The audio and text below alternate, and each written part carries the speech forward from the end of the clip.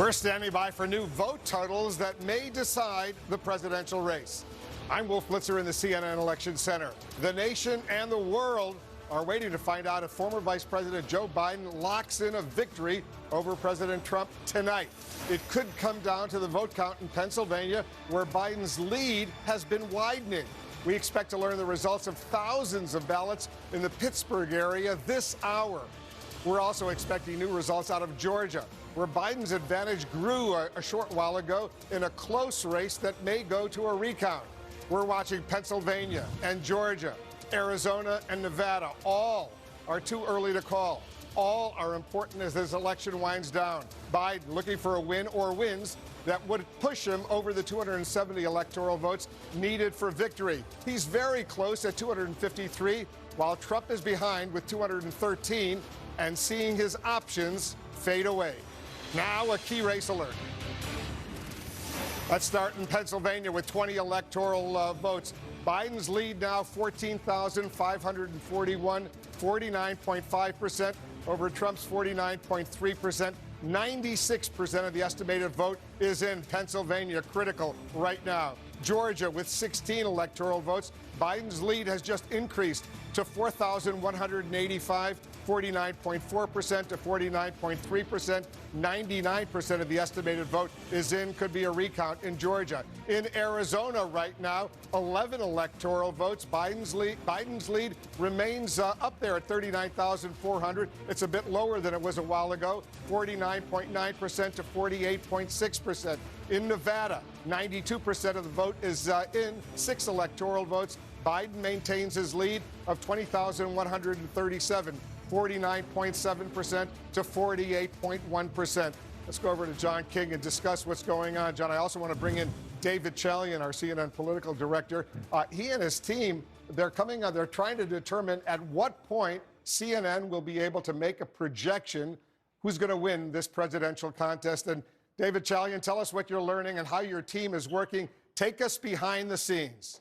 Well, the first thing you should understand, Wolf, is that it's not us, you, me, John King in this studio talking about projections here. That's not how it works. As you noted, there's a team of dedicated statistical analysts, data scientists on a different floor of this building who all they do is every single time vote comes in from one of these states, they plug it into their models and their formulas, and they're trying to ascertain a very high level of confidence that whoever's number 2 in the contest, and by the way, in all 4 of these states, that person is Donald Trump right now, does not have a real possibility with all the vote that's remaining out there to overtake the number 1 person in these contests. Right now, that's Joe Biden across these 4 states. So it's that calculating that is going on in a room with statisticians, and I'm just presenting what they do for you all here so that everyone can understand sort of what's happening. Because I think the question we're all getting is, you know, John and Wolf, you guys are talking all the time at the wall, and you're saying what this march Joe Biden's on, and a lot of people are just sort of like, well, why can't it be projected? It's because of that. It's because of the math and getting to the highest level of confidence before any projection is made. It's about, John King, as major a decision as a news organization can make when we project who will be the next president of the United States. Right. It is something of which you need to be. You don't just want to be. You need to be certain. And so you need to get to David's point. We have excellent people. The people you don't see on television are working just as hard as the people you do see on television. We want to know just as much as you want to know. And we know you're frustrated. You see some people out there saying the TV networks are holding on to this. We're not holding on to this. We love you. We want you to stay. We hope you come back after we call this. But that's not why we're doing this. We're doing this because it's critical. This is the presidency of the United States. The world is watching this decision. And again, we're getting, when you call into these states and you tell the people of Pennsylvania, well, how many ballots are left and how many are provisional and when will you have them done? We're getting sometimes conflicting information from them. And that's not because they're getting anything wrong. They're overwhelmed, too. We have an incredibly high turnout election. They have things called provisional ballots. Those are ones they have to go double-check the work. Does the person have the right address? Were they supposed to vote at that polling place? They also requested a mail-in ballot, and they showed up to vote in person. Did they actually mail that ballot in? Are they trying to vote twice? Normally not the case. People just, people are trying to vote in this pandemic. And so it's an unprecedented election in the middle of a pandemic. 3 different ways to vote in most states: early, in person, Election day, show up, vote by mail. So it is confusing, and the end result is the most consequential thing we do. We pick a president. Go ahead, David. No, I was just going to say, what you're talking about, provisional ballots, I think is really important. Normally, we don't pay a ton of attention to them, right? But because what you're saying, it's the pandemic election, right? And so many people are voting by mail. Millions and millions of Americans voted by mail, and they had never voted that way before. And so one of the things that happened is that some folks didn't get their ballot in the mail in time. And so they went to go drop it off on Election Day, right? Drop it off. That can then be treated as a provisional ballot at that point. So what we're seeing is even provisional ballots are not the same as they've been in past elections. And so we have to learn sort of about each of the universes of outstanding votes, understand what is the potential breakdown of those votes, where they're coming from geographically, the method of the voting, all of that, and that's all new this cycle that feeds into these calculations. Right, and a provisional ballot could be a number of things, but in this case, most people, what we're told is, let's imagine you live out here. You live in Pittsburgh, Pennsylvania. You ask the state of Pennsylvania to mail you a ballot because you wanted to vote by mail because you were concerned about COVID. For whatever reason, maybe it came late. Actually, in this county, the county made some mistakes and sent people the wrong ballot. But for whatever reason, you didn't drop it in the mail, and it was a week ago. And then you're hearing on the news, don't drop it in the mail because it won't get there. There are all these postal delays. So you make a choice. You could fill it out, go to a drop box, or you can say, you know what, forget about it. I'm going to leave it at home, and I'm going to go show up on Election Day. Well, the records show that you have a mail-in ballot, that you asked for it. So they might say, sir, we thought you were supposed to vote by mail. Here's a provisional ballot, and then we're going to go check just to make sure that your ballot didn't come in the mail, so that you're not trying to vote twice. Very few people try to vote twice. We're not suggesting there's any nefarious activity. We're just suggesting that in these counties, they have to be extra careful, so it takes a little bit longer to count, because should I count this? Let me check first to make sure this person hasn't already voted. It takes time. We're going to get thousands of votes, we're told, this hour in Pennsylvania. So given all this, what's the state of play in Pennsylvania right now? The state of play in Pennsylvania right now, let me come out of Allegheny County and go statewide, is that Joe Biden has a nearly 15,000 vote lead, 14,541. That lead has been growing steadily in small bunches as votes have come in. And the math tells you Joe Biden is on a path. However, you see a 14,000 vote lead with 3.3 million for him and 3.3 million for him, 14,000. It's sizable in some states. It's not so sizable in the Commonwealth of Pennsylvania, which is so big. And so we just want to wait and see a little bit more. The trajectory has been clear. There is zero evidence that that lead is going to shrink. However, ballots are out there. And the reason our team takes it so seriously, and we take it so seriously, is if I come over here and do this and tell you that is certain, not just a hypothetical, we're just going through the scenario, that makes Joe Biden the president-elect of the United States. That one state. You could do it in another way, even if we don't have Pennsylvania just yet. And we decide we have, we're waiting on Pennsylvania, we're counting those ballots, but we're pretty sure about Arizona and Nevada. That would make Joe Biden the president-elect of the United States. The stakes here are enormous. Now, again, all of the math we do see, and all of the data we see, and all of the calls into states tell us that we have seen what has played out over the last 24, now 36 hours. Things have shifted in Biden's favor, although in the president's defense, in the state of Arizona, for example, the lead has come down a little bit. Joe Biden is still in the lead, but the president has made up a little bit of ground there. So you see a little bit of movement there, a little bit of movement there. We're going to be cautious because the absolute imperative is to get it right. So, David, what's still out there in Pennsylvania? Tell us what you're seeing, what you're hearing from our folks on the ground. Well, this is a perfect example of what we're talking about as they're trying to make projections. There's not one consistent number either, right? So we have reporters all across the Commonwealth of Pennsylvania, and we think maybe there's a universe of 185,000 outstanding ballots perhaps in Pennsylvania, but we're also checking in with campaigns, in addition to our reporters on the ground, with state officials. And not everybody has the exact same number because it's not an exact science. And so these are estimates. That also adds to taking the time to do the right calculations, because since it's not an exact science, if you don't know exactly how many ballots, you need to make some estimates. And when you're dealing with estimates, and like John just said, with the stakes so high, you want to make sure then, when those estimates lead up to a projection, that you are as near certain as you can possibly be that is not a projection you would have to pull back. That's where we're in right now. And so what we've learned about the outstanding ballots in Pennsylvania is that the vast majority of them are mail ballots. There is a potential universe of an additional 100,000 provisional ballots that I'm treating separately at the moment here. Just talking about the universe that is some mostly mail ballots. We know a lot of them are from Democratic areas, and this is what we've been explaining for the last several days. As the mail ballots get counted, we see Joe Biden so overperforming what his current tally is statewide, because that's how Joe Biden's voters voted.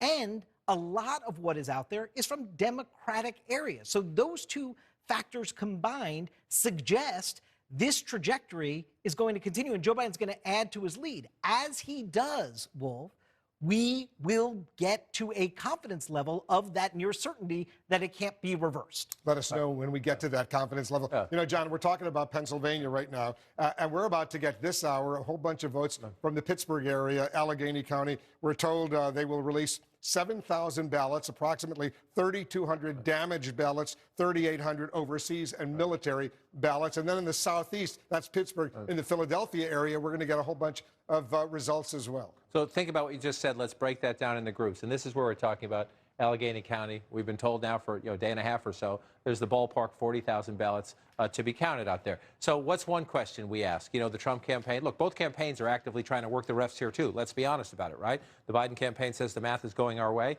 You guys should feel more comfortable. The Trump campaign says, oh no, we're going to mount a comeback. We need to listen to them. That doesn't mean everything they're telling us is true, but they're advocating for their candidate. So one thing you hear from the Trump people is when these overseas military ballots come in, whether it's Pennsylvania or Georgia, we think they're going to go our way. Now, we don't know that. Members of the military are diverse as the electorate home here in the United States. Who knows how they will vote? But let's see. Let's get a sample size, right? So they're going to count some military ballots. Let's find out. Let's get it on the record. Let's look and see what happens. You mentioned the damaged ballots. Again, people, that is, you know, you use your pen or your pencil, you didn't quite fill out the circle. Or when it was in the mail, it got wrinkled and they can't put it into the scanner. There are any number of reasons. That doesn't mean there's nothing wrong with it. It just happened. Just think about the mail you get in your house over the course of a week. Some of it is a little roughed up. So we're going to get these ballots. This is about 10% of the statewide population in Pennsylvania. You see Joe Biden winning nearly 60% of the vote here.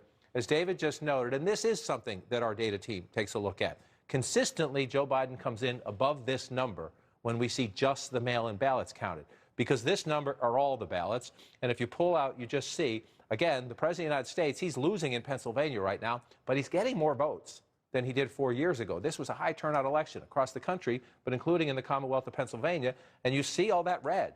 These aren't big population centers, most of them. A lot of them are small rural counties, but the president's very popular. So as we watch the votes here, this is one of the places where he runs okay. Joe Biden's running better. I want to go back in time just to see. Here's something else you factor in.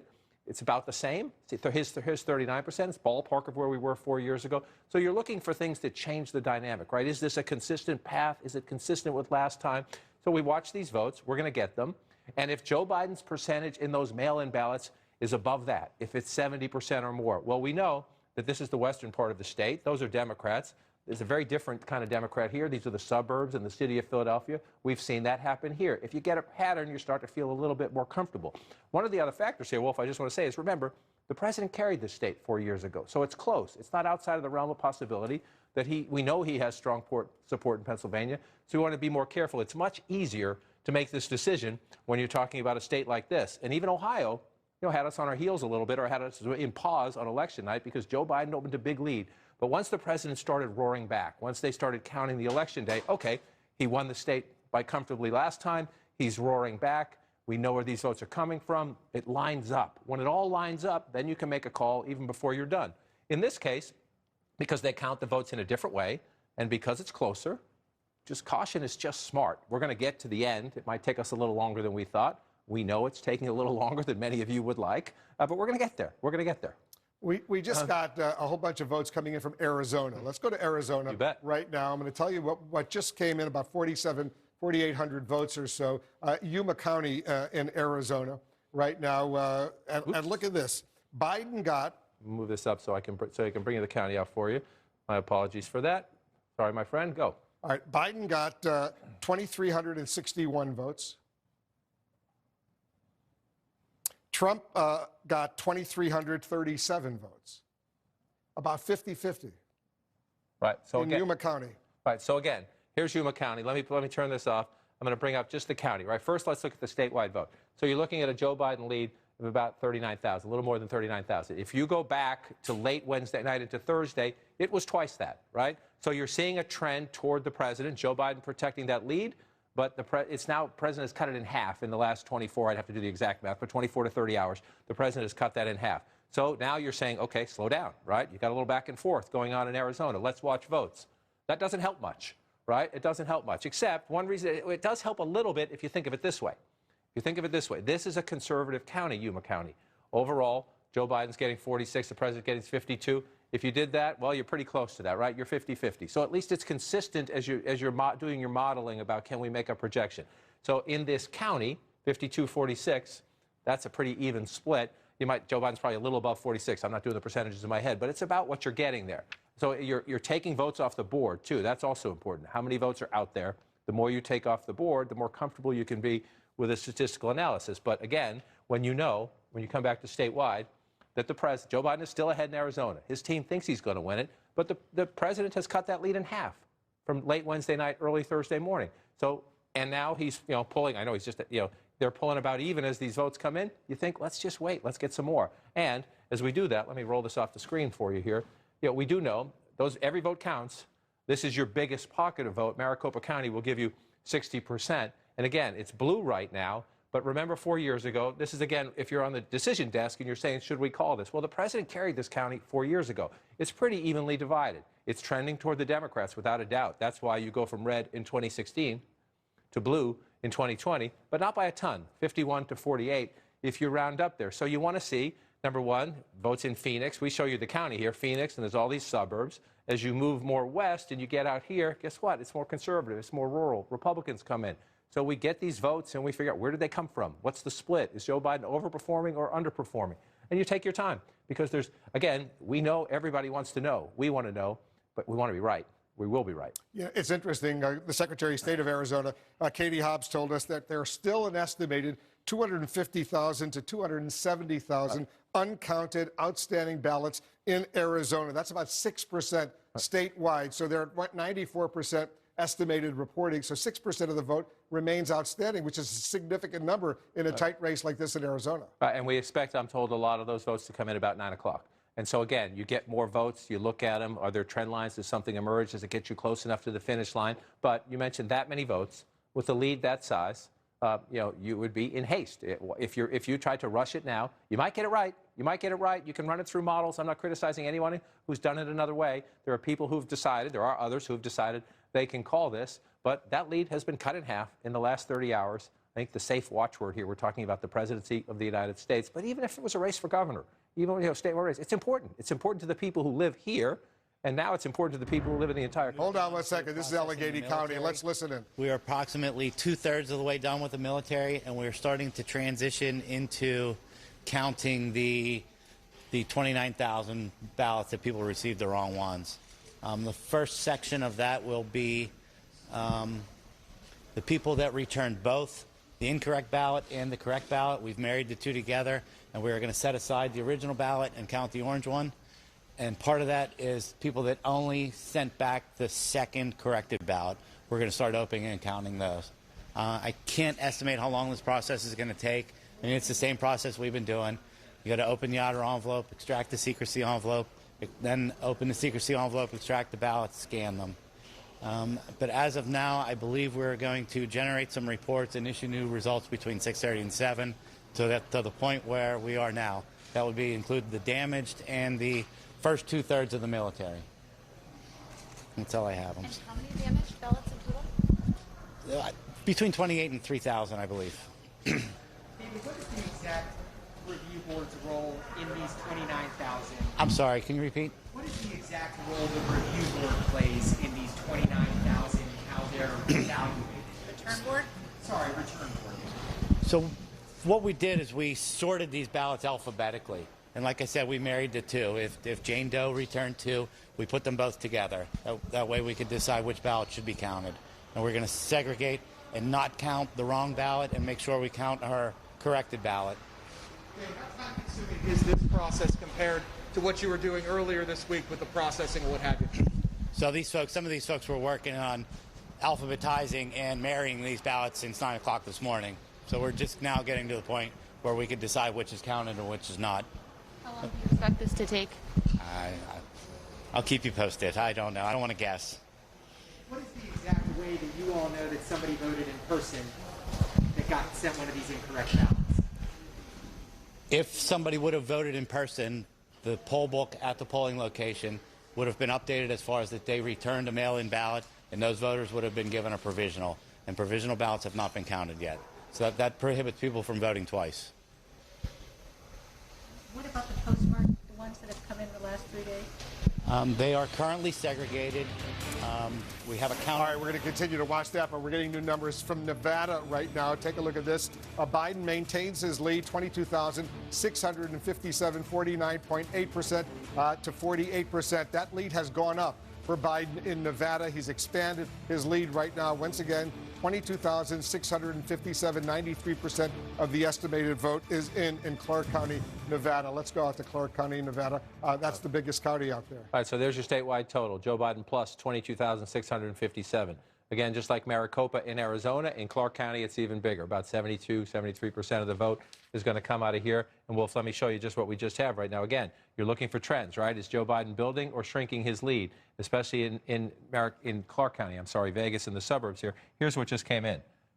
5,454 to 2934.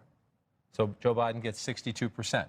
Right? David Chalian was talking earlier about one of the things you're doing if you're behind the scenes. You're trying to say, is this moving in a direction? Is it close enough to call it?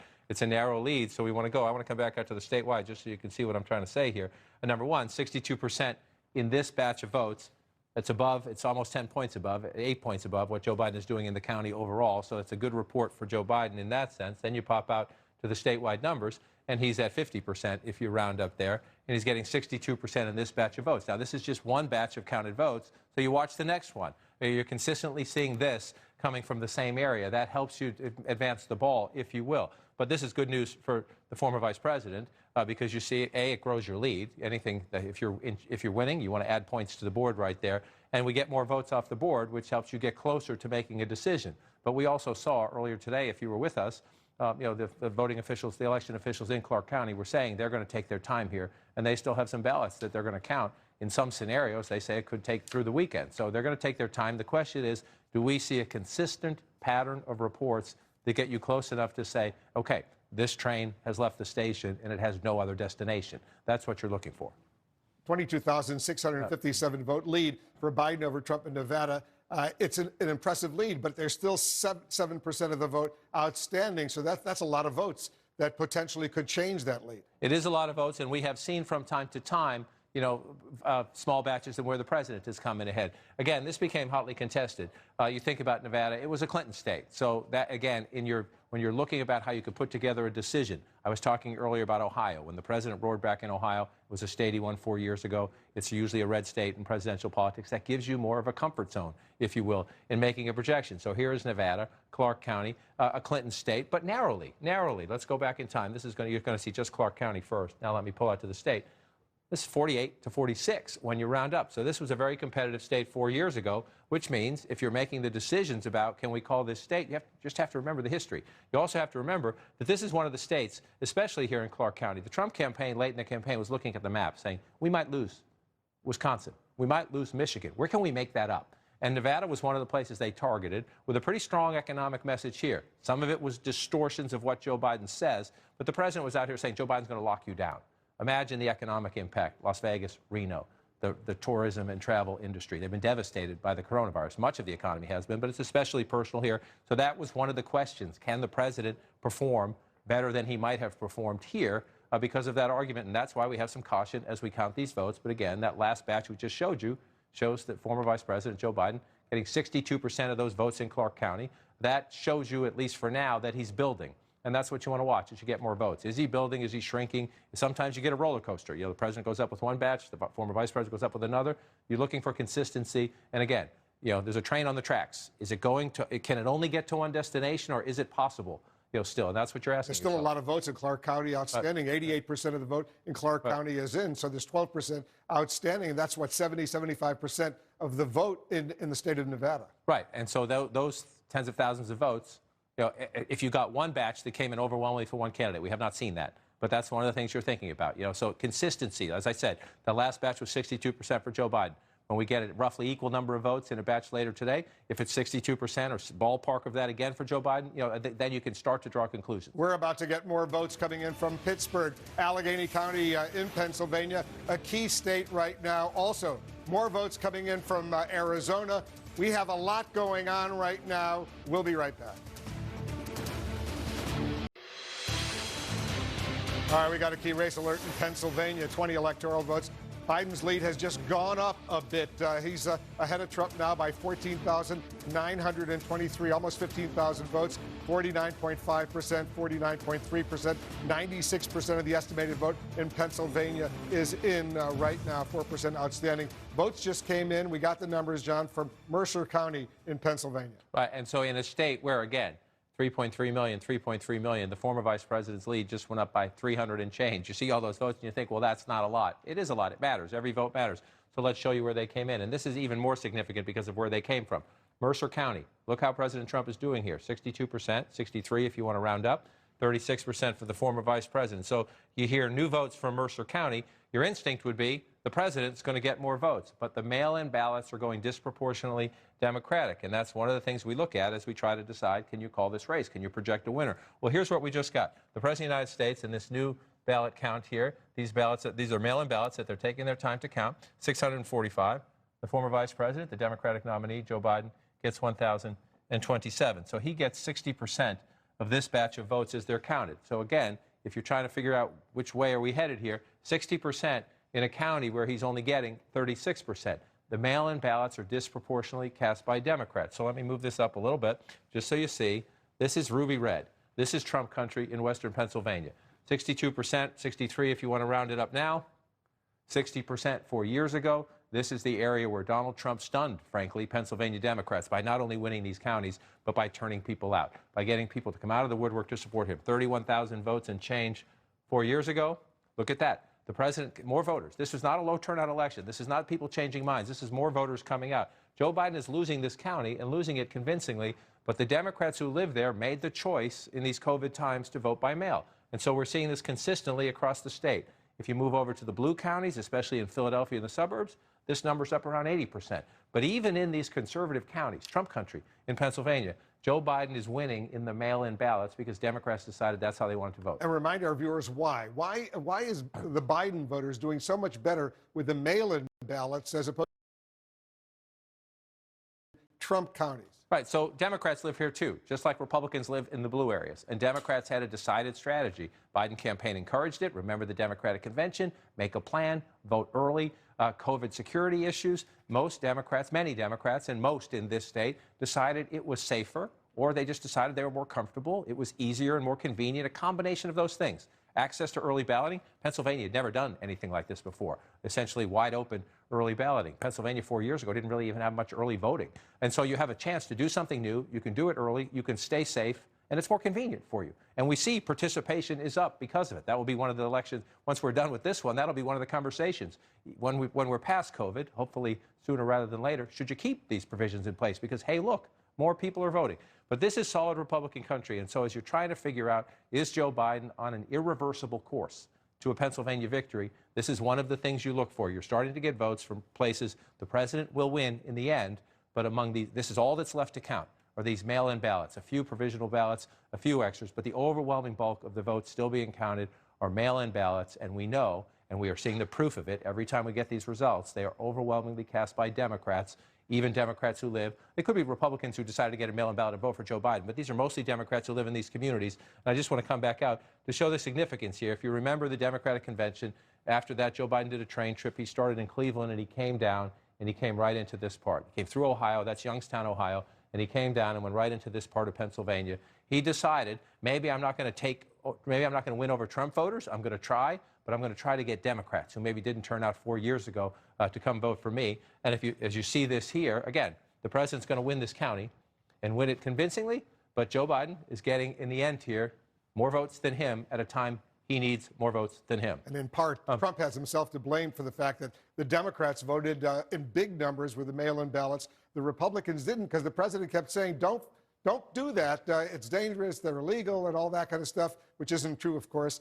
And the Democrats went and did the mail-in ballots. The Republicans said, we'll wait, we'll vote in person. Right. They were two 180 degrees apart, two starkly different strategies. The president said, vote on election day. I don't trust mail-in balloting. I think it's rigged. I think it's fraud. There's no evidence it's any of those things. But again, the president did not suffer in terms of his vote in Pennsylvania, did not drop. His vote in Pennsylvania, look at that 3.3 million now. He won the state 4 years ago with 2.9. So the president turned out his voters. This is not an issue of turnout fell off because President Trump miscalculated and said don't vote by mail. He did a whole bunch of rallies here, and his people came out. They came out. Most of them voted on Election Day. You can call that a win. You increased your total from 4 years ago. Normally, a politician would be as happy as can be. I won 4 years ago. I got even more votes this time. However, the story right now is that the Democrats turned out even more voters from 4 years ago. And so, in essence, both strategies worked, if you will. He increased his turnout doing it his way. He increased his vote count doing it his way. But look what the Democrats are doing. And again, you're just watching to see if that continues to build. Almost 15,000 votes. That's not a huge lead when you have 3.3 and 3.3 million votes cast, but it is a steady progress. Just want to look at my notes.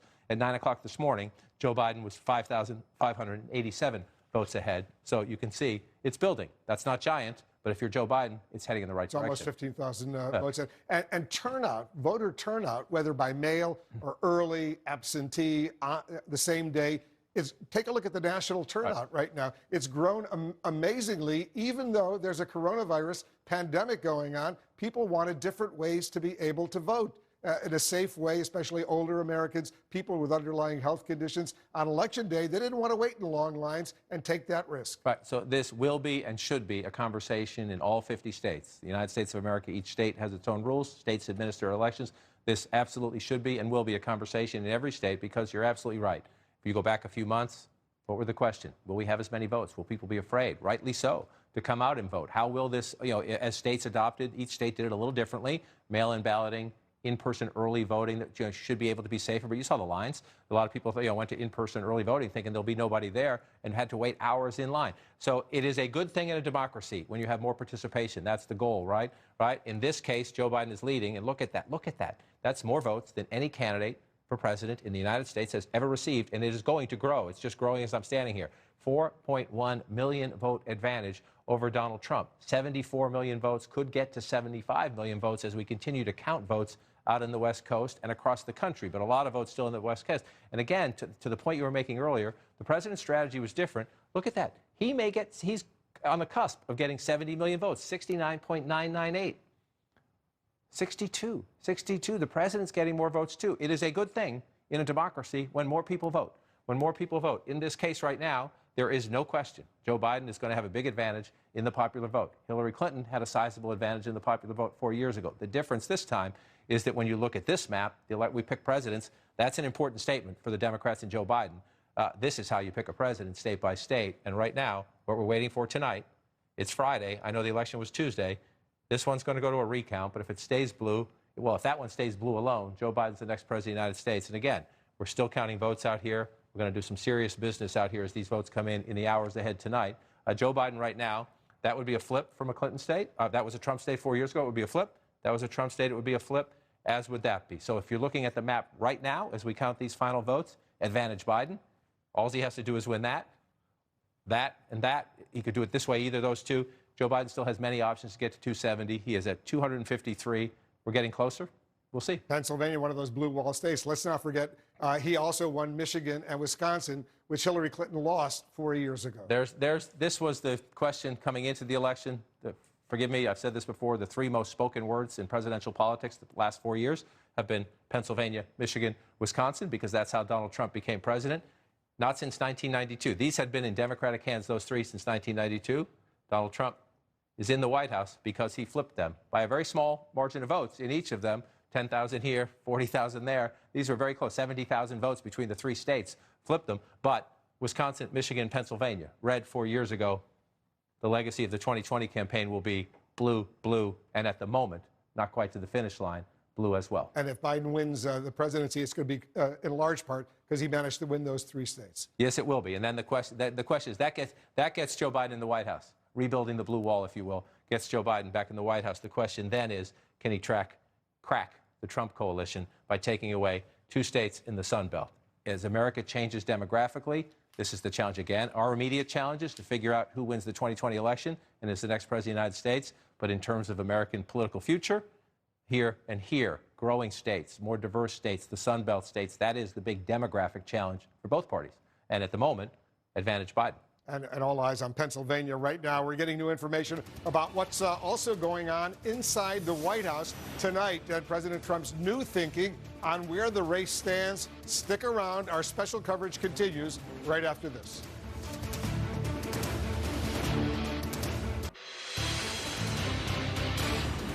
All right, let's take a look at a key race alert. Biden's lead in Pennsylvania increasing right now. More votes just coming in. Take a look at this. Biden now has a 17,012 lead over Donald Trump, 17,012 votes ahead, 49.5% to 49.2%. 96% of the estimated vote in Pennsylvania is now in. That means 4% still outstanding. 20 electoral votes in Pennsylvania. Let's go over to John King. I think when we started earlier today, 7 a.m., we were on the air. Biden took the lead in Pennsylvania, but it was, 1,000 votes or something like that. It's now up to 17,000. Right. When the sun rose, it was around 1,000. At 9 a.m., it was 5,500. Now you see it at 17,000. And again, we're talking about these methodical building as these mail-in ballots come in. And let's show you 3 places where we just got some ballots. Philadelphia County, you see they're up to 95% now. You also see Joe Biden is getting 80% of the vote, 81% of the vote when the vote comes in. So let's pull up the noteboard again, and let's just go through this math. We'll start in Philadelphia. This latest batch of votes came in, and it was 1,880 for the Democratic nominee, Joe Biden, 384 for the President of the United States. And so, again, you're looking at 82%, right? 82%, it tracks what you're doing there. So, number one, Joe Biden is getting more votes, and he's stretching his lead. Number two, it matches what you've been seeing, so you're not seeing any disruption in the force, if you will. This is progressing as you go. So, more important votes for Joe Biden out of Philadelphia. That's one, right? So let's move this up here. Let's move this out, and we'll come up here. So Philadelphia, more votes for Joe Biden. It just as important up here, we're going to move up here to Northampton County. This was a county that voted twice for Barack Obama, then flipped and voted for Donald Trump. So it's one of the places I study, pivot counties we call them, 200 of them across the country, places that twice voted for Obama Biden, then decided to flip for Donald Trump. Right now, look at it, 50 to 49, still incredibly competitive, right? So we get some mail-in ballots in Northampton. What do we get here? Again, 744 to 282. So again, in a place that's very competitive when it comes to these late mail-in ballots that are counting now, the mail-in ballots, they count the election day vote. Donald Trump pulls ahead. As they count these mail-in ballots, Joe Biden again, 71%. He's getting 50%. So the mail-in ballots are disproportionately Democratic. When you see the pattern, that reinforces what's happening because there are more. The only thing left to count, some provisionals, but the bulk of what they're counting are these mail-in ballots right here. So once again, in a place that is evenly matched, you count the mail-in ballots, Joe Biden has a significant advantage. So you look at that and you think, again, in a state where each candidate has more than 3.3 million votes, you say, well, that's not a lot. It's a gain, number one, and it's a continuation of the pattern, which is important as you're looking at this, statistically at what you can do. So that's over here. First Philadelphia, then to the north in Northampton. Now let's go over here. We're going to come over here to Washington County, right? You're going to look at Washington County, and again, mail-in ballots. Your first look at that, the president's getting 71%. You would think if Donald Trump's going to mount a comeback, it's going to be as they count votes in places like this. But yet again, mail-in ballots being cast disproportionately by Democrats. So you come in here and you look at this. This is Washington County. 334 to 203. Not as big as an edge for Joe Biden, but he's getting 61% in this batch of votes as they count him, 61% in a county where he's running below 40%. And again, I don't mean to be a broken record, but it reinforces the pattern, which is what you're trying to do if you figure out, is this inevitable? Or do we have an inevitable build as we get these new votes? 61% in a county where you're getting countywide less than 40%, because again, to remake the distinction, because it's important. Election day votes, the president runs it up. These mail-in ballots cast disproportionately by Democrats, and you see more evidence of it right there. So in big city Philadelphia, Northampton County more to the north, in eastern Pennsylvania, conservative Washington County in western Pennsylvania, you get more votes, you add them up. A lead that was 5,500 votes at 9 a.m. this morning is now 17,000 votes. Every time we get new votes, you're watching this at home. The numbers matter because they build the lead. The pattern, the direction, the consistency also matter as we decide, is Joe Biden going to win these 20 electoral votes? And if he does, he's the next president. He's ahead now by 17,012 votes. Almost every hour, he goes ahead by at least 1,000 votes or so in Pennsylvania, and it looks like it's going to continue for a while. The increase. As you see again, while we're watching this, look what just happened right there. He just lost a few. He just went down a little tiny bit. He lost some votes as we get more votes. So that's what we're going to watch. And again, we talked at the top of the hour, about why we're being cautious, right? This is going to happen every now and then when these small counties report votes, especially in the most Republican places in the state. And so I talked about, the consistency of it. When you get a pullback, it's a very modest number. We know these are small Republican counties. They don't have anywhere near the votes as they have down here, or what we're waiting for and soon to get out here in Allegheny County. But it's just one of the things that makes you think, let's just keep counting until we get on a consistent track. So it was 17,000. It comes down a couple hundred votes. We keep counting. Love the fact you could do that with your fingers now. You remember in the old days we had chalkboards? I wonder if people still remember what those chalkboards are. Abacus. Yes. Slide the little beads across on the abacus. We're getting new information about what's going on inside the White House tonight and President Trump's new thinking on where the race stands. Our special coverage will continue. All right, take a look at this. Arizona right now, 11 electoral votes, 94% of the vote is in, meaning 6% still outstanding. Biden maintains his lead. It's at 38,455. He has 49.9%. Trump has 48.6%. Biden maintains his lead in Arizona. Once again, 11 electoral votes. Let's bring in the Arizona Secretary of State, Katie Hobbs, who's joining us right now. Secretary Hobbs, thanks so much for joining us. How many outstanding ballots are there in Arizona right now? How many of those are in Maricopa County right now, the largest county there? So we're looking at about 235,000 outstanding ballots. About 135,000 of those are in Maricopa County, and we're about 2 hours away from their next update of the votes they've tabulated today. And how many do you think we're going to get in the next 2 hours?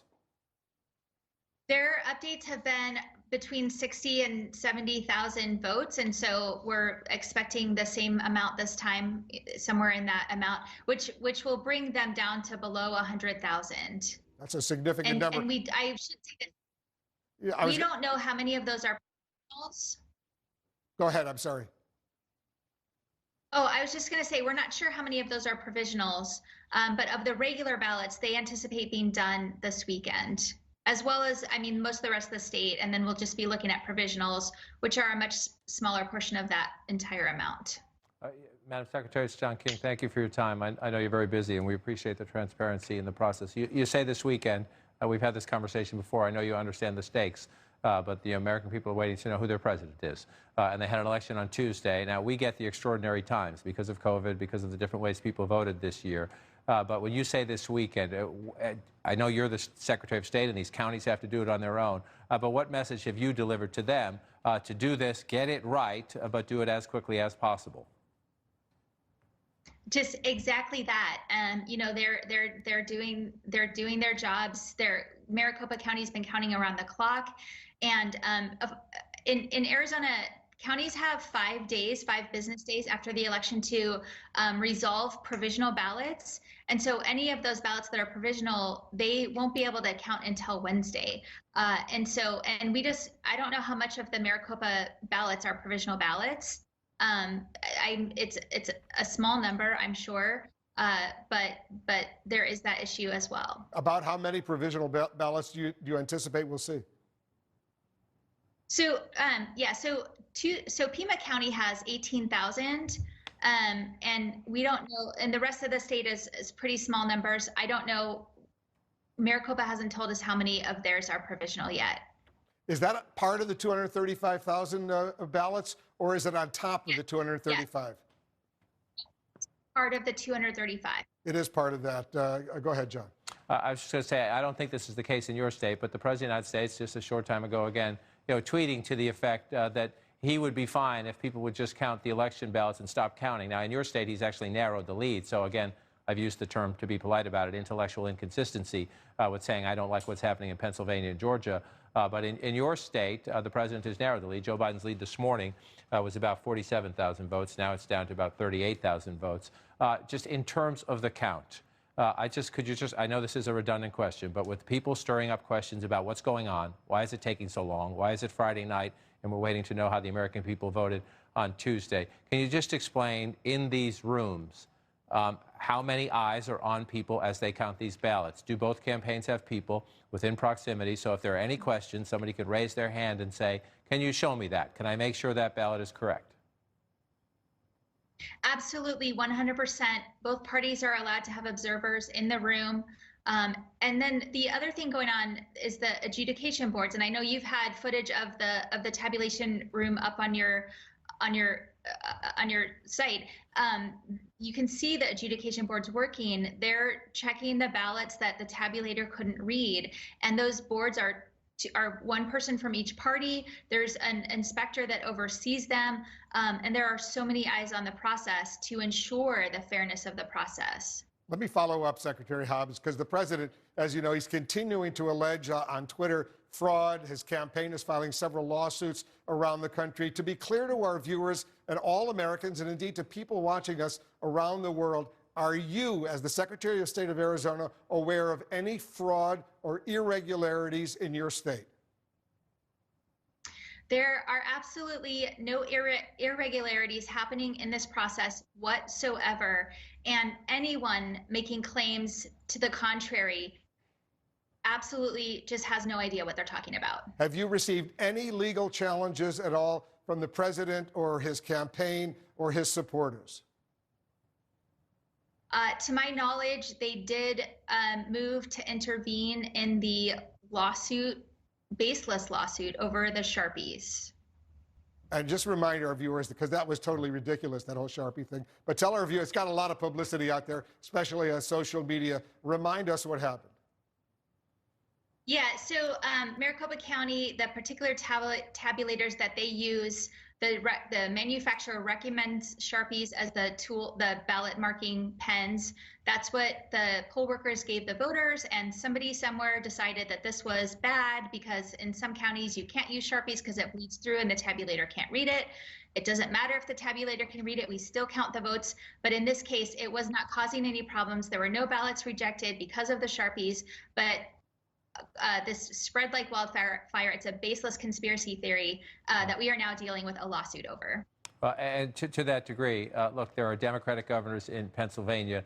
The president doesn't like the way the vote count went there. There are Democratic governors in Michigan and Wisconsin. The president doesn't like the fact that Joe Biden has won those states. You have a Republican governor who has been an ally of this president. I saw a statement from him earlier today saying every legally cast ballot should be counted. Didn't say anything about irregularities or fraud. Do you feel any political pressure within the borders of Arizona, or has this been a bipartisan effort to just count the votes and do it right, or are you nervous at all about the political dynamics here? No, it's absolutely been a bipartisan effort, and regardless of what anyone says, we are going to keep counting the ballots. That is what we are legally required to do, and that's what is happening. Madam Secretary, grateful for your time. I know you're very busy trying to get this count finished, and we're grateful for your time and your transparency. Thank you. Thank you so much. Thank you. Wolf. All right, we got a key race alert. Let's check out the numbers right now. 4 key battleground states. Let's start off in Arizona right now with its 11 electoral votes. 94% of the estimated vote is in. Biden maintains his lead, although it's shrunk a little bit, 38,455. He has 49.9%. Trump has 48.6%. In Nevada right now, 93% of the estimated vote is in. 6 electoral votes in Nevada. Biden maintains his lead, 22,657. It's gone up a bit, 49.8% to 48% for Trump. In Pennsylvania right now, and that's the big prize, right now 20 electoral votes, 96% of the estimated vote is in. Biden's lead is 16,784. He has 49.5%. Trump has 49.2%. And in Georgia right now, 99%, almost all of the votes are in Georgia, 16 electoral votes. Biden maintains the lead. It's gone up a bit, 4,273, 49.4%, 49.3% for Trump. Those are the key battleground states. So, John, let's go through those 4 states right now. Tell us what we're waiting for. Let's review, because this is the ball game right now. This is the ball game, and this could be the decisive night. Friday night, the election was Tuesday, but they're counting the votes. Let's start in the biggest prize on the board, Pennsylvania, 20 electoral votes. Donald Trump must win it to stay in the hunt for re-election. must win it. No room for error there. The president has to win this state. Joe Biden doesn't need it, but if he wins it, Pennsylvania alone would put him over the top. You see a Joe Biden lead of 16,784 votes. At 9 o'clock this morning, that lead was 5,500 votes. So Joe Biden has been growing his lead, not by leaps and bounds, but steadily and consistently throughout the day. 16,784. We're still waiting for ballots. We expect momentarily to get some ballots out of Allegheny County. That's Pittsburgh out here in the western part of the state. As you can see, Joe Biden is winning the county, and so far he has been getting an even higher percentage when they count these mail-in ballots. More ballots as well still to come from southeastern Pennsylvania, but you see 16,784 lead. It is growing. The Biden campaign is confident, but you want to see that get up higher. We're still waiting. We're not ready to project in Pennsylvania yet, but we're watching the trends. And again, the president cannot lose Pennsylvania. If the president loses Pennsylvania, it is game over. It's the same. The president also needs Georgia. The only paths to 270 for President Donald Trump include Pennsylvania and Georgia. He needs both of those. You see Joe Biden right now. That's a very narrow lead, 4,266 votes. This morning, it was 1,097 votes. So again, as they count more mail-in ballots, Joe Biden's lead has grown, but this one is so close, 49.4 to 49.3. The Secretary of State saying earlier today they most likely will have a recount. The Trump campaign can request that and wants one. We're also waiting here, as we're waiting for them to count some additional outstanding mail-in ballots. They're also waiting to see what universe of military ballots and overseas ballots. The deadline was tonight. Those ballots must be returned by tonight, so they count. They sent out thousands of them. Doesn't guarantee they all come back. They'll get those ballots tonight and count. So we'll hopefully get an update from Georgia as well. But Joe Biden up just shy of 4,300 votes. Again, a state that he would be flipping, a state the president needs, and a state that most likely will go for a recount, but leaning Biden at the moment. Let's go through those other three states in a moment, but Pennsylvania right now. I want to go through Pennsylvania because Brian Todd is on the ground for us in Pittsburgh right now in Allegheny County with a special guest. Brian, you're going to have new information for our viewers, very important information. That's right, Wolf. Some exclusive information to CNN, some new results from Allegheny County of results from damaged ballots that were counted and military ballots that were counted. This is Rich Fitzgerald, the executive of Allegheny County. Mr. Fitzgerald, let's have those numbers. Okay, they processed 5,345 ballots. For Joe Biden, 4,134. For Donald Trump, 1,076. All right, so Joe Biden with a clear victory, well, not a victory, but he's clearly ahead so far in the Allegheny County count. How many total ballots are outstanding at this point in Allegheny County? It's hard to say because we have the 29,000 that they'll begin processing, the 17,000 or so provisionals, and there's still probably maybe 1,500 or so military and overseas ballots to do. But there's a couple thousand military and overseas ballots in these numbers as well. The 29,000, those segregated ballots that had misprints on them that had to be sent out, you're starting that process now. About how long do you think it'll take before we get those results? It is hard to say. They just began that, so I don't have an estimate of how many they do per hour or how much they do per time, but I'll get that and we'll have that to you maybe in an hour or so. We'll be able to give you those results. Now, will we get them all at the same time or little by little? No, they'll probably, whatever they finish, or not finish, but whatever they get done later on in the evening, they will post those numbers, and then they'll continue the process tomorrow and then on into Sunday if they have to. All right, just for one more time, if you could read those numbers, the numbers for Vice President Biden and the numbers for President Trump among those early counted votes here in Allegheny County. Yeah, combining regular votes plus the military ballots, 4,134 for Joe Biden, 1,076 for President Trump.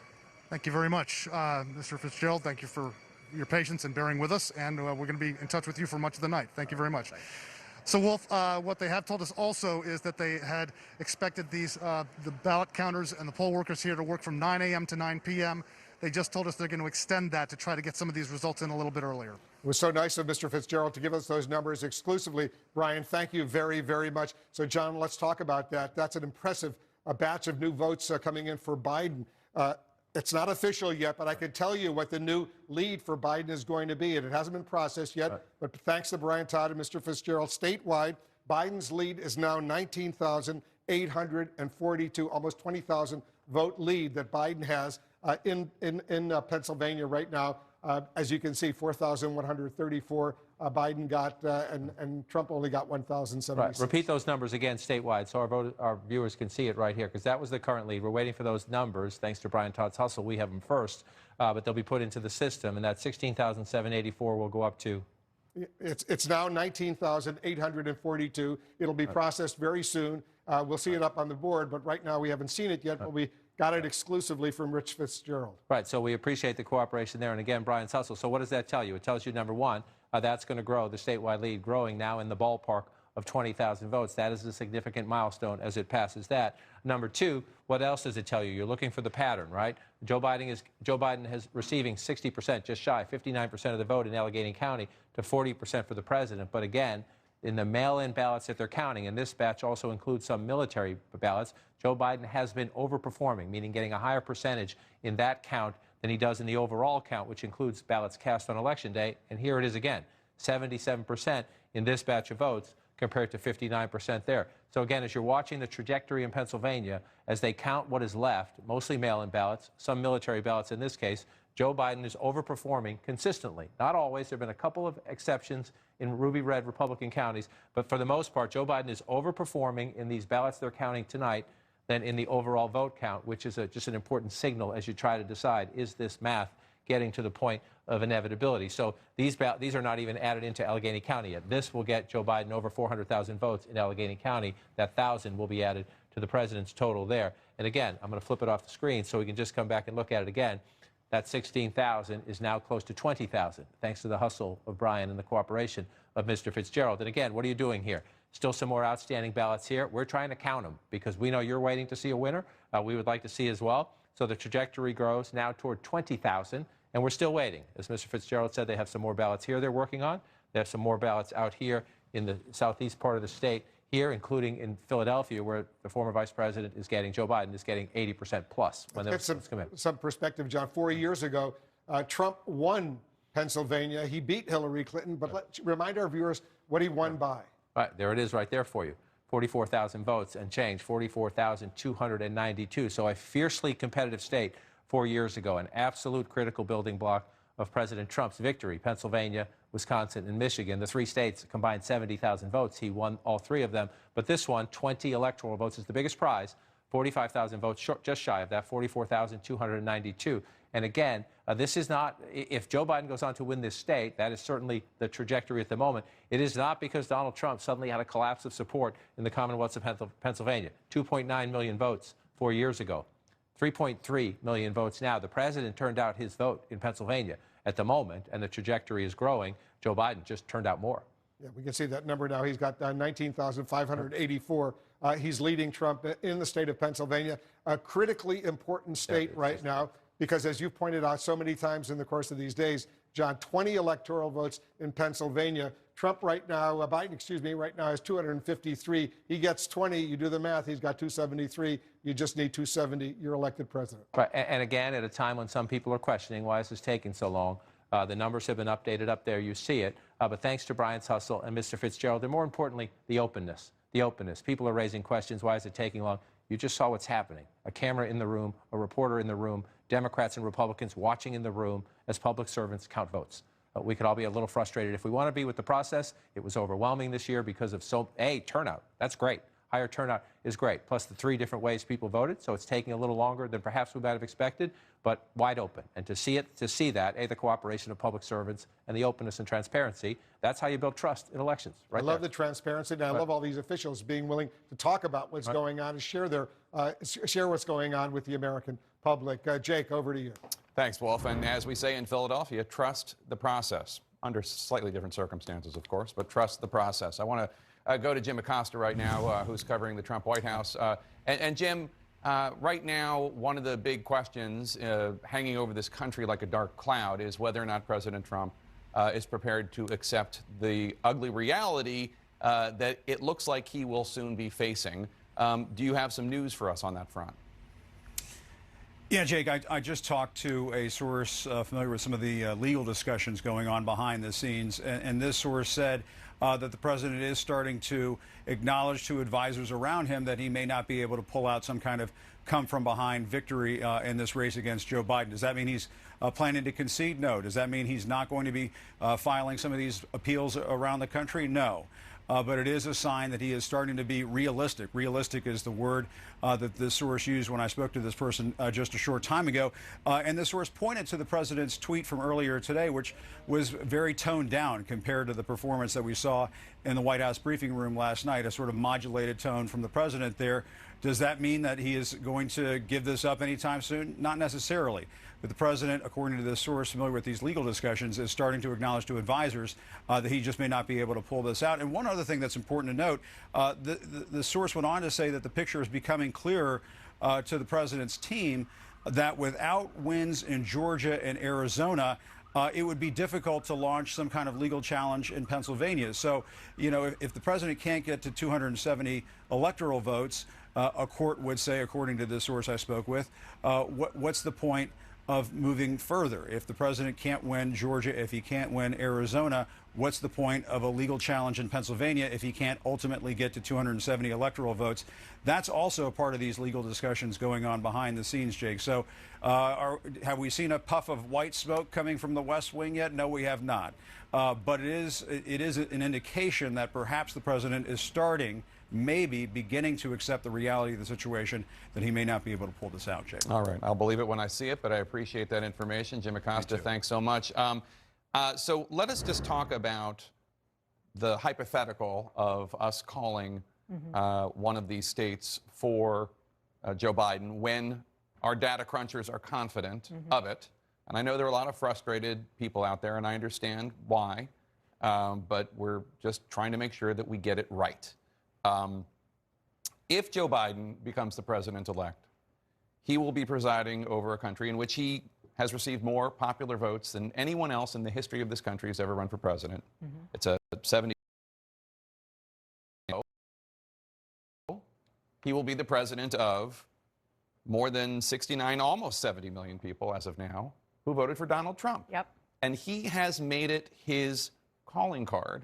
He has said he will be the president for every American, not just those who voted for him, which, by the way, is quite a departure from what we've been getting from President Trump, who has really been the president of his supporters and not so much reaching out to other people as a general rule.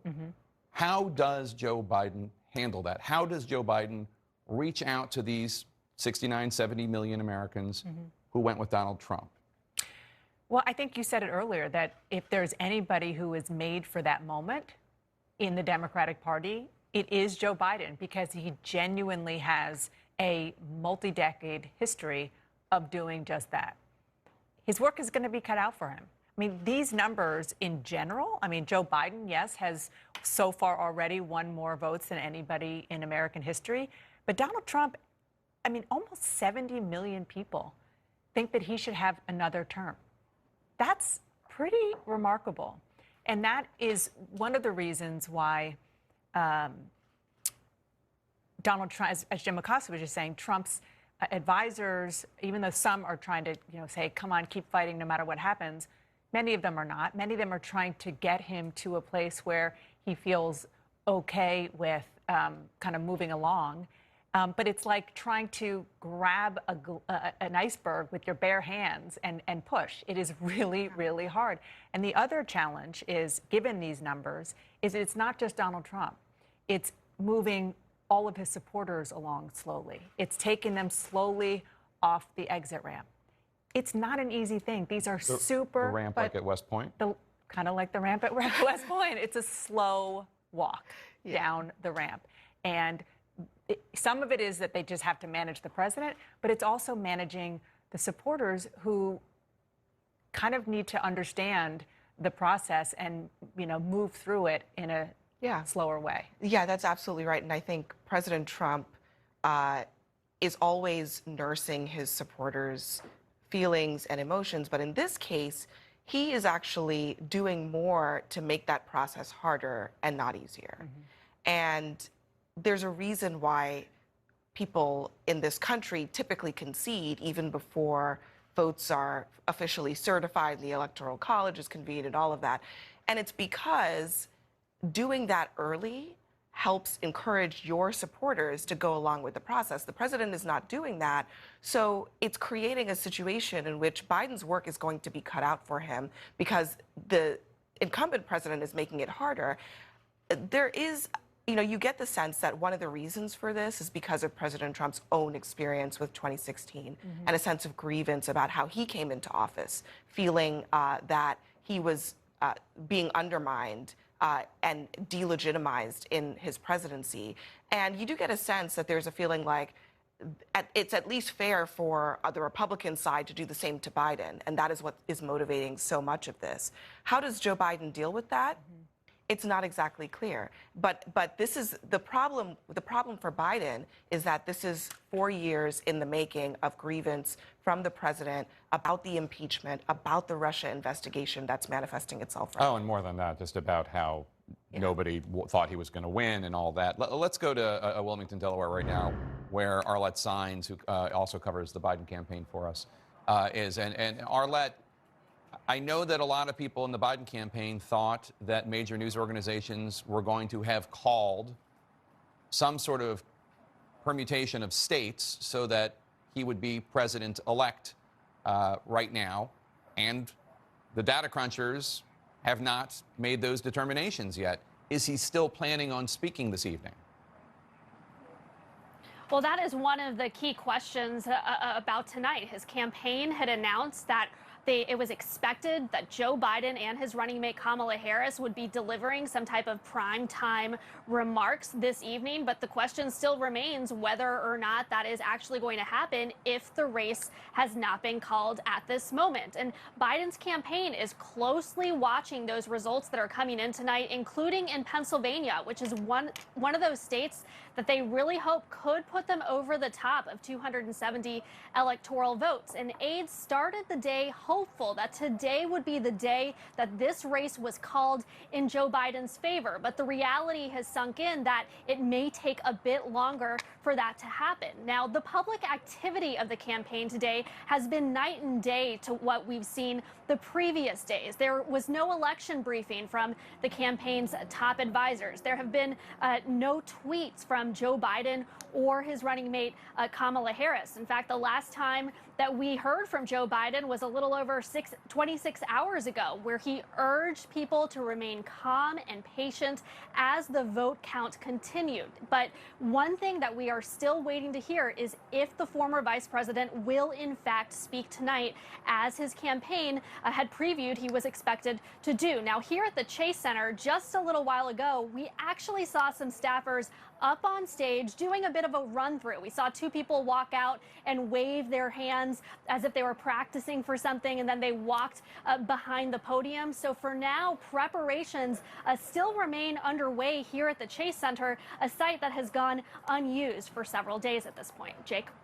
All right, Arlette Saenz, thank you so much. And Abby, just to keep on the point you're making, I think one of the questions about President Trump kind of processing the fact that he may lose and trying to bring his supporters along with him, all 69+ million, is, as you note, he has spent the last several months saying that this was going to be a fraud. And since Election Day, he has been lying about the results of the election, first declaring victory. He said, remember, that he won Michigan and Wisconsin. He did not win Michigan and Wisconsin. He continues to, it's not just sowing seeds of doubt in the election, lying, accusing people of stealing the election. So I don't know how one makes that pivot, to use a word, from accusing the Joe Biden and the Democrats and big media and big tech, et cetera, of stealing an election, which, of course, is not being done. There's no evidence of that anywhere. And then just saying, okay, but I'm going to go home. Well, how do you do that? One doesn't. Right. And President Trump has been pretty clear that he doesn't think that he needs to. He recently, in an interview with Axios, talked about Hillary Clinton and whether or not he was asked about, Hillary Clinton conceded to you the next morning.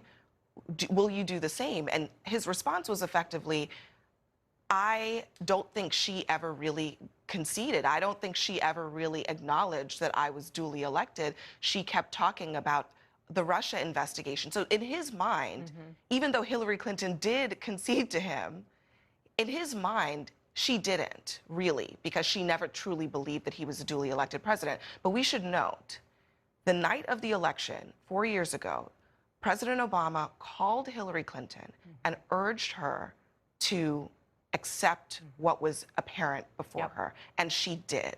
The question is for President Trump, who will do that for him, and will he listen? And a lot of that just is going to be dictated and determined by the votes that we're seeing and how they're counted and when they're counted. And we were talking about this earlier. I mean, we feel everybody's pain right now. We understand everybody is saying, come on, let's get on with it. Yeah, we've slept less than they have. Yeah, exactly. But look, we're sitting here and we're talking when we just got the news that for the third day in a row, more than 100,000 people in this country tested positive for COVID. That is part of why we are waiting so long. Pennsylvania decided for the first time to allow more freely people to send in a ballot by mail before COVID. But because of COVID, people are utilizing that. And that is part of what is taking so long. Never mind that people are counting votes in the midst of a pandemic. So all of those things are really important factors that are leaving us where we are right now. Excellent reminder, and also excellent reminder of the stakes here. Who becomes president is literally a matter of life and death. We're looking for more vote results soon from Pennsylvania and Arizona as the world waits to see who will be the next president of the United States. Our special coverage continues right after this quick break. We'll be right back.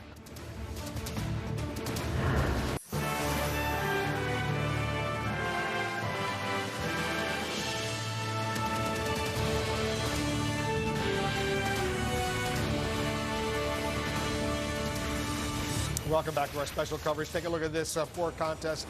Very, very close contest we're watching right now. In Georgia, Biden is ahead by 3,962 votes. In Pennsylvania, Biden is ahead by 19,584 votes. In Nevada, Biden is ahead by 22,657 votes. In Arizona, Biden beats Trump so far by 38,455 votes. Four close contests. Biden is ahead of Trump in all four of those contests. Let's walk over to Pamela Brown at the CNN voting desk. What are you learning about right now about Pennsylvania and the outstanding vote there? Well, Wolf, right now in Pennsylvania, there are 102,000 outstanding mail-in ballots to be counted. This doesn't include provisionals, but here's what's noteworthy about this number on your screen right here.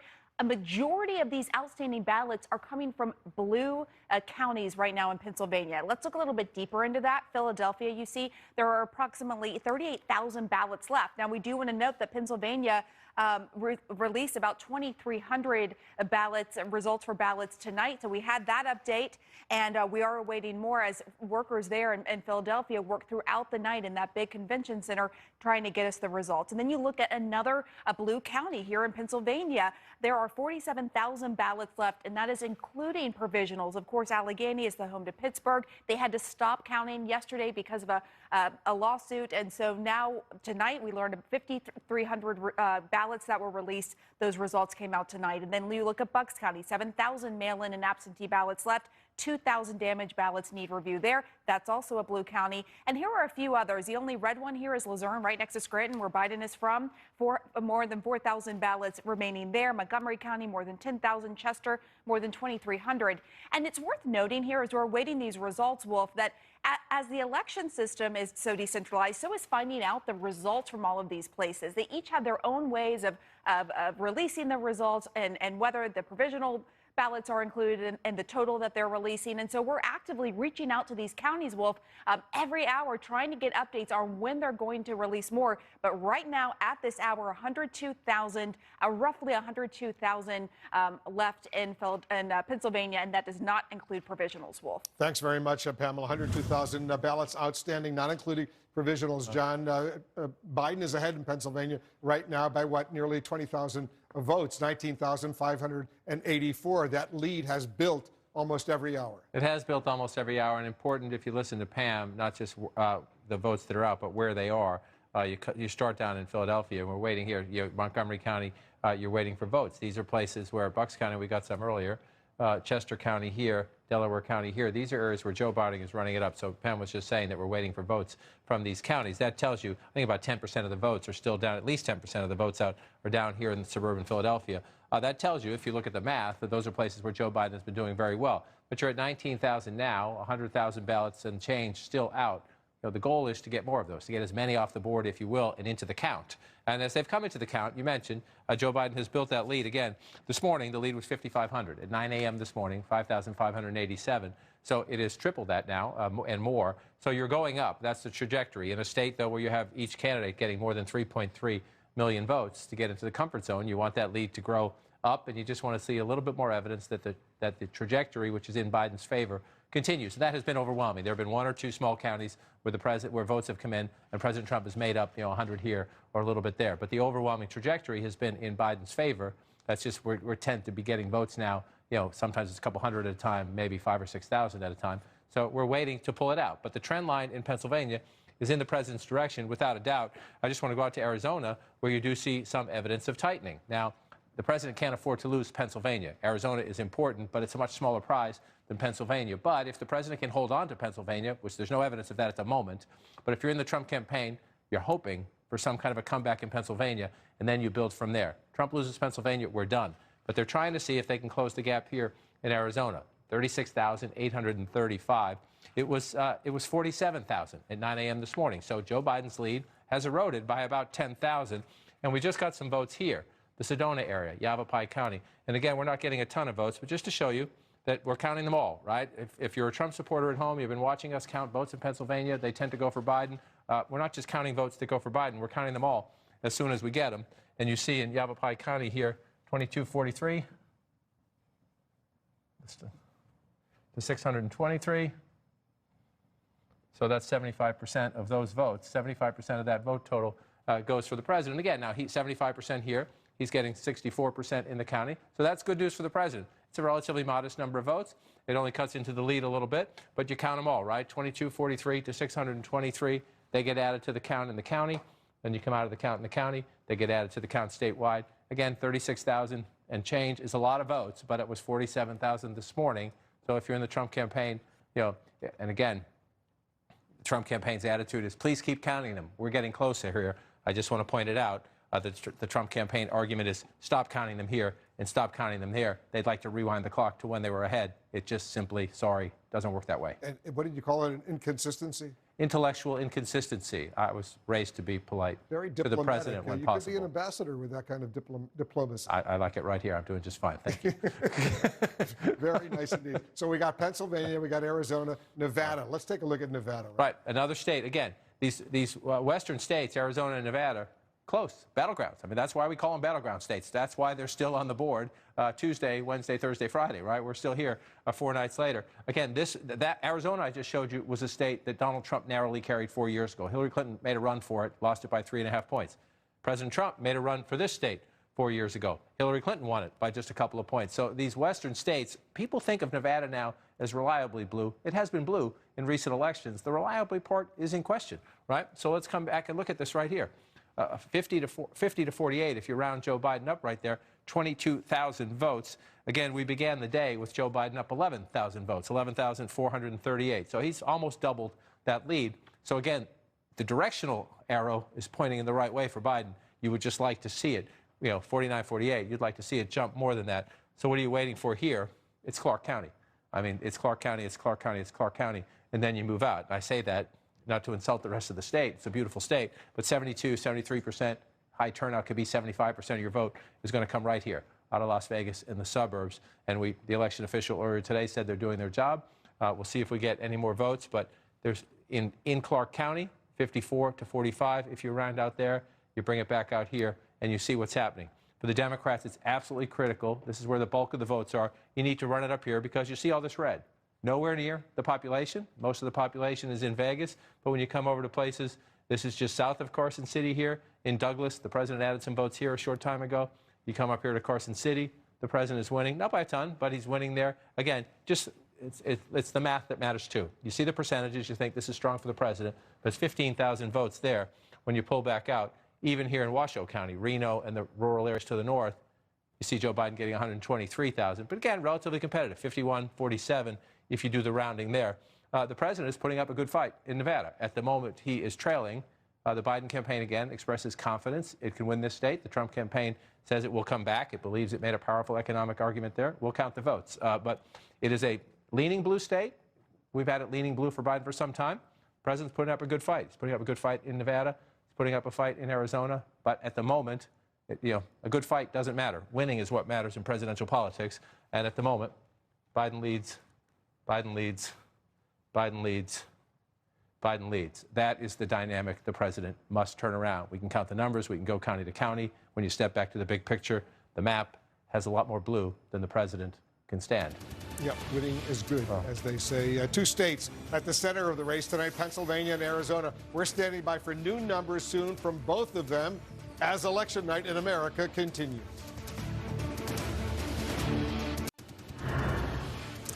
And welcome back to our continuing coverage, election night in America. We had anticipated hearing from Vice President Biden tonight. The campaign had said he planned to speak during prime time. Still no word yet on whether that actually will take place, particularly if Pennsylvania has not actually been called. David Axelrod, what do you think the discussion is? I think everybody's at the mercy of the count here, and the calls. My sense is he's scheduled that set of remarks with the expectation that we'd have enough in that that networks and news organizations could make a call on the race. I'm not sure you want to gear that thing up twice. If it happens tomorrow, you're going to want to go out and do that tomorrow. So they may defer. My guess is they may defer the remarks until they have something to talk about. Otherwise, it'll just be the same remarks he's been giving every night. Right. Yeah, I mean, there's no, you can say be patient, and everyone's been patient. So I think they're kind of taking a look at, quite honestly, what the networks are going to do. Do you think it would be wise for him to come out, just to stay visible, to come out and speak without having something called? I don't know that it's necessary.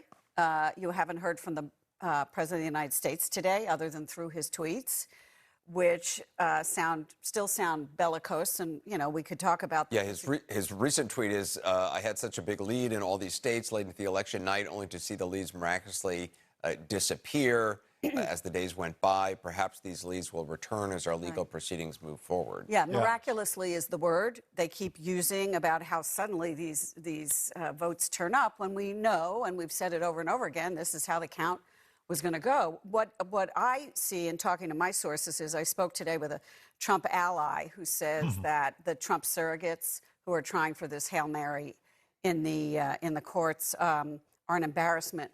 This is what this source said. They're an embarrassment to the good people who supported Trump over the last 4 years. Says they're not poised, well thought out, or credible. And I think there's a lot of Trump supporters are saying, you're not doing yourself any good here. And maybe he'll start thinking that. Yeah, I'll just give you a percent. I mean, I'm from Pennsylvania. I look at Pennsylvania, and I've sort of, because people are charging that Pennsylvania is a center where fraud happened, and that this vote, that he was way ahead, and all of a sudden it's gone away. And I know we've explained it, mail-in ballots versus the rest. But if you just look at the county, I went through and looked at all the counties in the states, the bigger counties, the ones that have either suburban counties or ones that have cities in them. And there's only, of the big counties in the state, there's only 2 in which the president did better.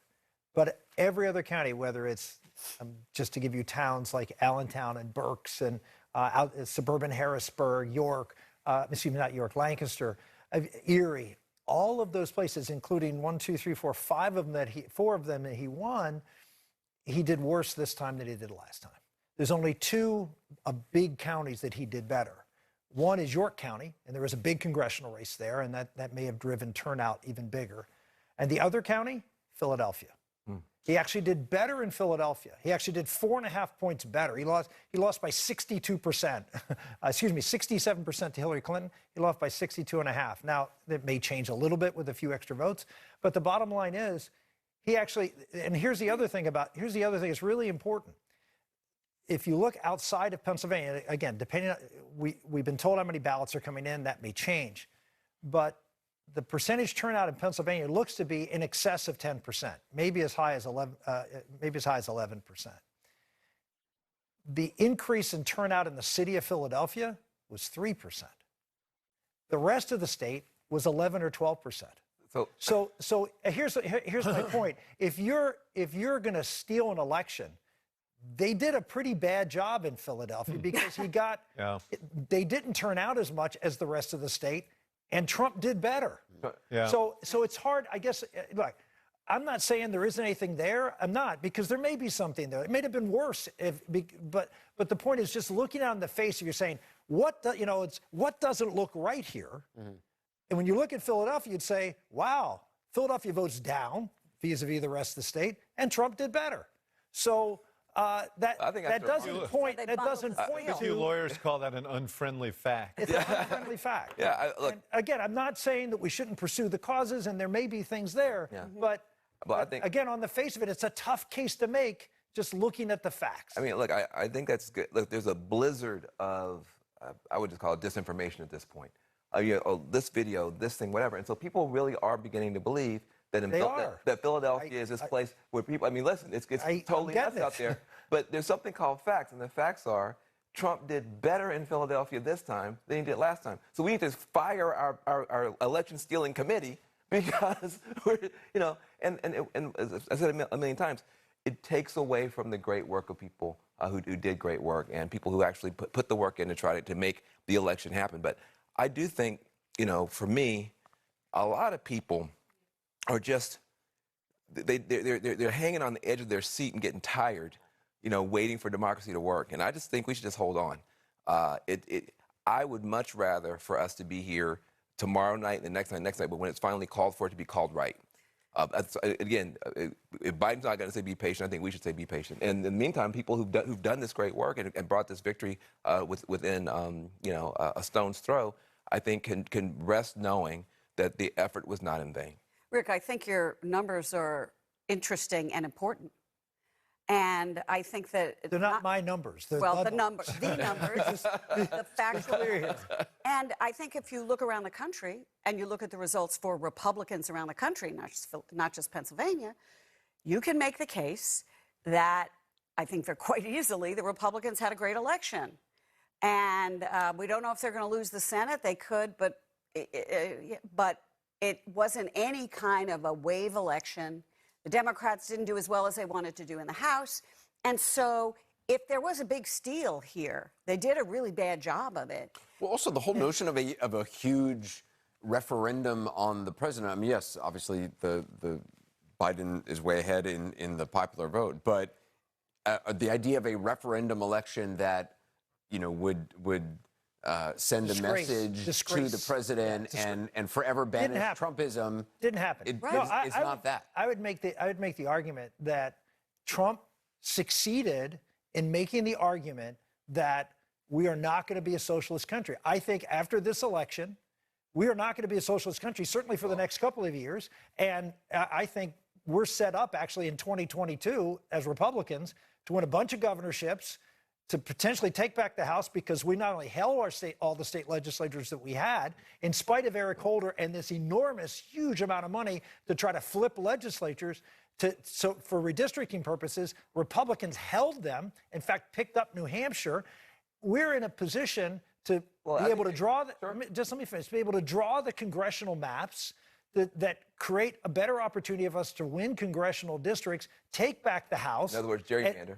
Well, both sides gerrymander.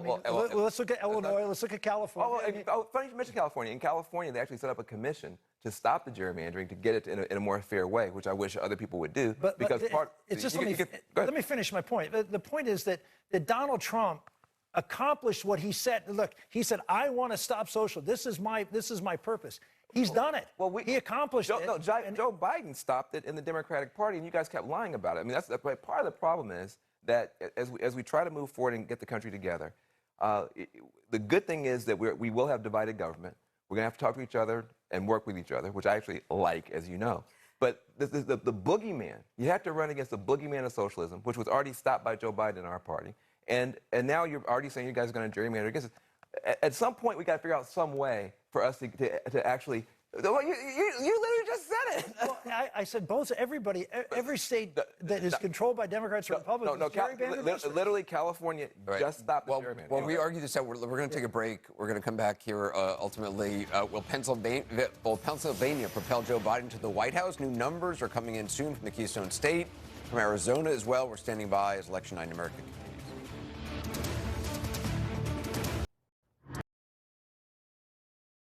U.S. Supreme Court. Let's bring in Pamela Brown. Pamela, what's happening? Well, the spotlight on those late arriving ballots in Pennsylvania continues with this new order just arriving from Justice Alito on the Supreme Court. He is ordering all of the counties in Pennsylvania to put aside the late arriving ballots and to count them separately. He's saying, look, you can count them, but just make sure it's not part of the total. Now, what's important to note here, this is the guidance that the Secretary of State had put out just before the election, that they should be put aside, separated, and counted separately. What's interesting about this order is it comes in the wake of this filing today from Pennsylvania Republicans who went to the court and asked for this order, saying, we're not sure that every county is applying. This may not be legally binding. We want the Supreme Court to step in and make sure these counties are separating and counting. Now, Justice Alito, in reading this order, Jake, he seems a little bit irked by the fact he did not get updated guidance from the Secretary of State herself on separating and counting. Remember, this went before the court in late October. The Secretary of State initially said, we're going to just separate these ballots. Didn't say anything about counting. And that influenced the court's decision. And then she changed the guidance, didn't go back to the court. And so now we're finding out Justice Alito is ordering all of these counties in Pennsylvania to put those ballots aside. But one note, the number that we believe of the late arriving ballots that have arrived are marginal, and we do not believe they would move the needle one way or the other. Jake? All right, Pamela Brown, thanks so much. Let's bring in Republican attorney Ben Ginsberg to discuss this. He's also a CNN contributor. And Ben, you and I have discussed this. This is the one legal action that the Trump team and Republicans have taken that we would not consider to be frivolous. This is based on an actual dispute. The Secretary of State and other officials in Pennsylvania have said that there should be a 3-day grace period so that ballots that arrive after Election Day through today be included as long as they're not postmarked after Election Day. Republicans have fought that. The Pennsylvania Supreme Court weighed in and sided with the Secretary of State, saying that it was okay. But now there is this dispute about whether or not this should be taken to the U.S. Supreme Court, whether or not they should weigh in. Do you think this suggests that should these ballots that arrive after Election Day become relevant, that the U.S. Supreme Court will hear arguments about this? I think what Justice Alito's order does is sort of preserve the status quo, the way things are now. In other words, the ballots are still being counted, so the Republican Party lost its attempt to halt the counting. But as Pamela says, this is not an amount that it appears it'll impact the election. So the ballots will be counted but not included in the counts, so that the kind of status quo, all the options will still be on the table with this order. In other words, if it comes out that these ballots that were sent before Election Day or on Election Day, postmarked by Election Day, but arrive after Election Day, these 3 days, if they become relevant to who wins Pennsylvania, then there may be more action. If they make up the margin of victory for one candidate or the other. But if not, then probably not. I think that's the way it'll come out. I mean, importantly, there's really no objection to what Justice Alito did with this order, because it does preserve the current state. He's not gotten or referred to the court anything about whether to count these ballots or not count these ballots to exclude them, nor to deal with the issue of whether the state Supreme Court can weigh in on the rules for the election and whether that's something that's left to the legislature. All right, Ben Ginsberg, thanks so much for your expertise. We appreciate it. Our coverage of this continues right now.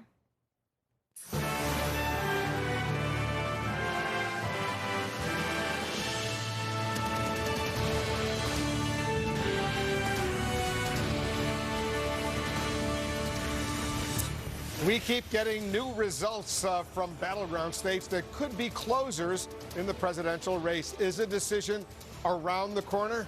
I'm Wolf Blitzer. Former Vice President Joe Biden is counseling patients as all of us wait to see if the trends hold and he is able to declare victory over President Trump. Biden's lead in critical Pennsylvania grew once again just a little while ago as the vote counting continues. We could get even more results from the Keystone State at any time. We're also standing by for new vote totals out of Arizona tonight. It's another one of the undecided battlegrounds where Biden is ahead and could add to his electoral count. Remember, it's all about the math. Biden looking for the winning equation to bump up from 253 electoral votes to the necessary 270. Trump has 213. And while some of the outstanding races are close, the numbers are working against him. Here's another key race alert. In Pennsylvania right now, with the all-important state, 20 electoral votes, Biden still maintains an impressive lead, nearly 20,000 votes, 19,491 over Trump. That lead has grown and grown almost every hour. 49.5% for Biden, 49.2% for Trump, 96% of the estimated vote is in. In Arizona, Biden also maintains a lead of 36,835. It's gone down a little bit, but it's still there, 36,835 ahead. Within the hour, we're expecting a whole batch of new numbers in Arizona. We're watching this very, very closely. 11 electoral votes in Arizona, 94% of the estimated vote is in. Let's go over to David Chalian, do a little analysis. I keep getting a lot of texts, a lot of emails, a lot of questions from my friends all over the place wanting to know, why hasn't CNN yet projected a winner? You and me both, Wolf. I mean, here is the reality. We're now 72 hours after the polls closed in Pennsylvania. And you look at the board and you see that Joe Biden has a lead now of 19,491 votes. And you've spent the last 3 days watching Donald Trump's huge lead from the Election Day vote shrink each hour until Joe Biden actually overtook the lead today as more and more mail vote came in. And we keep explaining that our expectation is that lead is going to continue to grow for Joe Biden from everything we see. Every batch of votes that come in, we see him able to sort of pad that lead. So you're thinking, well, why can't you call this yet? And the answer is pretty simple. We have a room full of statistics experts, data scientists, who dig into the numbers every time new votes come in and do their calculations to get to an extraordinarily high level of certainty that if we make a projection, it is because we are so completely certain that the number 2 candidate in the race, Donald Trump now in Pennsylvania, cannot overtake the number 1 candidate in the race when every single last vote is reported. That is what we're looking for, is that high level of certainty. So you're saying, well, is there a magic number that gets you there? No, we need to know a little bit more about the outstanding vote. We know there's about 100,000 or so outstanding vote-by-mail ballots still to be counted. We know that there are 100,000 provisional ballots, and we need to learn a little bit more about them. We need to see a little bit more about how those votes from specific areas continue to split so that we can actually get to that extraordinarily high level of confidence that we are going to be accurate, and that is the driving force for any projection. And that's why Pennsylvania, even with this lead that you see right now for Joe Biden, remains uncalled. You know, it's a very important point, David. And John King, you and I have covered a lot of these presidential contests over the years. When you make a projection, you got to be really, really certain it's not going to change. You have to do it in any event, because credibility is everything, especially in these times when you have the President of the United States himself challenging what's happening. Other people have a stake in this, your own political stakes. And especially, again, anyway, you should have basic standards. The rules are the rules, no matter what. In this case, calling that state would make Joe Biden the president-elect of the United States. And so you take extra care. But the basic rules should always apply. That's why you have them. You wouldn't have them in the first place if you didn't need them. Let's start out west. Let's start in Nevada. We're waiting for votes out here. Joe Biden, 22,657 ahead. You see how competitive Nevada is. Hillary Clinton won it last time. Joe Biden is leading. The Democrats are confident they'll keep it. They're waiting. The bulk of the votes are down here, Clark County, near Las Vegas, but 22,657. At daybreak, that was 11,438. So again, it has been a Biden build. Modest lead. A modest lead as we still count votes, but the Biden campaign believes soon enough, but they're counting slowly there. They will get that. That one could stretch on a little bit longer. Let's bring up Arizona right now. And you see here again, 38,835. This has been the anomaly, if you will. Anomaly by meaning in Nevada, the Biden lead has grown. In Georgia, the Biden lead has grown. In Pennsylvania, the Biden lead has grown today. In Arizona, it is down. It was 47,000 at 9 a.m. in the East Coast. You see right now, 36,835. So the Biden campaign is still confident they will hold this.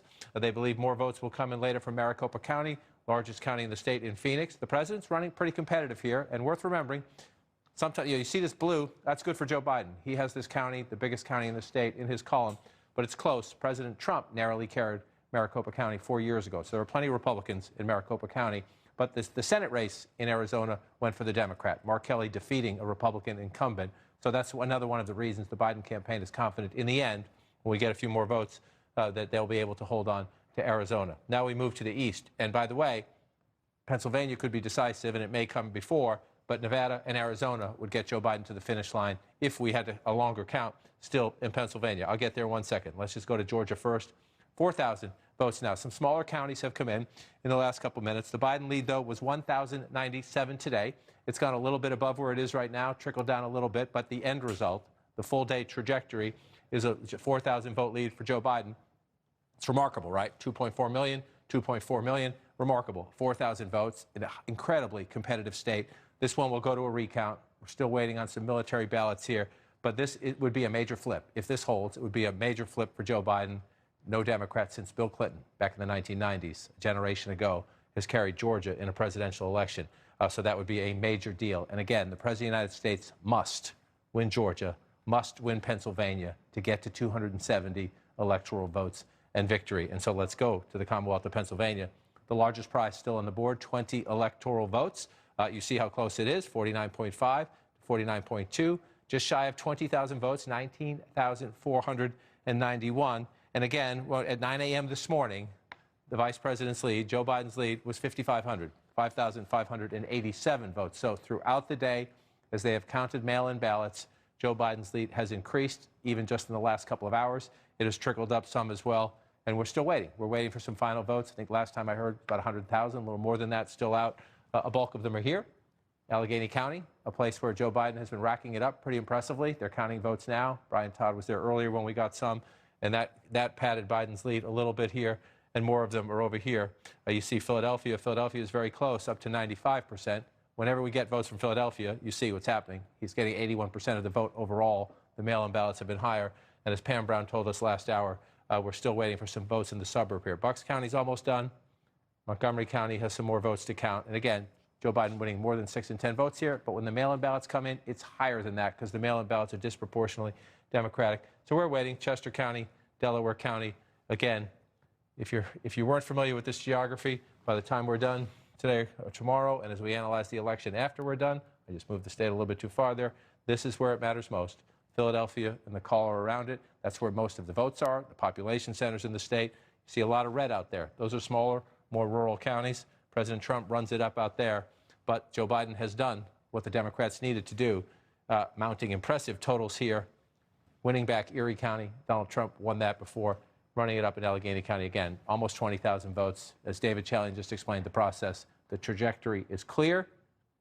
Many people believe it's inevitable. We need to count a few more votes before we're comfortable. And in any contest like this, when it's so close, it gets down to taking a look at the provisional ballots, the military ballots coming in from around the world, the Americans living abroad, the expats around the world, and the mail-in ballots. You got to look at all of that, and it gets a little complicated at the end, but you got to count every vote. Right, and you want to look at the history. And remember, President Trump did carry this state 4 years ago.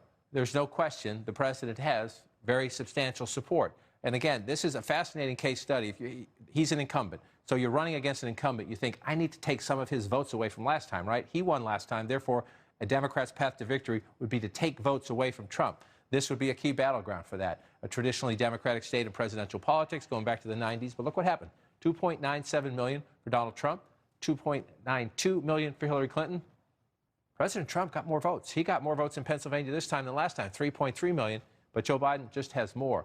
Democrats turned out their votes. The president and the two completely contrasting styles. Joe Biden campaigned safely. He had smaller events, the so-called drive-in rallies. He kept social distancing.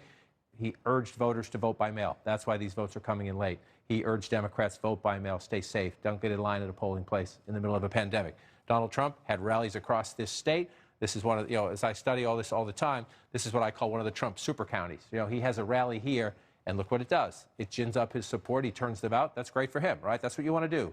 I know a lot of Democrats watching don't like the president. If we learned anything from the president in the final days of the campaign, it's he is very effective at turning out his people. Turnout in this election was up. The president received more votes than he did 4 years ago. It's just in this case, especially in the nationwide, yes, I'll show you the totals in a minute, but including here in the Commonwealth of Pennsylvania, Democrats, very impressive job turning out their votes. And again, Democrats mostly voted by mail. That's why Biden's lead is growing, because those are the ballots they're counting as we head into Friday night after a Tuesday election. And just to button up the point, Wolf, 74.2 million votes, a 4.12 million lead in the national vote over Donald Trump. That's not how we pick a president. We do it state by state, get to 270 electoral votes, but that's impressive. Joe Biden has more votes for an American presidential candidate than anyone in history. And guess what?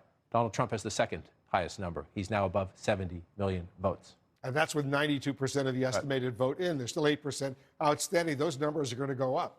They are going to go up. We're still counting votes everywhere. And again, if you're watching at home and you're frustrated, you're saying, why haven't they called Pennsylvania? It's nearly a 20,000 vote lead. Or if you're saying, why are these states? Why is it taking so long in these states? I get it. It's Friday night. The election was Tuesday. Well, let's just pop around. We called Texas a long time ago. They're up to 96% of their count. Reliably, Trump state. Oklahoma, they're up to 96%. You move up here. Good for Kansas. They're up to 99%. Smaller, less populous state. Nebraska, let's just check a blue one here. You move over 96%. In Wisconsin, 99%. So a lot of these states are in the 90s, right, as you come through. Let me just check on Illinois, 88%. So you do see, even in states that we called long ago, because look how lopsided it is here. So you can call this state, even though they're still counting votes, because it is so lopsided, the trajectory was clear, and this state has a reliably Democratic pedigree in presidential politics. So we get it. We would like the votes to be counted, too. We would like to be able to make the key predictions in the states that matter. But this was a complicated election everywhere because the three kinds of voting, election day voting, vote early by standing in line, showing up somewhere to vote early, or vote by mail. Because of the pandemic, it was an unprecedented election, and you're seeing it. States are taking more time than normal to count the votes. North Carolina, we still are waiting for the final result there, right? Right. We have it read on our map. We have not officially called it. But there's no, you would not get a dispute in the Biden campaign when I say what I'm about to say, which is their full expectation is that the president will hold this lead. But it's a 76,000 vote lead. It's 50% to 49%. And so they're counting the votes. If you make me go over to the other map, and I'll walk over anyway just to underscore the stakes, we haven't called it yet because there's no need to, in the sense that it's clear right now that the president is leading, but they're still counting votes. And so in all of our calculations, we assume, even though it's gray here, gray means it has not been called. Again, the Biden campaign says maybe, but they don't dispute when you say all indications are it's a very competitive state. It's a Republican-leaning state in presidential politics. We expect the president to carry that. The president is also leading up here. It's a slow vote count. This is Maine's 2nd congressional district. You see the other congressional districts have gone for Joe Biden. Joe Biden will win statewide in Maine, but they allocate their electoral college votes by congressional district. The expectation is the president will hold on to that. It's not a guarantee. Alaska is counting slowly. The expectation is the president will hold on to that. But there's your issue. If you're the president of the United States right now, you're getting bleak news from your own campaign team here in Washington, D.C., or just over the river in Virginia, and from Republicans around the country. Because that, yes, that would add to the president's total, get him up to 232. But you're losing here, you're trailing here, you're trailing here, and you're trailing here. Again, we're not to the finish line, but this is the decisive moment that could well come tonight when we get more votes. But as of now, if Joe Biden wins just that one, Pennsylvania, he's over the finish line, 273. He's leading there. That one's going to go to a recount. Might be a couple weeks before we can say so for sure. But Joe Biden has a lead there, and Democrats are confident they'll keep it. We'll see as they count the votes. That would be 289. Joe Biden leads here. Joe Biden leads here. The expectation in the Biden campaign is that that's how it's going to turn out. The Trump campaign has narrowed the lead a little bit in Arizona, as I showed you, 20,000 plus. It's still in play in Nevada. But the take inside the Biden campaign is, and I'll tell you this, privately, the Trump campaign, publicly, they say, count these votes, we're going to come back. In Nevada, privately, the Trump campaign think that one's going to go away. Arizona, they're still interested in the count. But this is where, see those numbers, 306, 232? They sound familiar. They sound familiar because they are familiar. It's exactly where we ended 4 years ago in reverse order. Yeah. Supposed to show you 4 years makes a difference. It sure does. Potentially. Right All right. now. Let's go back to Jake. All right, thanks so much. And one of the reasons why we are taking our time with this count and before we project a state going to anybody is because obviously we want to be safe. But one of the other reasons why we are fairly sure that this is going in one direction is not just because Joe Biden now leads in all 4 of these battlegrounds that we're paying attention to, Pennsylvania and Georgia and Nevada and Arizona, is because the legal issues being raised by the Trump campaign, with one exception, seem rather frivolous, if not outright preposterous. Let me bring in Caitlin Collins, who covers the Trump White House for us. And Caitlin, you're hearing more, you're learning more from your sources about President Trump's views of his legal team. Yeah, because, Jake, we're quickly moving from the vote counting phase of this election to what appears to be the litigation that the president has promised and just did so a few hours ago, saying that the legal proceedings are on the way and they are moving forward with that. But the question that the president himself seems to be raising tonight is about the team that he's assembled to fight for him in court. We've seen so far that's been Rudy Giuliani, the former Florida Attorney General Pam Bondi, Matt Morgan, who's a Trump campaign attorney, and a few others. But, Jake, we're being told tonight by sources that the president is raising questions about the effectiveness of that team and asking people if they're going to be able to properly fight for him and do a good enough job, basically suggesting he doesn't think that they're up to the task. And he's even told one person he wants them to find him better attorneys to put on his team because he wants a team of what he described to one person as killers. And the question, of course, is going forward is why didn't the president raise these concerns sooner, or why didn't aides really think of this strategy earlier? Because the president has been forecasting for a few weeks now that there was likely going to be legal challenges if the outcome of the election was not in his favor. It doesn't appear right now that it is going to be, though, of course, it has not been called yet, and we're still waiting on some vote counting in, of course, critical states. But it's moving into that phase, and the president himself is even raising questions about the team that's going to be representing, that's going to be fighting for him to potentially get a second term.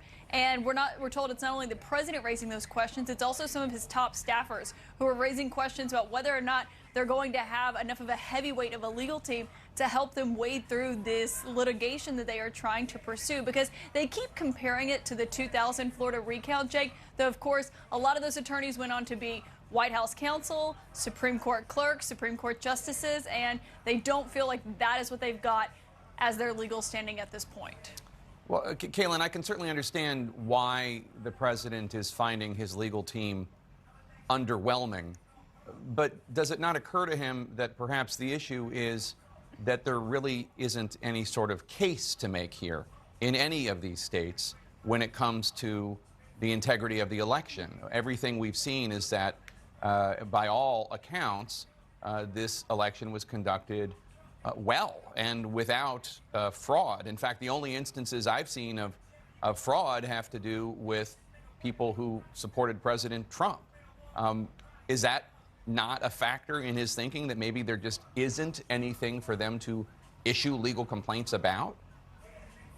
I don't think that's a factor in the president's thinking. I've heard that from some of his allies, but then there have been others who have said if they felt like they had a powerful enough legal team, they could actually raise enough hell and it could have some credibility behind it if it was a certain kind of attorney that people trusted. But they're just not finding that with people like Pam Bondi, who was there during the president's impeachment trial, or certainly not Rudy Giuliani, of course, and the saga that he's had representing the president during his 4 years in the White House. And so I think it's more of the optics of how they're viewing it. They think that their legal team and their arguments and their allegations of voter fraud might be more credible if they had a better team making those allegations, going on television, talking about this, than what they've had so far, which has involved the Corey Lewandowskis, the Dave Bossies, who's now in charge of streamlining this effort, and of course Rudy Giuliani and Pam Bondi holding these press conferences that they feel has been this, scattershot approach to this, and they still think it's even helping them there. And so even the president himself appears to be unhappy with the team. All right, Caitlin Collins, thanks so much for that excellent reporting as always. Let me bring in our Republican legal expert, Ben Ginsberg, also a CNN consultant. Ben, you heard Caitlin's reporting. What's your response? Well, I think it's interesting the president's come to this conclusion now. He assembled that team. He was basically the cornerstone of the strategy. remember, it was his rhetoric about elections being fraudulent and rigged that really the legal team then had to go out and file the 40-some suits around the country, all of which, or none of which, were helping voters cast their ballots. All were basically exclusionary.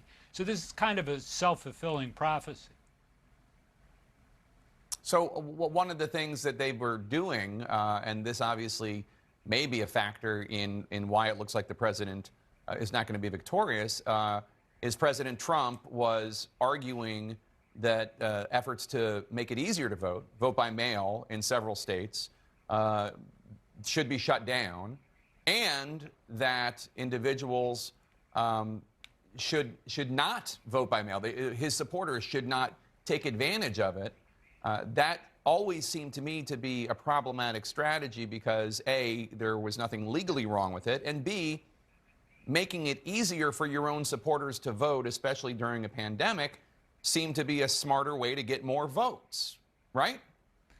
Yeah, I totally agree with that. I mean, one other point about the president's comments is that on the Friday after the election in 2000, when we were already down in Florida, we had put out the call to the Republican legal establishment, and under Secretary James Baker's guidance, had really assembled the greatest group of lawyers I've ever practiced with, a third of the Supreme Court is made up of people who were down there, but that tells you about the caliber of those lawyers.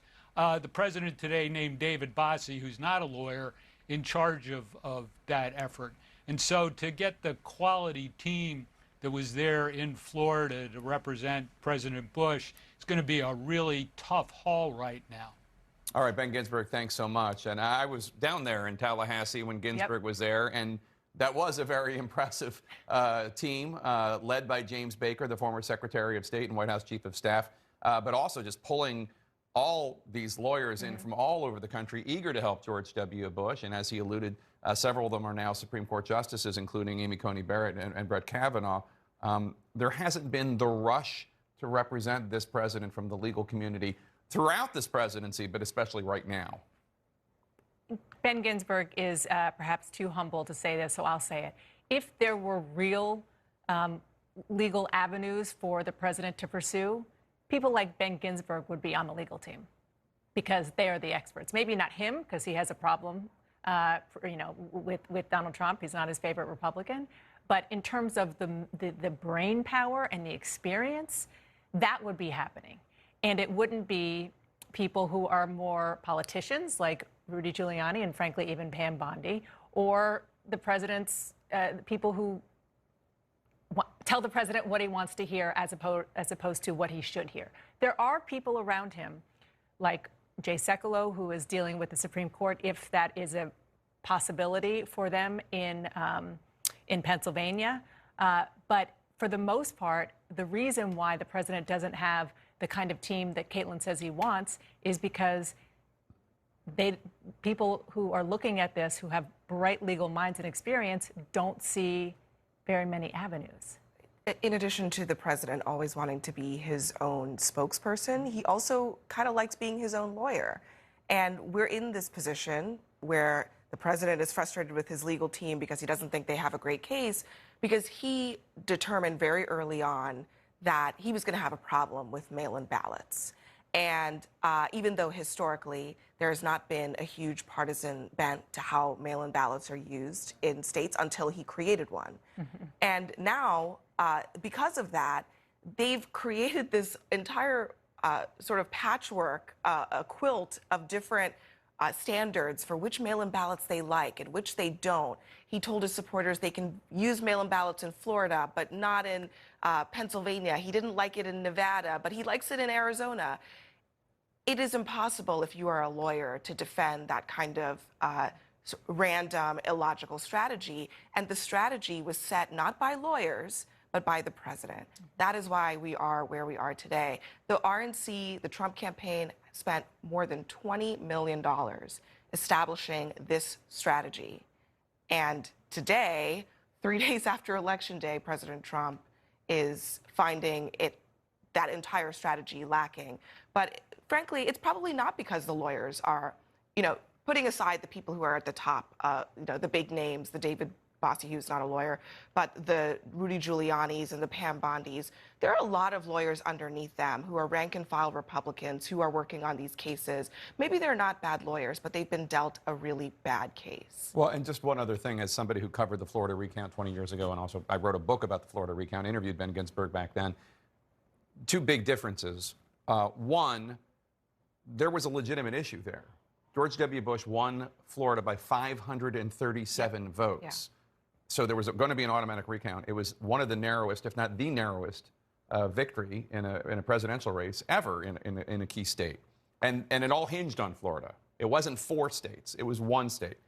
Second of all, there were a whole bunch of things going on with the ballots in terms of the butterfly ballot and punch card ballots that have now been outlawed in Florida. So there were issues to discuss. First came the problems, then came the lawyers. And then the last point I'll make about this, and we can discuss this after the breakdown. Okay. The last point I'll make about this is George W. Bush was ahead. And that's where you want to be if there's a recount or any sort of legal issue. Because George W. Bush won. Al Gore did everything he could, but he couldn't undo that victory. And so there really is no comparison. There really isn't. With what's going on now in this scene from the Star Wars Cantina scene that we're seeing play out. People still in line as a key deadline passes in Nevada. We're going to go there next. Plus, we're waiting for more results soon from Pennsylvania and Arizona, states that could well decide this long, thrilling, and wearying election. Stay with us. Well, let's check out Nevada right now. Take a look at this. 6 electoral votes in Nevada. 93% of the estimated vote is in. Joe Biden continues to maintain his lead over Donald Trump by 22,657. He has 49.8% to 48% for Donald Trump. I want to check in with Sarah Seidner. She's in Las Vegas in Clark County for us right now. Sarah, people I see are waiting in line. Tell us what's going on over there. Okay, so this is the line of people who were told that they need to come show an ID so that they can make sure that their vote counts. Otherwise, their vote will not count. The elections officials want to see an ID from these folks. This is a line that was very long earlier today. It is now shortened. And part of the reasons why it's shortened, Wolf, is because it is past 5 o'clock. At 5 o'clock was the deadline to get the votes cured. Now, you are the last person in line. And what did they tell you? Because there's no one behind you. If anyone shows up now, they cannot get their vote cured, correct? Right, exactly. So for me, it's very important that my voice is heard. My voice is my vote. So whether they text me at 4:30, first they called me and said my vote did not go through. And then they text me and said I needed to be here by 5. So I'm literally driving through the streets to get here on time to make sure that my vote is counted. Wait, they didn't tell you until 4:30? Until 4:30. They called me and then they sent me a text and asked me to send a copy of my ID. Well, that's not going to happen, sending my ID to someone not certain who it is. So I made sure that I came down here because they said I had to be here by 5 p.m. So I was flying literally to get here. So it's important that at this very last minute, it's very important that my voice and my vote is counted and heard. Tell me your name. My name is Mary. When you got that call, what was your initial thought? Have you been living here a long time? Oh, yes, absolutely. I've been here for at least 35 years. And so when I got that call and I was have been watching the poll constantly live to see where the vote actually lies. And it's important now because my stand of who I'm voting for, that my vote actually goes through. So this is like the last minute, and I definitely want my vote to be counted. Definitely. Thank you very much, and thank you for your dedication. This is a part of the American process, and you are here taking part. For the people. You said by the people, for the people. Thank you for being here. I appreciate it. All right, we're going to go on down the line. This gentleman back here has agreed to speak with us. He's got a nice cowboy hat on. How you doing? Hi. How are you? I'm Sarah. What's your name? My name's John Burke. John, how long have you been living here in Nevada? I've been in Nevada for about 8 years. Okay. You are here in line. How did you find out you needed to show up to show your ID? Well, I have a friend of mine, like we all do on Facebook, and I'd noticed that he had made a statement that if your vote hadn't been counted, to get down here today by 5 p.m. And it was about 3 o'clock when I saw that. I did fill out my ballot. I dropped it off a couple weeks or so ago, and it keeps showing up when I check it online that it's been received, but it hasn't been counted. And, so I thought I'd come down here, and even though we got lines and all that, I want my vote to be counted. One thing I will tell you while I'm standing here in line, the irony, I've made some new friends. And the biggest thing I want to say about how cool this is going, ironically, we just mentioned, none of us had asked each other who we're voting for or anything like that. We just all down here representing, got my little crew over here being real silent and all that, but we're just all down here, want to make our vote count. It's a beautiful thing that basically you're telling me that you've made some friends, you don't care who they're voting for, but you do care that the votes are counted, period. That's correct. I mean, you're sitting here looking at an old man with a cowboy hat. We got some other young guns over here that are in their early 20s, stuff like that. And we're all laughing and joking. And no one has not asked, who are you voting for? And I think part of us would want to know, and the other part we don't want to know. Do you want to tell me who you're voting for? No, I think I'll just leave that a mystery. For those of you out there that know me, you know who I'm voting for. But everybody's getting along. But you didn't get a call from officials. You came down because you hadn't seen that your vote had been actually counted yet. So you just came here to make sure that they have everything they need to make sure your vote is counted. I went online. You can go online to the Nevada website. It does verify they've received my ballot, but it would identify that it's been counted, and it did not do that. So I want to see why hasn't it been counted. Wonderful. Thank you so much for your time, and thank you for waiting in line and doing your civic duty. I appreciate you. I wish I had some sandwiches and water to give you guys. We're all good. Thank you so much. So there you have it. This is the last person in line. The line is moving. We just talked to the registrar of voters who said if people showed up here and got in line before 5 p.m., then their votes, they can cure their vote. They can show those two IDs, and they can make sure that their votes will be counted. Wolf? So nice. I love these patriotic Americans. All right, thanks very much, Sarah, for that. Nevada, it's still, there's, 7% outstanding still. There's still some time over there, 22,657 vote lead, Biden over Trump. Right, and so you see that's a relatively close race, right? The vice president, former Vice President Joe Biden, has been in a consistent lead there.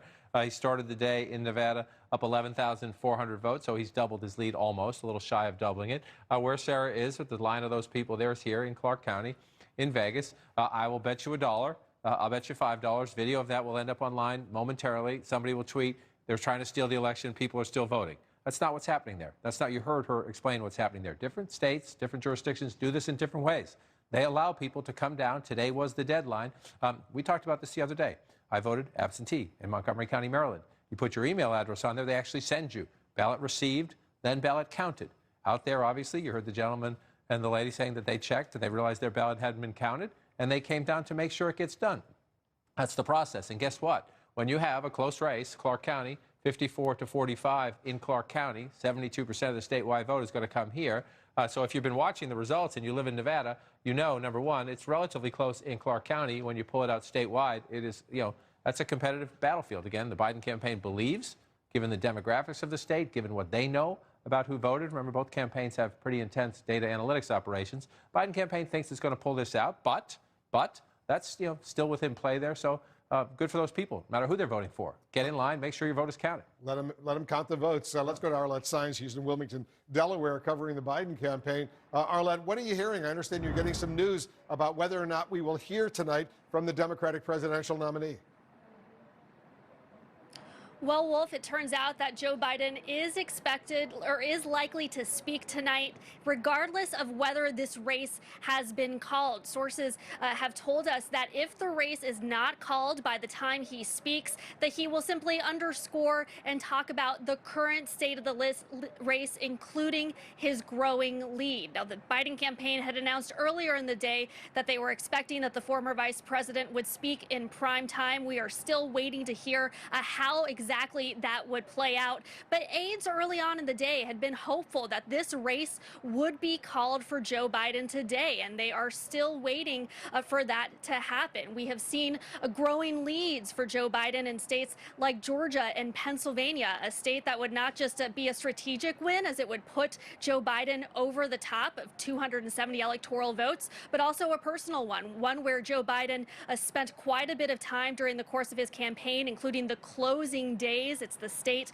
where he was born and spent some time as a child. But we are expecting, it is likely that Joe Biden will be speaking later tonight, regardless of where this race currently stands, as his lead is growing in some of these states. Wolf. Arlette Saenz in Wilmington, thank you very much. So we anticipate it's very possible we'll hear from Joe Biden tonight, even if there's no projection, even if he hasn't been projected the winner of this contest. And it's an understanding by Joe Biden, who, within a day or two believes he will be, if not later today, be the president-elect of the United States. We're not there yet, but that's what he believes. And he knows his supporters. Look on social media, talk to your friends. People out there are anxious. Why have we not called this election? So Joe Biden wants to reassure his supporters, all is well. I trust what's going on. And he also has, in every one of his public statements, tried to reach out to Trump supporters as well, saying, I know you didn't vote for me.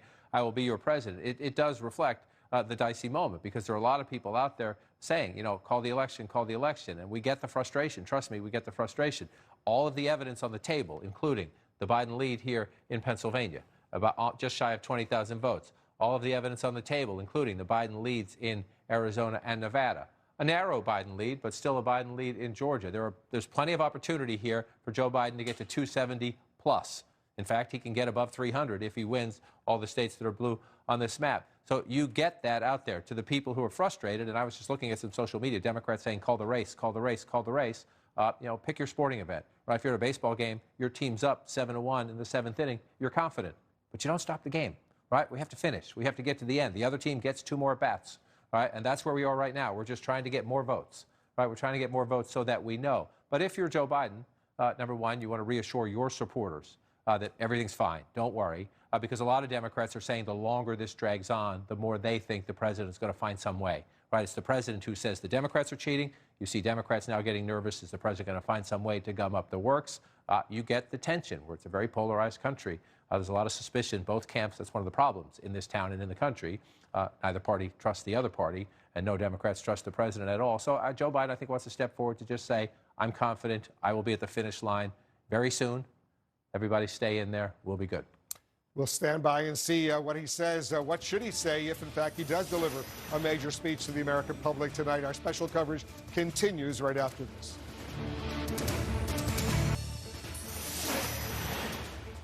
And welcome back. Our continuing coverage of election night, or nights in America. So we now know the Biden campaign says that Vice President Biden is going to speak tonight. What do you think? How he's going to approach this? I mean, it's kind of uncharted territory. It is. I was kind of surprised, actually, because he really, everything, the votes are still being counted. But I think he's probably going to remind people that he's ahead in all these 4 states, that he's most likely to be the winner, and to say they should be patient. I don't think he'll go far beyond what he said in the past. I don't think he'll go after the president in any way. But I do think he's going to say, hey, I'm winning, and I expect to win and be your next president. And stay tuned for the final vote. Similar to what he already counting. Right. I mean, he came out yesterday. He said a similar kind of thing. No, that's what I said. I mean, I don't know how you refresh the same thing, but there is, in some ways, a message that says, that reinforces patience, because now patience is becoming even more difficult because it's been a longer time. So, I can see offering a message of reassurance. I don't think it's the message that they expected to deliver tonight. Do you think he goes down the road of sort of healing? I mean, he did speak of being, not a Democratic president, and yeah. Honestly, that is the appropriate message. And are we going to hear? Do you think we'll hear from Kamala Harris? I think earlier there had been talk that she would speak as well. I think it would be great. I wouldn't be surprised, just knowing him, how he might try to just acknowledge the people who are doing the work. He is working class Joe, and there are people out there who are doing this work. And one reason why I want us to hold back on the frustration is it's not fun doing this stuff. I don't know if anybody's ever done this stuff. When you're poll watching, whatever, when it's tedious, it's hard. As hard as it is for us, it's that much harder for them. And they've got to check every box. They've got to do the work. Wouldn't be surprised if he didn't acknowledge that. Also, I just want to take a moment to acknowledge, he's going to be speaking to people, many of whom are his supporters. Of course, he talks to people who are not. Everybody loves him for doing that. But he also has an opportunity to recognize the people who are his supporters. And frankly, a lot of African-American women, you can't say it enough, brought him across the finish line. And I want to get people, we always say now, say her name. Stacey Abrams is a good name. But also, in Georgia, Tamika Atkins, Helen Butler, Nsé Ufot, and Deborah Scott, and many, many other people worked their butts off. And I think it would be great for him to get up there and acknowledge he didn't get there by himself. More than almost any other person, it was him throwing his heart to the American people and the American people cashing it. Rick, I mean, you won races. You've been in, similar situations. This one. Not like this, but looks a little grumpy. But of the five of us, you're that's a little humility there. closest to it. I think he may do that at some point. I don't think it's the time now to congratulate people or thank people because it's not over yet. You do that. That'd be premature. It'd be premature, and it would sound presumptuous. And so I think I'm with David, and I don't want to be critical here, but I don't see really a reason to do this. I mean, do you think it irritates the president had already said earlier he didn't think Biden should speak. Do you think it just is unnecessary irritation? No, I don't think it's irritation. I mean, because I don't think Joe's going to go out there and say anything particularly irritating. I mean, that's not the meme he's trying to communicate here.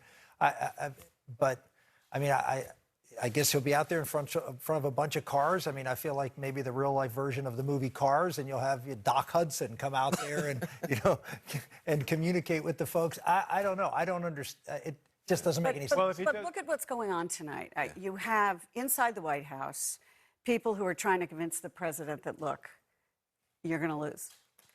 You've got to think about how you do this and how you go about this. Are there people trying to convince the president? I think there are friends of his, let me say that, who are saying to him, you've got to think about this and wrap your head, stare in the right direction, if you will.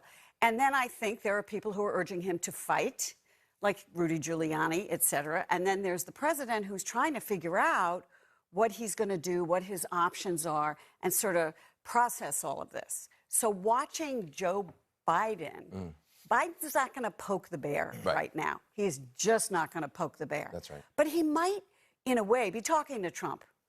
And Trump, that would be interesting. Trump watching him as Biden says, look, we're going to get there. I know we're going to get there. Be patient. I don't know how that affects Donald Trump one way or another. Maybe it doesn't. Yeah. Well, but the bright line would be if he tried to claim too much tonight, and I don't think he'll do that. More chance for error than. Yeah, we have a key race alert. Let's go to Wolf. All right, the Biden lead in Pennsylvania grows a bit. Take a look at this in Pennsylvania. Biden's lead over Trump now is 21,705. He has 49.5% to 49.2%. 96% of the estimated vote is in. You can see it was just under 20,000. Now it's approaching 22,000. 21,705 vote lead over Trump in Pennsylvania right now. John King, that lead has been growing almost every hour during the course of the day. We started pretty early this morning. Where is the lead growing now? We have Delaware County. We just have some new votes in here, Wolf. Let me bring up the board. Oops, sorry, wrong place there. Let me bring up the board here, and we'll show you the votes here. And again, as you know, the big headline is it is growing in Joe Biden's direction. Again, this is Delaware County. Some new votes in here for the former vice president, 1,293. For the president of the United States, 406 here. So that is, this is 47%. 47%, right? The reason you're seeing 47%, even though if you look at that, you know it's more than that, that's because there are some write-in candidates here in Delaware County. But look at this, 1,293. The main thing is Joe Biden adding, so you see 800 plus to the lead there as you go. So there's 800 there in Delaware County when you bring those up. We'll move No, these. that's not 47%. That's It's a significant higher than that. This has to be a transcription error here. This was handed to me at 47%. We know there are some write-in candidates in some of these places, but there's no question. That's why he's built up his lead by about 2,000 votes. The key is 1,293 votes when you add for the former vice president there. So now we want to bring up some more here. We want to move over. Let me move this up to the top here. And we move, whoops, I drove it up too far here. I want to go around the counties here. Here we go to Chester County. Let me pull this back down for us here. In Chester County, Pennsylvania, we have 1,600. This is impressive here, 1,657. You're talking about what are we doing for Joe Biden here? You're trying to add, not only add to your math, but overperform the totals you're seeing there. And we have 80% right here, 80% here to 398 for the President of the United States. So the President is behind, and we're going through these collar counties, the suburbs around Philadelphia, and we're seeing more and more of this, right? Look at that, 80% of the vote. Joe Biden is getting 57% of the vote when you round up in this county. This has been a consistent pattern, as they count these mail-in votes. Joe Biden not only winning by a lopsided margin, by even more so than he's winning in this county. So those are two counties I just gave you, Chester and Delaware, that are in southeast Pennsylvania around Philadelphia here. Let me move this away, turn that off. It doesn't want to go off. Okay, I'll bring it back this way. If it doesn't want to go that way, we do it this way.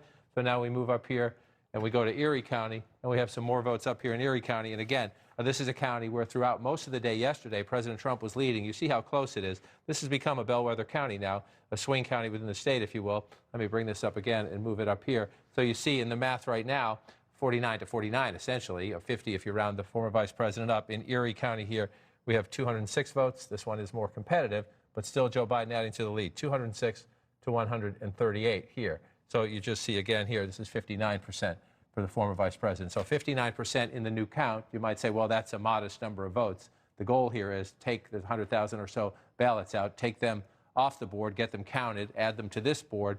And again, 59%, almost 10 points higher than how Joe Biden is running in the total count. And the difference is the total count includes ballots cast on Election Day. The president did very well with those and actually was leading in Erie County when that was the pace there. And now you see him adding again. So you add in the new votes, Biden gains in Chester, Biden gains in Delaware County, Biden gains in Erie County. You add them all up, the total lead now goes to 21,705 votes. And this has been, again, a methodical march as they've added votes to Biden throughout the day. The Biden campaign is comfortable. They believe the trajectory is in their direction.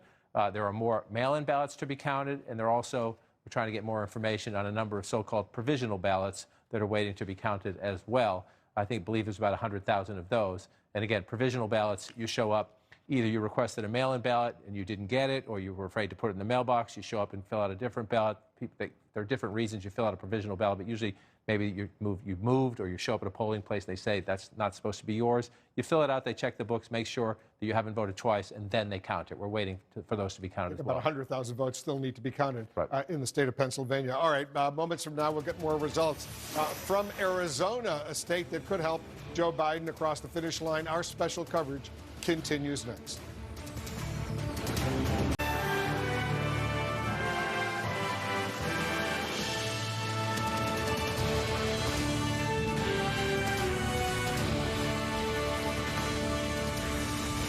At any moment now, we're expecting to learn how tens of thousands of Arizona voters cast their ballots in this presidential election that's keeping all of us on the edge of our seats. I'm Wolf Blitzer. Joe Biden is looking for the final batch of electoral votes he needs to become president-elect of the United States and deny President Trump a second term. We're told Biden is likely to speak tonight, even if the race is still in flux. Right now, Biden has multiple paths to the presidency through several undecided states where he's leading, and that includes Arizona, where new vote totals are about to drop in the state's largest county. Whatever happens tonight, we're nearing the home stretch of this election. Biden needs only 17 more electoral votes to get to the winning number of 270. Trump is stalled at 213 and hard-pressed, very hard-pressed, to find a way forward. Let's get a key race alert right now.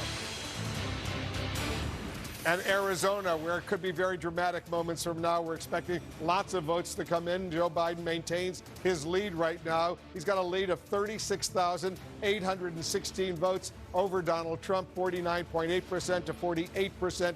94% of the estimated vote is in. Arizona has 11 electoral votes. Bill Weir is joining us now from Phoenix. Bill, we're about to get a lot of numbers, I take it, in Phoenix. It looks like you're beginning to count. I know you're great in math. Update our viewers. No, I proved that I'm not last night, Wolf, so I got the calculator this time. Joe Biden picks up 31,000 votes out of Maricopa County with this new dump. And let's see here. Donald Trump, 950, 503 minus 912, 115 equals 38,000. So it's not the kind of blow up that the president was hoping on as he chips away. He's been chipping away at Joe Biden's lead here in Arizona like with a rock hammer. What he needs is dynamite, and this is not it. And this means there's probably one more big information dump tomorrow. About 70,000 or so votes remaining here in Maricopa County. Again, the differences on these guys. Joe Biden holds on to his lead in a way that it probably makes him sleep a little bit better tonight, Wolf. Yeah, but it looks, very, very good, at least the votes coming in right now. Bill, we're standby over there. John King, you wrote down the numbers, 38,000 approximately for the president, 31,000 for Biden. And we just saw the numbers change right there. That's 7,000 votes. Right, that's 7,000 votes. So Bill Weir is right. The president needs a big body blow, but he's chipping away. He's chipping away. Biden's lead is now down to 29,861. That's statewide. I just want to come in to Maricopa County to show what has happened here. When you add in these new numbers here, it's 51% to 48%, and Maricopa County is 60% of the vote statewide. So those numbers are very significant. And again, Bill's asking the right question, which is, we have seen repeatedly, again, Maricopa County is blue, but it's highly competitive. The President Trump carried it 4 years ago. It is increasingly leaning to the Democrat suburbs because of the revolt against President Trump in the suburbs, but he's getting a fair amount of votes there. So the question is it enough, right? Is it enough? Is this trajectory in Arizona enough for the president to catch up? I'm just going to pull out the notes so I can find from this morning. I mean, Joe Biden's lead there has been going down throughout the day. The question is it going down enough, right? This is chipping away. And again, we're counting the votes everywhere. So the president's complaining about what's happening in other states. This is a state where, as they count more votes, he has been slowly narrowing the gap modestly. That's 7,000 votes in one dump of votes. The question is, you're up to 97% of the vote in now.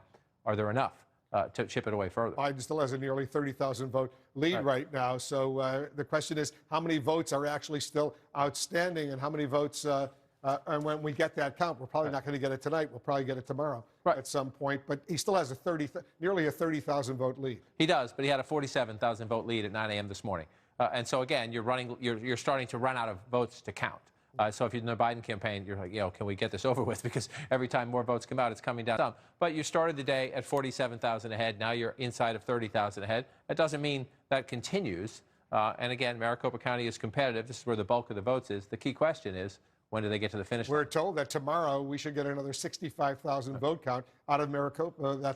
That's right there. So we'll see what that is, what the result is. But it's going to be hard, I suspect, even with 65,000 votes coming in, unless Trump does incredibly well to narrow down that nearly 30,000 vote lead that Biden has. To your point, you mentioned, so you're going to get slightly bigger than this, and so this would not be good enough. This would not be good enough. Again, if you're just looking at one installment, if you're a Trump supporter, you say, great, look at that. We made up 7,000 votes. But this is right there. You got 69,000 right here. And so if you get 60,000 something tomorrow, and the president does the same thing, he'll make it closer. But close doesn't count. Now you're beginning to appreciate, and I think our viewers are beginning to appreciate, why CNN has not projected Arizona over these past few days. Others have. But others have, and again, in the end, that may prove right. I get their math in my head. However, the president has made steady progress. Again, 47,000 votes this morning. The presidency of the United States is at stake here. There's a couple of ways Joe Biden can get there. Arizona and Nevada would get him to the finish line right there. And so if you make these calls or these projections, you're making a statement that you're certain. And, I've done crunch these numbers myself off camera. I think the likelihood is that Joe Biden holds on, but likelihood doesn't matter. Let's count votes. Why not, right? And again, let's be fair to the President of the United States. He is making up ground here. This is 7,000. This is not a rate of growth that's enough. He needs to do better. If the president's going to catch up, the next batch of votes comes in, he needs a more lopsided advantage. But he's making up ground. He would need a huge advantage if 65,000 votes are still to be counted in Arizona, it would be an incredible lopsided vote for the president in order for Biden to lose that lead. Right. And so statistically, it is unlikely because, as you see, they're roughly splitting the vote right now, and the president would need, quantitatively more than that to do it. However, the trend lines have been in his way, and so, it's sort of a simple posture. What's the harm in counting the votes? And you made this point several times, John. The president sees Arizona, and they're counting and counting and counting. He says, great, keep on counting these votes because the lead is diminishing for Biden. In other states where his lead is diminishing, he doesn't like counting the votes. No, the president has said this himself, so I'm just quoting him essentially back. He essentially says, if I don't win, there's cheating. That's his position on democracy. It's not the way it works. Not a good position in Arizona right now. Remember, Arizona, 11 electoral votes, and as you point out, Arizona and Nevada alone, just those two states, would put Biden over the top. Let's go to Pennsylvania right now because Pennsylvania has 20. Pennsylvania alone would put Biden over the top as well. Right, and this is the flip side. I just told you one reason we're being cautious about Arizona is Joe Biden begins the day with a 47,000 vote lead. Now it is shrinking. Well, Joe Biden began the day with a modest lead in Pennsylvania, 5,000 votes and change. I think 5,500 it was. Now he's up to 21,705. And if you go way back, Tuesday into Wednesday, the president's lead here was over 500,000 votes. Why? Because they counted people who voted on Election Day first. That was the president's support. They're counting mail-in ballots last, and that has trickled in over the last 24, now 48 hours. And over those hours, Joe Biden has not only caught up to the president, but now passed him. And we went through 3 counties in the last hour. Throughout the day, we've had smattering of votes come in, 2,000 here, 5,000 here, sometimes 10,000 here. And just about every time, there have been 1 or 2 occasions in these small rural counties where the president gets a few more votes than Joe Biden. But this has been just a methodical build. And again, 3.3 million to 3.32 million to 3.30 million. So you look at 21,700 votes. That's not enormous. It's not, but it's a lead, and it has been a steadily growing lead throughout the day. And we're still waiting. I believe it's about 100,000 ballots, maybe a little shy of that now because some ballots have come in the last couple hours, still to be counted in Pennsylvania. It would be very difficult for Trump with let's say, 100,000 ballots out there. The fact that Biden has been doing so well, especially with the mail-in ballots, it would be very difficult for Trump to overcome that lead that Biden now has in Pennsylvania. Correct. 2 sets of ballots left. 1, we know, are mail-in ballots. There's just no doubt. We've been through this now. We're on our 3rd day of counting the mail-in ballots in Pennsylvania, and Joe Biden consistently runs up big numbers there. There's also a separate subset of approximately 100,000 so-called provisional ballots that, for whatever reason, people requested a mail ballot, then showed up at a polling place. They showed up at a polling place and their address didn't match. The poll workers give you a ballot, you fill it out, and then they just double and triple check to make sure you didn't vote twice, to make sure you're in the right place. That happens after every election. It's getting a lot of attention in Pennsylvania right now and in other states because these margins are relatively close. And so you have the mail-in ballots that they're counting. We may get more of those tonight. And then there's provisional ballots, which they're counting. And I believe there's 2 separate pools of about 100,000 votes. Yeah, so that's still a significant number of votes. But our people are looking very, very closely at Pennsylvania right now to see whether or not it looks like it's almost impossible for Trump to overcome that lead that Biden has right now. That would enable CNN to make a projection. Right, and the Biden camp certainly feels that way. And again, both of the campaigns, we know what we know. They have people on the ground. They have their own data analytics teams. They know in many cases, whose ballots are waiting to be counted. And we also just know from the empirical evidence and the math we've done over the last few days, again, in the mail-in balloting, Joe Biden is winning by an overwhelming margin. That's why the Biden campaign is convinced that that lead is going to grow to the point where it is insurmountable. The 21,700 vote lead that Biden has over Trump right now. Just show us what Trump's lead over Hillary Clinton was 4 years ago, some context, some perspective. Right, the Biden lead right now is about half, right? 44,000. Donald Trump carried Pennsylvania, and again, look how close it was. 49 if you round up to 48 if you round up. This, again, we call them battleground states for a reason. An incredibly competitive race in Pennsylvania 4 years ago. President with 2.97 million votes, Hillary Clinton with 2.92 million votes. I mean, it's remarkable, the high turnout in this race. 44,292 then.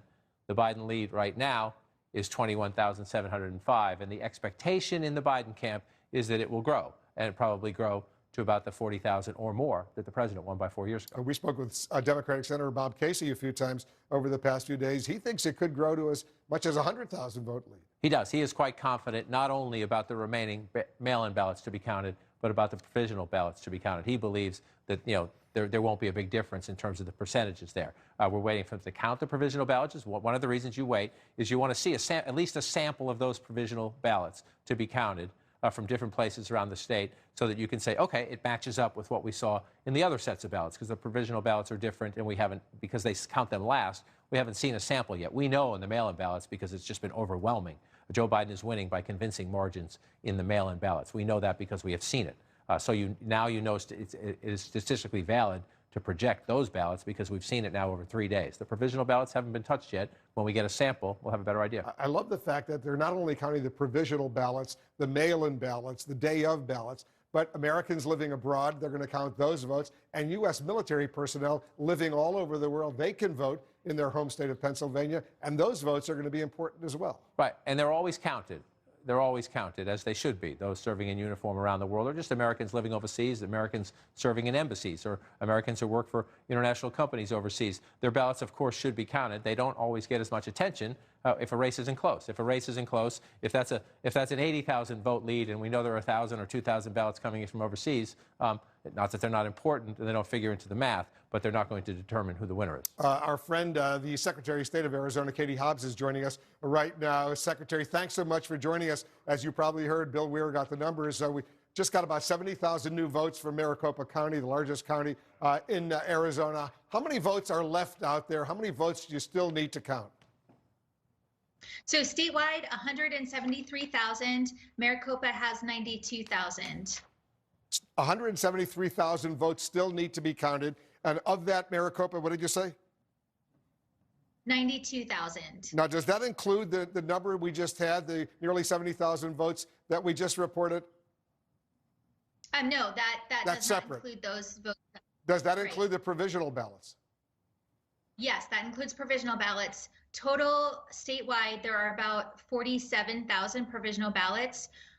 We can't count those until Tuesday because counties have 5 business days to resolve those and make sure that they're eligible to be counted. And so at the end of the day, not all of those provisional ballots actually will be counted because they're not all going to be eligible voters. So just to confirm, just review the numbers one more time. I want to make sure we have it right.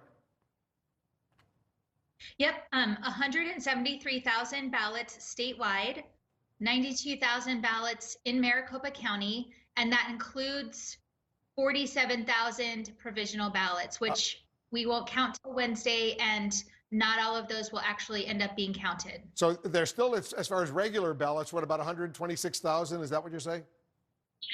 Yeah. And when do you think we'll get those numbers? We should, I think, get most of them by tomorrow, if not Sunday. You think we're going to get any more tonight? Maricopa usually would have let us know that by now, and they haven't, so I don't think so. Because Maricopa is the largest I do county. know they're, they're counting around the clock. John King has a question for you, Secretary.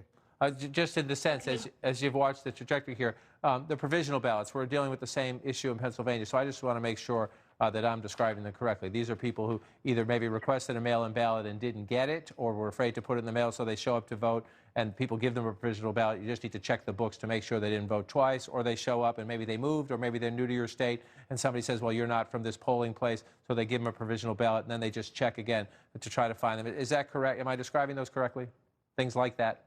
Yeah, for the most part. Also, if somebody comes and they don't have the right ID with them, they would vote a conditional provisional ballot, and then they have to go back and show their ID before that ballot can be counted. Do you have any reason to believe, Secretary, that the provisional ballots could cut the lead Provisional ballots tend to skew Democratic for the most part, if you look at Arizona's history. So, I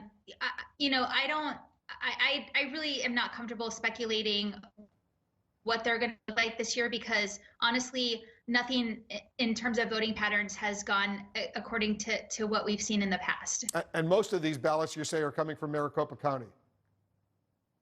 Yeah, there's about 15 or 16,000 provisional ballots in Maricopa County and about 18,000 provisional ballots in Pima County. What about military ballots and Americans living abroad?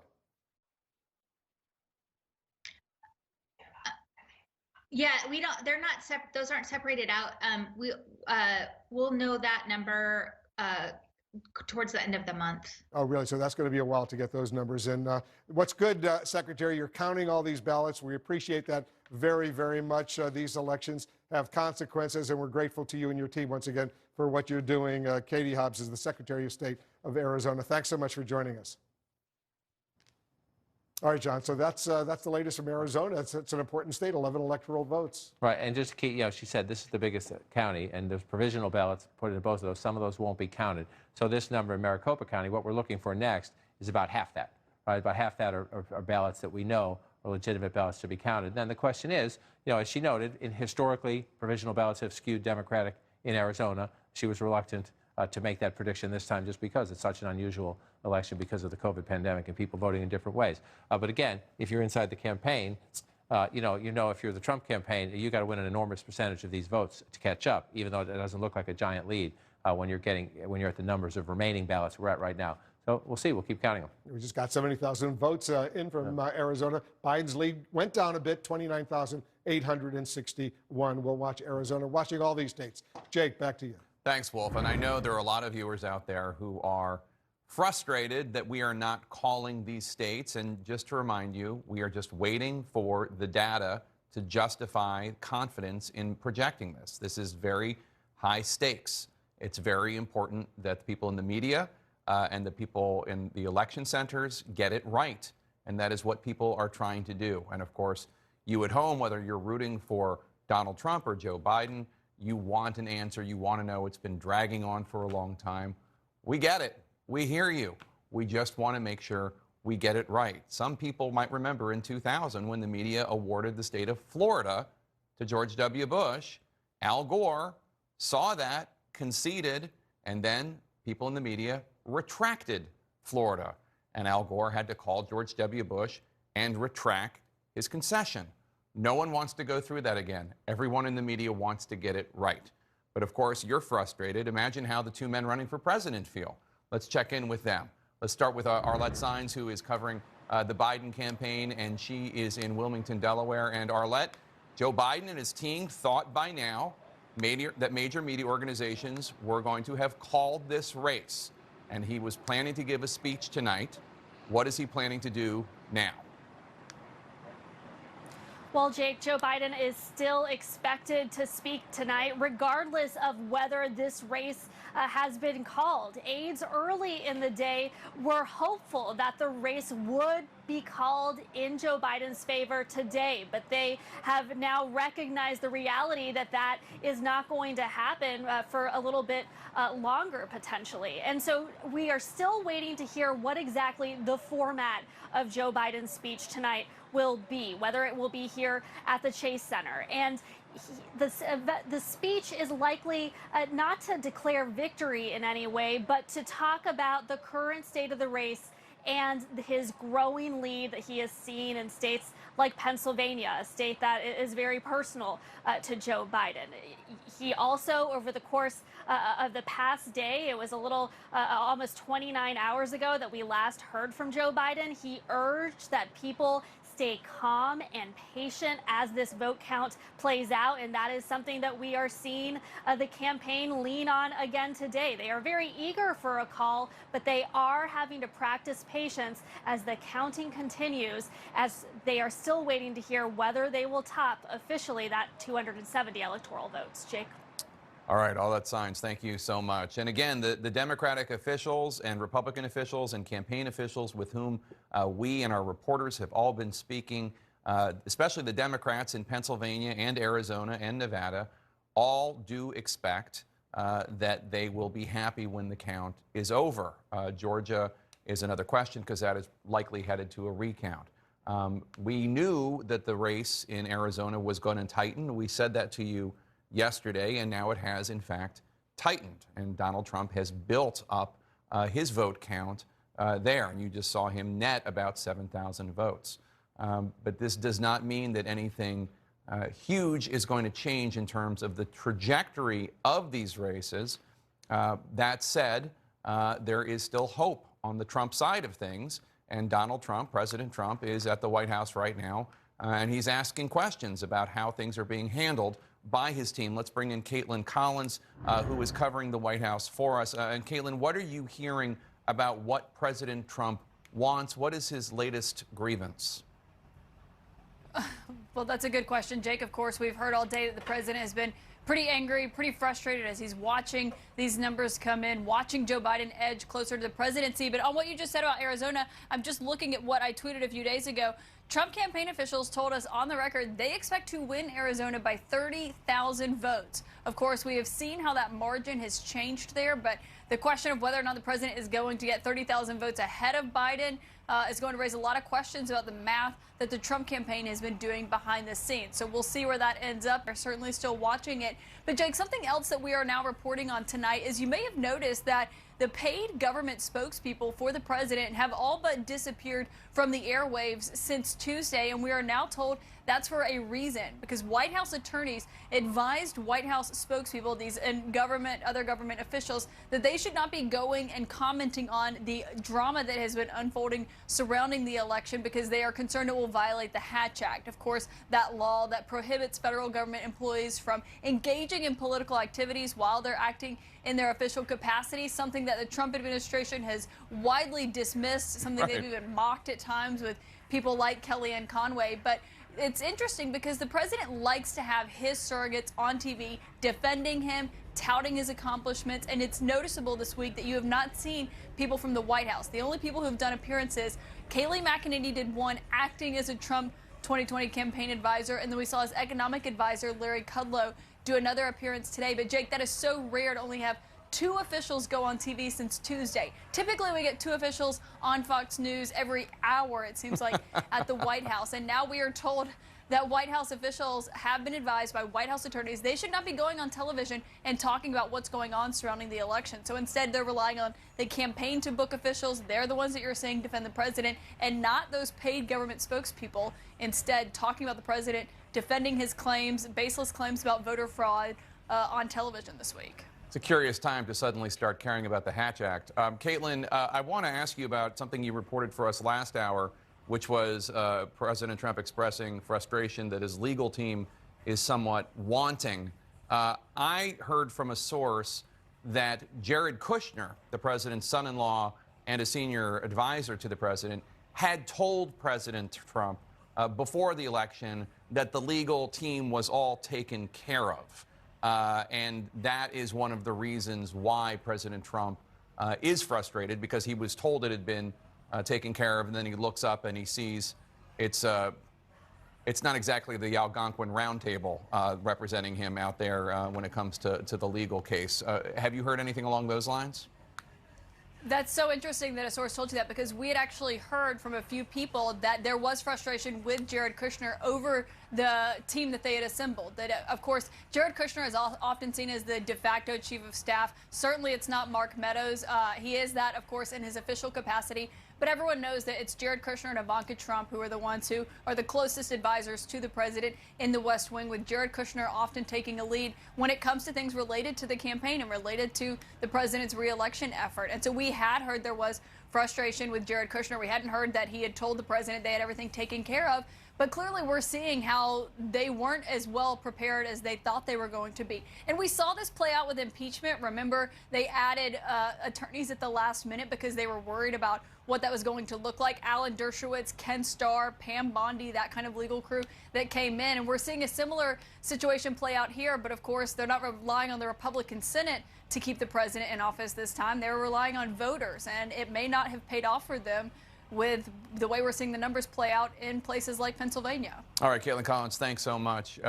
So what do you think? I mean, it's got to be frustrating for both President Trump and former Vice President Joe Biden tonight. They want some sort of resolution to this. Yeah, I mean, I think certainly Joe Biden, they had planned to celebrate tonight, Yeah. and they're probably not going to be able to do it. But, you know, you will see Biden come out and try to fill that space that we've been talking about, the sort of president in waiting kind of space that with President Trump kind of at the White House, and he's tweeting a little bit, but he's not really out there. There's a lot for Joe Biden to do. On the legal front, I do find it interesting that they have suddenly discovered that they're not prepared. And I wonder if it could be because this map that they are defending is probably a lot bigger than they imagined, that perhaps they thought they would be waging legal battles in one state, maybe two, not four. And now they're trying to claw back in two states that are red states that they have lost ground to Joe Biden in Georgia and in Arizona. So both of those scenarios, I think, were possible prior to Tuesday, right? Like, you know, I think everybody imagined that there would be some states that were competitive that maybe had not been 4 years ago, but I'm not sure that that really sunk in for the Trump campaign team. And even for Jared Kushner, who, Dana, as you know, is the numbers guy. He's the guy who has so much confidence in the Trump campaign's numbers and believed this race was going to be a win for the president. And it's so surprising that there's finger pointing going on about why there's not a proper legal team set up for the president to be ready right now. I mean, you know, we've seen this movie before, and I'm hearing, you know, similar things. But what I'm also told is the word that has been used a couple of times with me is process. It is a process that people around the president are trying to get him to, and his supporters, as we talked about earlier. But they can't get him in the next step of the process until they see numbers. And although we're all watching, you know, all four of these states, Pennsylvania seemed to be the one that was on the cusp of really giving us the answer. The one that I'm told the president is really watching the most closely right now is Arizona, because it is such a red state.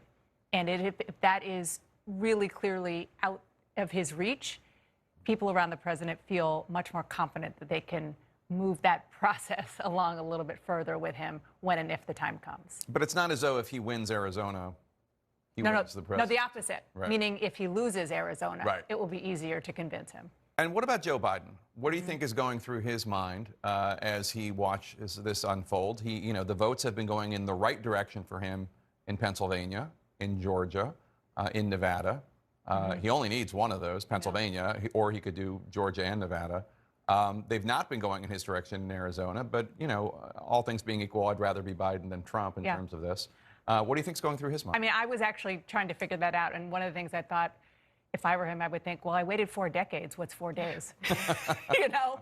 I mean, this is the third time he's tried to run, and the most, you know, obviously the closest he got by far. But it's hard. It's hard. I can't even imagine being in that position. But it's better to be, as you said, in that position than in a position where you think that the votes will finally be counted and you might lose. All right, everyone stay right there. New numbers are coming out of Pennsylvania. And the big question about will Pennsylvania propel Joe Biden to the White House? We're standing by for the new numbers from the Keystone State as election night in America continues. We're getting new numbers in Pennsylvania. Brian Todd's there on the scene in Pittsburgh. Update our viewers, Brian. We're announcing a total vote of 9,288 votes. For Joe Biden, 7,300. Donald Trump, 1,875. Let me repeat that. Total votes, 9,288.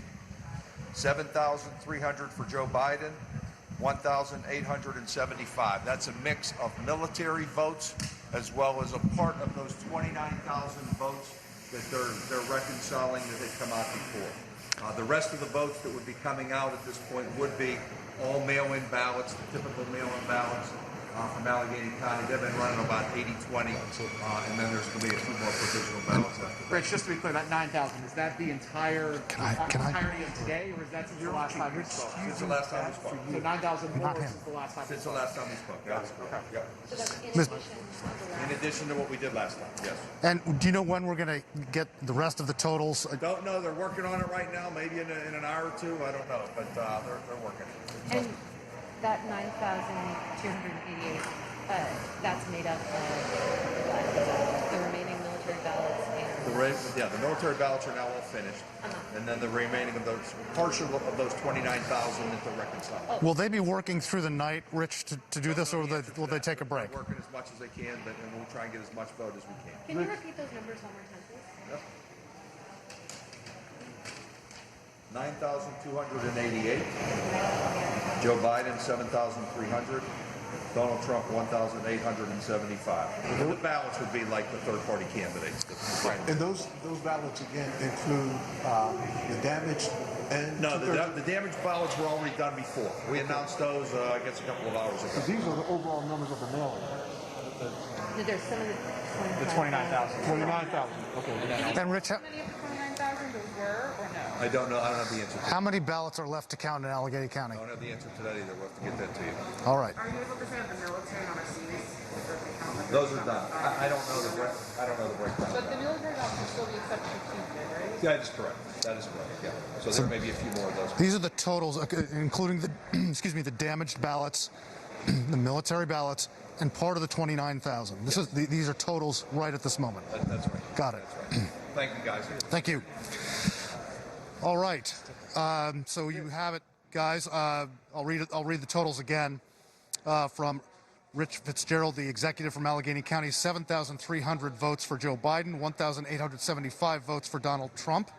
Joe Biden. These are totals now. These are the total number of those mail-in ballots that they are counting, not cast on Election Day. These were mail-in ballots that they are counting in Allegheny County. They started out, we should say, today with about 35,000 plus votes left to count. So there are still tens of thousands of votes left to count in Allegheny County. We don't have that exact number, but a total of 9,288 votes have been counted tonight, And for Joe Biden, 7,300. For Donald Trump, 1,875. So Joe Biden, his lead in Allegheny County mounting tonight, Wolf. An important lead indeed, Brian. Thank you very much. Thank Mr. Fitzgerald for us as well. So it looks like a dramatic net gain right now, John. For Biden, we haven't tallied that yet in our official number. The old lead was 21,705. That's going to go up to close to, what, 27,000? It's going to go over 27,000. Here's the math Brian outlaid for you. So it's a net gain of 5,425 votes. Again, not yet reported into the system, as you see there. So a net gain of 5,425 votes. Excuse me for walking across and flipping my back here on you. So if you add that into this, you get a new statewide lead of it's 27,130. Sorry about my scribble. I'm doing this on the side here, but that's a 27,130. Let me do that a little bit neater for you. Let me try it again. I know. We're doing this at home. We're having a little fun with this. 27,130, which from 21, so 5,000 plus, right? And so the whole question of the evening has been, does this lead keep growing? Does it get to a point where it is statistically improbable and near impossible for Donald Trump to catch up? We still have ballots remaining. You heard them in Allegheny County. They have some. There's more ballots to count statewide. But you are getting to the point now where it's already difficult, increasingly difficult for the President of the United States to catch up. And every time you get a lopsided ad like that, it continues. And he pointed out those are military ballots, other ballots, provisional ballots. There's still a whole bunch of mail-in ballots that they're waiting for, and those are lopsided in favor of Biden. They have been consistently lopsided in favor of Biden. Let me throw this out of here. I got to turn this off first. Sorry about this. And turn this off and get this out of the way. They're consistently lopsided in favor of Biden anyway, and even more so in the counties like Allegheny, which is Pittsburgh, a largely Democratic area. You see Joe Biden is getting 60% of the vote, just shy of that in that county. And what we've seen in the mail-in ballots is Joe Biden comes in disproportionately higher than that. And again, when you come back out to statewide, what just happened, the news there from Allegheny County, quite significant, because 5,000 plus added to the statewide lead. Again, the official numbers, you'll see these change any second. Allegheny puts them into the system, they go into the statewide system, and they'll change probably while we're standing here. But 21,705 is where the official count is right now. When they get added in, it's going to be 27,130. And again, that has been the story of the night. Can President Trump catch up in the Commonwealth of Pennsylvania, or will Joe Biden continue what has been happening throughout the day, which is a slow but methodical, steady build in that lead? Again, 3.327 million votes cast, 3.305 for President Trump. That's, you see the math right there, 6.6 and counting. So you see 27,000. It doesn't seem like a lot, but it's a sizable number now. It was 5,500 to start the day. It's now up to 27,000. And as you've just watched it grow consistently, that's what you're looking at. It's grown from the morning, consistent percentages when you count these mail-in ballots, and a consistent build for Joe Biden. And just for those viewers who may not necessarily be following this as closely as you and me and a lot of our other viewers, there are 20 electoral votes from Pennsylvania. And if Biden wins, he goes from 253 to 273. You need 270 to be elected president of the United States. And it's going to be, it looks really hard for Trump to overcome that 27,000 vote advantage. Bob Casey, the senator from Pennsylvania, the Democratic senator from Pennsylvania, is joining us right now. So what do you think, Senator? We did some of the math. It looks like Biden now has a 27,000 vote lead in your state, Commonwealth of Pennsylvania. Yeah, Wolf, that's a pretty substantial gain, and I know the counting statewide today was slower than everyone hoped, but now you're seeing a big jump. Look, as you and John and others have laid out over several days now, and especially the last number of hours, this is inexorable. Every time there's a new report, Joe Biden is gaining votes and adding to the margin. And that's why I've said from the beginning he's going to win Pennsylvania. I think he already has, in essence, but we'll see what the next batch of votes bring. But it's a methodical process, and people have been very patient. John King has a question for you, Senator. Senator, you don't have a magic ball, but you have run statewide several times, including in close elections. One of the things we're waiting for right now, one of the sources of our caution, is that in addition to the mail-in ballots we're waiting for the count, it's a ballpark number, but 100,000 provisional ballots to be counted. We know that a lot of those are from Philadelphia and the suburbs around there, which, if you look at the map, we've watched this play out, a predominantly Democratic area. But in the history of your campaigns in Pennsylvania, can you make a conclusion about provisional ballots, or are they sometimes anomalies, or do they sometimes come in ways inconsistent with the other votes in those communities? Yeah, it's hard to be sure. I've never done an analysis of the provisional ballots in previous elections, but I can tell you, talking to a number of folks, including Brian Todd, just with Rich Fitzgerald, just within the provisional votes, good numbers for Joe Biden. Even when they had a batch of votes that included military and overseas ballots, still he's done pretty well. Rich would know more about the mechanics of that, as would other county officials in Philadelphia and suburban Philadelphia. But I don't think there's doesn't seem to be much of a different pattern or a variance between the pattern with the mail-in ballots as opposed to at least the early provisionals we've seen. So we'll see if that could change, but it doesn't seem to be changing all that much. It may not be the high percentage of votes for Joe Biden as we saw in the mail-in ballots, and still are seeing, but the provisionals don't seem all that different. Now, earlier today, there was a lot of analysis of the provisionals from small Republican counties. So the initial round of collection of those or tabulation of those ballots may have led someone to believe that it was skewing towards the president. But I think as you look at more and more provisionals from these Democratic counties, it's going to follow a similar pattern, maybe at a lower altitude or lower percentage. Well, the math is now official. John's handwriting you saw was 27,130. It's now been updated. The system has been updated. Biden is ahead, Senator Casey, by 27,130 votes. So what do you anticipate? We spoke with you yesterday. We spoke with you today. You still think that number is going to go way, way higher. Is that right?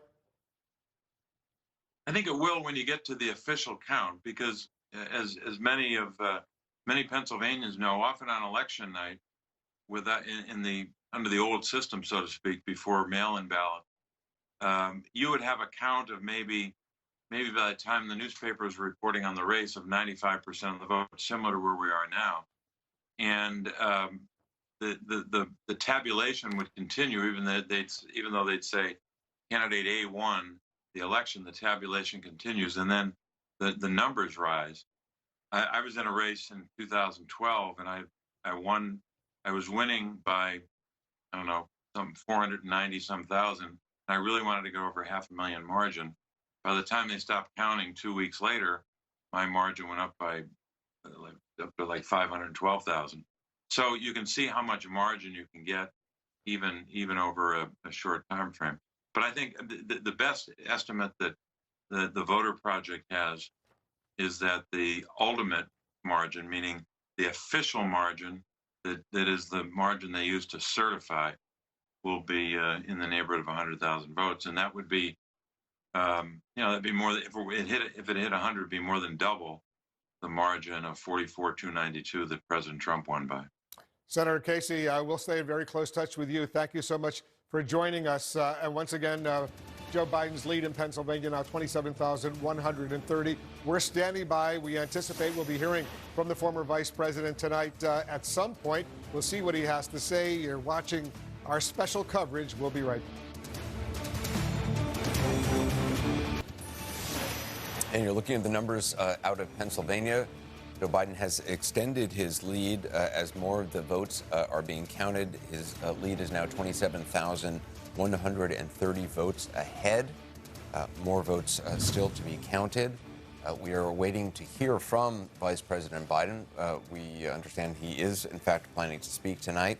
We'll obviously bring that to you live. That's something we've been hearing about all day, and they've had the setup actually made for several days now, but we'll see exactly what time the Vice President comes out. We also believe that Vice President-elect Kamala Harris, or potential Vice President-elect Kamala Harris, will also be speaking. David, we talked about what they might talk about, and one of the things I think that Vice President Biden may reference or kind of focus on is just the images that we have seen over the last, several days now of poll workers counting ballots. Even today, seeing Sarah Seidner outside a polling station where the people had come to cure their ballots by law, and they got a text message or a call from poll workers saying, "Look, you got to be here by 5 o'clock," and it was this long line of people. Yeah. And there was something just incredibly inspiring about watching these people. It is. And Van mentioned this earlier. There is quiet heroism in this. Just people who believe in this process. And one of the guys on the line was saying that he met a bunch of people there. None of them asked each other who they were voting for. They were just kind of getting along and talking about being part of the process. Yeah, I mean it's great. And I'm just stunned as I look at the numbers mounting up on the popular vote. Just a phenomenal number of people who have participated in this election in the middle of a pandemic. Yeah. And that, there are a lot of things that we brood about, and properly so, that are tearing at our democracy, the issue of trust being one of them. And then you have this, people investing of themselves in this system and spending their time working long hours for no real reward, because they think it is their civic duty, their responsibility, and they want to be a part of it. And you're right, not Republicans and Democrats working side by side. It's a very that is the good news here. That is the encouraging part of what has been a very difficult year. When you think about how many people turned out, we don't have the final numbers yet, obviously. But it's possible Joe Biden, if he is elected, will have the highest popular total of anybody ever in recent history or ever to become president of the United States. And Donald Trump's numbers could be huge as well. And so people participated. They voted. And that is why this whole notion of, stop the count is so destructive and counterproductive in every single way, because of course you should not stop the count. And that's what those people getting in line by 5 o'clock, because they knew that was that deadline, and they wanted to make sure when we say curing a ballot, there may have been something wrong with their ballot that they needed to They needed to bring in an ID, in one case the person being interviewed. And the people who were interviewed said, look, I want to make my vote count this time, not stop the count, but make it count. It was also interesting because this particular polling place was in Nevada, where Sarah Seidner was, and it was one of the places that Lindsey Graham earlier when he was on Fox was saying he didn't trust the vote out of Nevada because undocumented. He's saying that without any particular evidence. He didn't present any, but a number of the people online were people who had to come back and present another form of ID, which is kind of indicative. You know what else? This is a complete aside, but you know what else is stunning about that? I'm old enough to remember when Lindsey Graham was one of the Republicans who was a champion for immigration reform. Yep.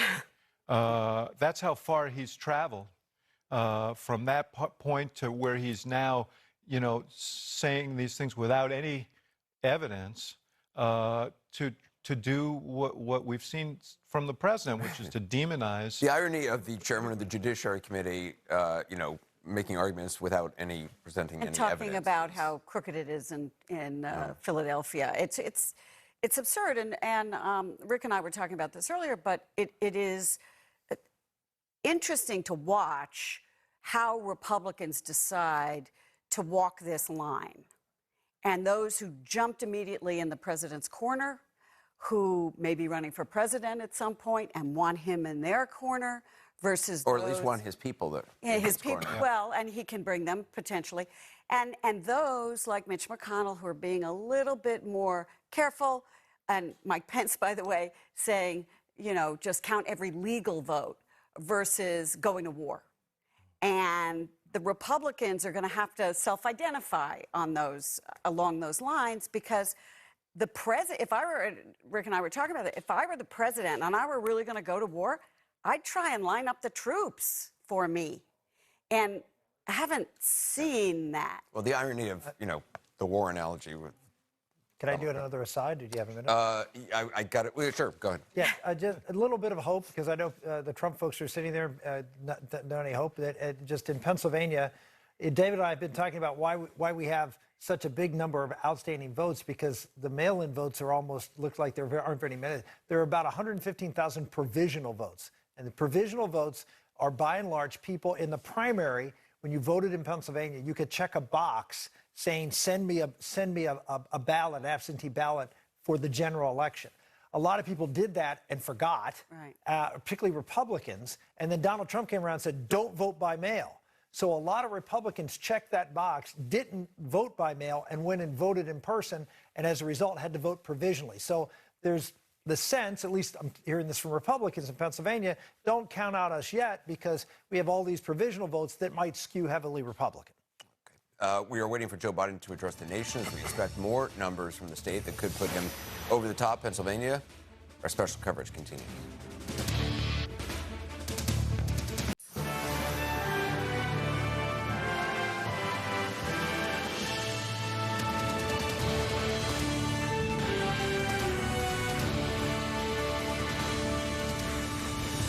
We expect to hear from Joe Biden soon as he stands on the brink of winning the White House. I'm Wolf Blitzer. We're told the former vice president will likely talk about his growing lead over President Trump, stopping short of declaring victory until he's actually clinched it.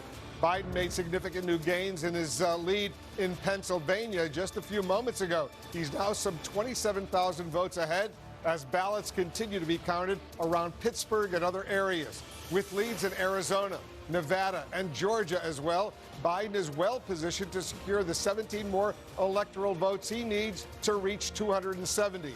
Trump has 213 electoral votes and no real options left as Biden inches closer and closer to becoming president-elect of the United States. Let's take a look at the numbers in this key race alert right now in Pennsylvania. 96% of the estimated vote is in. Joe Biden, he has 49.6%. Trump has 49.2%.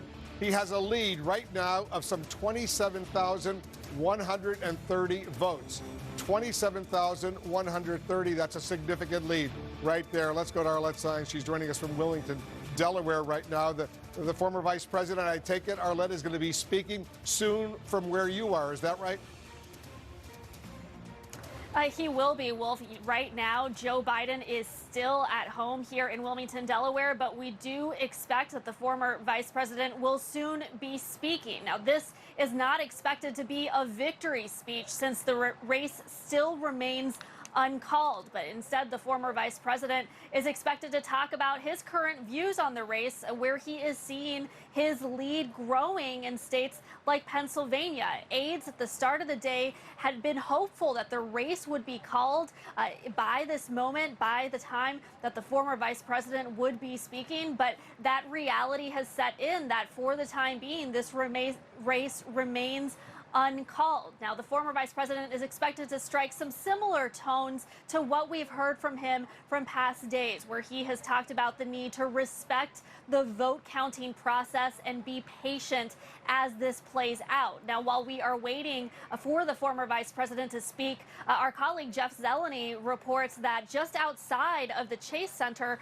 hundreds of people have gathered hoping to catch a glimpse of the Democratic nominee. Many people had been hoping that the former vice president would be delivering a type of victory speech this evening. But here at the Chase Center outside, right here where we are, it is quiet. You're not seeing the cars that were parked here just a few nights ago on election night when the former vice president came out to speak. So for the time being, the Biden campaign remains in this waiting period. They are hoping that the race will be called soon, but Joe Biden has to wait for the time being, for quite a little bit more time at least, to learn whether or not his third run for the White House will be successful. Wolf? Yeah, it's looking very, very good for him. We shall see, and we're anxious to hear what he has to say. Arlette, thank you very, very much. John King is with me. We've been spending a little quality time together lately. John, let's talk about what we anticipate the former vice president might say in his remarks. That's coming up fairly soon. Right, so he has to be careful. He can walk right up to the edge of claiming victory, but he wants to respect the process, as he has said. And just imagine the anxiety and the sense of anticipation for Joe Biden, and we see anger from President Trump. We see anger from President Trump because, again, this state is trending away, a modest but growing lead for Joe Biden. This state is heading for a recount, but not since Bill Clinton in the 1990s has it been blue for blue for president. You see it right there. It is blue for president. Joe Biden leading there. Joe Biden leading here in Arizona. Donald Trump won that state 4 years ago. Democrats think they're changing the Sun Belt. Joe Biden has a chance to win there. We're not done counting votes. Joe Biden leads it there. So if you add all that up, it not only gets Joe Biden across the finish line, it gets him up to 306 electoral college votes. It would give Joe Biden, when he can give a victory speech, if he can give that speech, but it does appear inevitable at this point, once we get there, to say, this is what the American people want. The American people have done this. The problem is you can't do that tonight because the race has not been called. So what is the delicate balance of saying, I'm confident I will win? I understand Democratic anxiety. You're waiting now that the election was Tuesday, and here we are late on a Friday evening. And also, as he has consistently, reach out to President Trump's supporters. The president right now is angry. He's trying to stoke his supporters. He's trying to stoke this idea that the election is being stolen. The election is not being stolen. They're counting votes. They're counting legally cast votes. And if the president or his team see anything wrong, they have every right to prove it in the right process, at an election board or in a court of law. A political rhetoric does not change votes, nor should it. So Joe Biden, it's a delicate moment, and it's an amazing moment. Think about it. Joe Biden first ran for president back in 1987 in the 1988 campaign. This is his third try, and he is literally knocking on the door of being the president-elect of the United States and 3 months away from taking office if the math continues. But the math is not final yet, so it's a delicate balance, but he wants to speak. But the math in Pennsylvania right now has improved pretty dramatically during the course of this day and even in the course of the last few minutes. Right. We added about 5,000 votes to that total just a short time ago when votes came in from Allegheny County. That's out here, blue, Democratic area around Pittsburgh. It's 27,130 right now. It was 5,576, I think, 5,500 and change to start the day. So the math has grown steadily. Now, in a state with so many ballots cast, more than 6.6, approaching 6.7 million, then you say 27,000, that's not a lot of votes.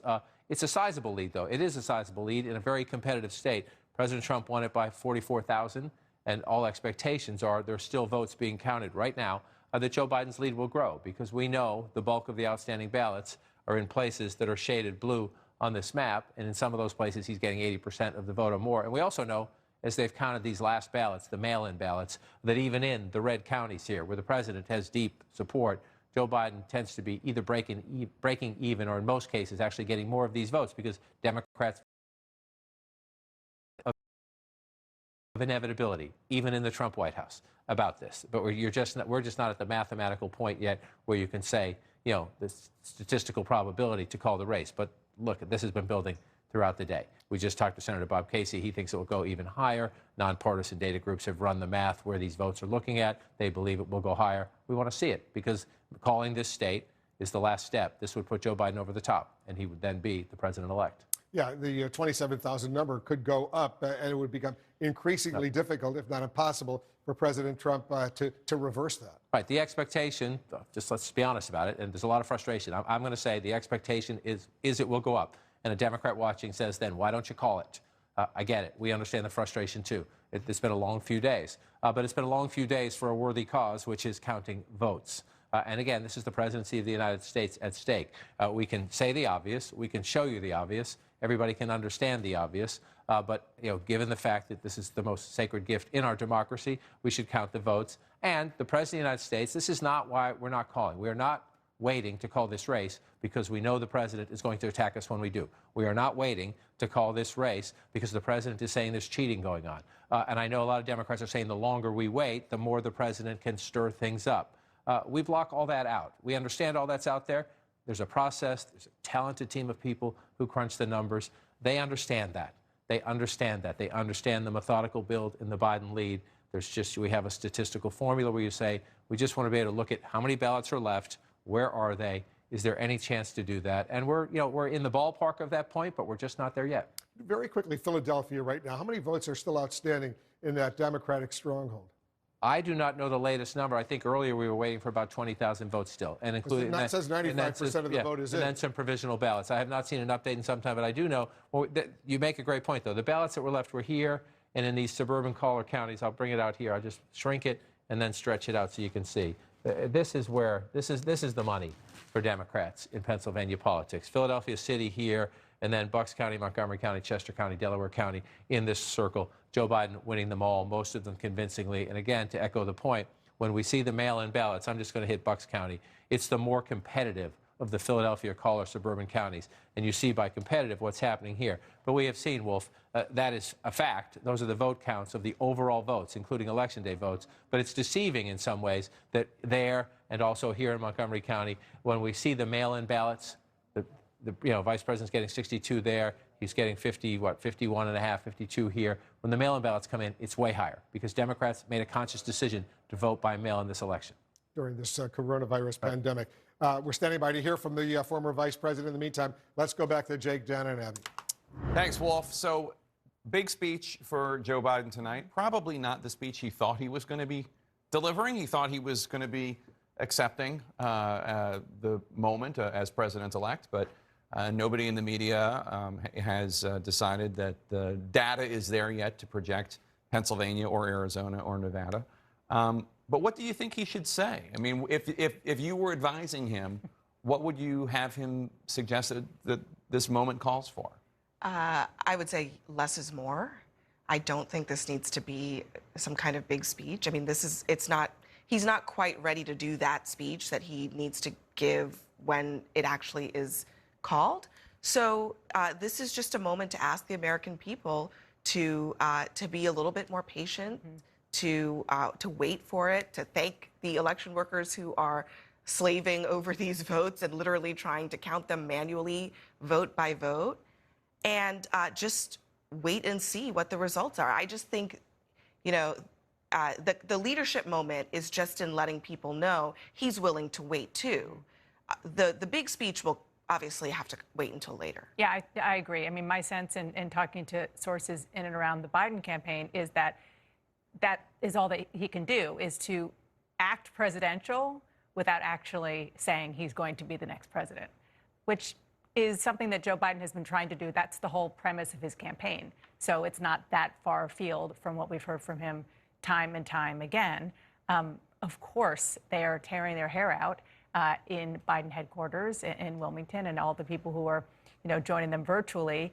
But they also feel super confident about the way that the numbers are going. Oh, sure. And I would too if I were them. The numbers are going in the right direction in Georgia and Nevada and Pennsylvania. And in Arizona, they're not going in the right direction, but Democrats in Arizona are confident that it's just going to be a bridge too far for Trump, that the number of ballots and the margins he's going to need will not be enough. I think that there is an opportunity for the vice president to do more than he has in the last few nights, which is basically come out and say, we feel good, but let's be patient, et cetera. I think there is an opportunity for him to say, I'm getting to work. And if it ends up that Donald Trump wins, then that's fine. But this is the third day in a row that 100,000 Americans or more have been diagnosed with the coronavirus. We have a lot of stuff to do because here's the thing. He's inheriting, a mud sandwich. I mean, the country's not in a good place economically. It's not in a good place when it comes to the coronavirus. Infections are getting worse. Deaths are getting worse. We haven't covered this in a few days because we've been waiting to see who the president's going to be. He needs to start, in my view, setting expectations low as to how much the world is going to change when and if he becomes president-elect. And also start communicating and reaching out to people who didn't vote for him. This is what I'm going to do for you. Not just I want to be your president. Let's come together. Let's hold hands. Kumbaya. But also that I'm going to start working on this so that your kids can go to school safely, so your businesses can open. Why not do that? It's a really fine line. Why not do that? Because saying that means that he's effectively saying, I won. I mean, he might go that far, but it is kind of that never land that he is in right now that makes it difficult. He has been, I mean, they made a big show of the fact that he went and had a coronavirus briefing yesterday, I think it was. So he has been showing that he is doing things that are not just waiting around for the results, doing things that are meaty and important and preparing himself. I'm not sure how far he could go, given that nobody has said that he is going to be the next president of the United States. Yeah, I mean, I think at the very least, Jake, you're right, acknowledging we've kind of, there's a big thing happening. There's a major election going on, but we've hit records day after day this week for the coronavirus. And I do expect that he will probably acknowledge that, as he did, I think it was yesterday. Could have been 2 days ago, for all I know. It's all been one day. But at the same time, I do wonder if he will address, just address the matter at hand. Look, we're waiting for the ballots to be counted, but there is going to be a legal fight. And will he address that? Will he talk about fighting for people's votes or denounce what seems to be an effort by the Trump campaign to undermine the integrity of the entire election in order to get ahead in a few states? Well, we are waiting to hear Joe Biden address the nation as we expect more numbers from the Commonwealth that could give him the White House. Pennsylvania, our special coverage continues. Stay with us.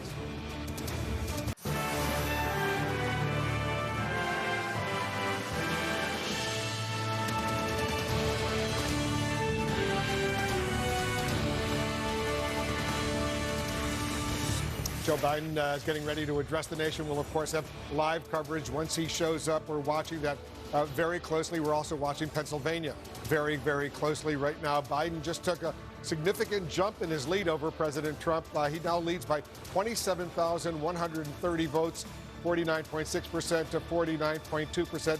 96% of the estimated vote is in Pennsylvania. Let's go over to Pamela Brown. Pamela, what are we waiting for in Pennsylvania right now? What are you looking for? Well, we're all laser focused on what's going on in Pennsylvania now for good reason, because when you look at the outstanding ballots right here, there are 89,000, as you see on your screen here, outstanding mail-in ballots in Pennsylvania. On top of that, you have 101,000 provisional ballots. But what's interesting to note here, in this number you see on your screen, a majority of those ballots are coming from blue counties. So let's look a little bit deeper into that. When you look at Philadelphia, there are around 38,000 outstanding mail-in ballots they're going through. That includes 15,000 to 20,000 provisional ballots. Those provisional ballots take a little bit longer to go through. These are ballots that people filled out either because they didn't get their mail-in ballot or there was a problem when they showed up to vote in person. Then you go over to Allegheny County. There was a batch that was released earlier tonight. Now there are 37 ballots outstanding there, including provisional ballots. We're told they're working through the night in Allegheny, trying to bring us the latest numbers as soon as they can. And Bucks County, another blue county right outside of Philadelphia, suburb there, there's 2,000 damaged ballots that need review and 6,700 provisional ballots. Again, the provisional ballots, the damaged ballots, they take a little bit longer to get through. And then you look at others. The only red one here in this group is Luzerne, right outside of Scranton, where Biden's from. 4,300, a little more than 4,300 there. Montgomery, County, 10,000 ballots. In Chester, 2,300 ballots. And as we noted earlier, John and Wolf, all of these counties have their own pace, their own formula, their own process for going through the ballots and posting them. So we are checking up with them hourly. Back to you. All right, Pamela, thank you very much. And John, with that 27,130 point lead, vote lead that Biden has over Trump, if you do the math and you see what's outstanding so far, it's going to be really, really difficult, if not almost impossible, for Trump to overcome that lead. Right. The simple math tells you that, the high percentage that the president would need to overcome that. And then the geography also tells you, because just to walk through where Pam said those ballots were, a decent chunk, 30,000 plus out here, Allegheny County. The blue tells you what you need to know. Joe Biden has been getting 59% of the total vote. Again, when they're counting these mail-in ballots, the total has been significantly higher than that because of the disproportionate voting for Democrats. And Pam was talking about, I'm going to move the state up a little bit here and come in here. It was a more modest number in Philadelphia than I thought. They're making some progress. They're getting it up, but still 30,000 plus here. Joe Biden's getting 81%. And again, in the mail-in ballot count, it's been even higher than that. Remember, in the rest of these ballots, the president has to get 60% plus. And these are all in places where Joe Biden is winning. Pam also mentioned there's a modest amount left in Bucks County, modest amount left in Montgomery County, modest amount left in, I believe, Chester and Delaware County. These are the suburban collar counties. Again, all of them blue, all of them for Biden, some of them by as much as 60% or more. And when we see those ballots, we see the mail-in ballots, it has been higher. She did mention Luzerne County up here. This is a county that the president has carried with 56, 57% if you round up. However, even here, when the mail-in ballots have come in, they have been Biden has been leading. They have been disproportionately Democrats voting by mail-in ballot. So let's, even for the sake of argument, to be generous to the president, assume that the ballots up here, he breaks even or does a little better than that, runs something like that. It's just that would not be enough if in the blue counties they continue to come in at the lopsided way. And again, I'm being generous here because we have not seen any evidence of that in these larger counties especially. These are Democrats. And Joe Biden's getting 42% of the total vote. That includes Election Day, early voting, and mail-in voting. And when we've seen the mail-in voting over the last 2 days, when we've been going through this slow pace, the reason we're still here is that it's taken a while, but even in the red counties. So you just pull it out and you look at the map and you see 27,000 votes. They're inside now counting 100,000 more ballots or so. And the math tells you Donald Trump has to win way outside what he's been doing in the Commonwealth of Pennsylvania, especially because so many of these ballots, to move the state again, they're right here. The blue speaks for itself, and Joe Biden's margins within those counties lopsided. Because people see a lot of red in Pennsylvania, but those counties have limited populations. They do. Most of them do. And so you come up where I just said Luzerne. This is one of the larger ones, right? The president gets 84,000 votes. Look, do not underestimate the president's popularity in Pennsylvania. He turned out a ton of votes in Pennsylvania when you come out to statewide. He got 3.3 million votes. 4 years ago, when he won Pennsylvania, he got 2.97 million votes. The problem for the president in Pennsylvania is not that he did not turn out his vote. He got more votes this time than 4 years ago. That's a good job. You're an incumbent president. You're looking at your last map. I need to match that. I need to do that again. Well, he more than did it again here. Joe Biden just beat him. I mean, we're not at the finish line yet, but Democrats, more Democrats came out. But you're right. To most of these points, this is conservative country. It is Trump country. Look at the numbers he's getting, but then look at the population. 1,700 people here to win the county. You move, that's Cameron County. You move down here to Elk County. It's 11,000. It's a little bigger, but there are 67 counties in Pennsylvania. This is the 59th in terms of size. Now, there are some that are modest size. There's no giant. Most of these red counties are modest. This one's the 50th in population, Jefferson County. You have 17,000 votes and you're winning. But just think about that. The president's winning there with 17,000 votes. That's a wow. That's impressive. The president's doing fine. 17,000 votes. But then you come Allegheny County. Joe Biden is leading with 408,000 votes, and they're still counting. And then you come over to the southeast corner of the state in Philadelphia. Joe Biden is leading with more than 500,000 votes. So these counties, don't get me wrong, this is impressive for the president, and they add up, all those red counties. But Joe Biden did. There's a formula for a Democrat to win because the Republican's going to win those up. 10,000 here, 15,000 here, maybe 25,000 there. The way the Democrats counter that is that, 500,000. So more than 400,000 votes out of Philadelphia. You come in here, another 300,000 and a gap over there. You come in here, another 180,000 when you round that up here. The population center of Pennsylvania is right here in southeast Pennsylvania. The suburban collar around it, 200,000 votes here versus 116,000 for the president. You'll take that 200,000 every day.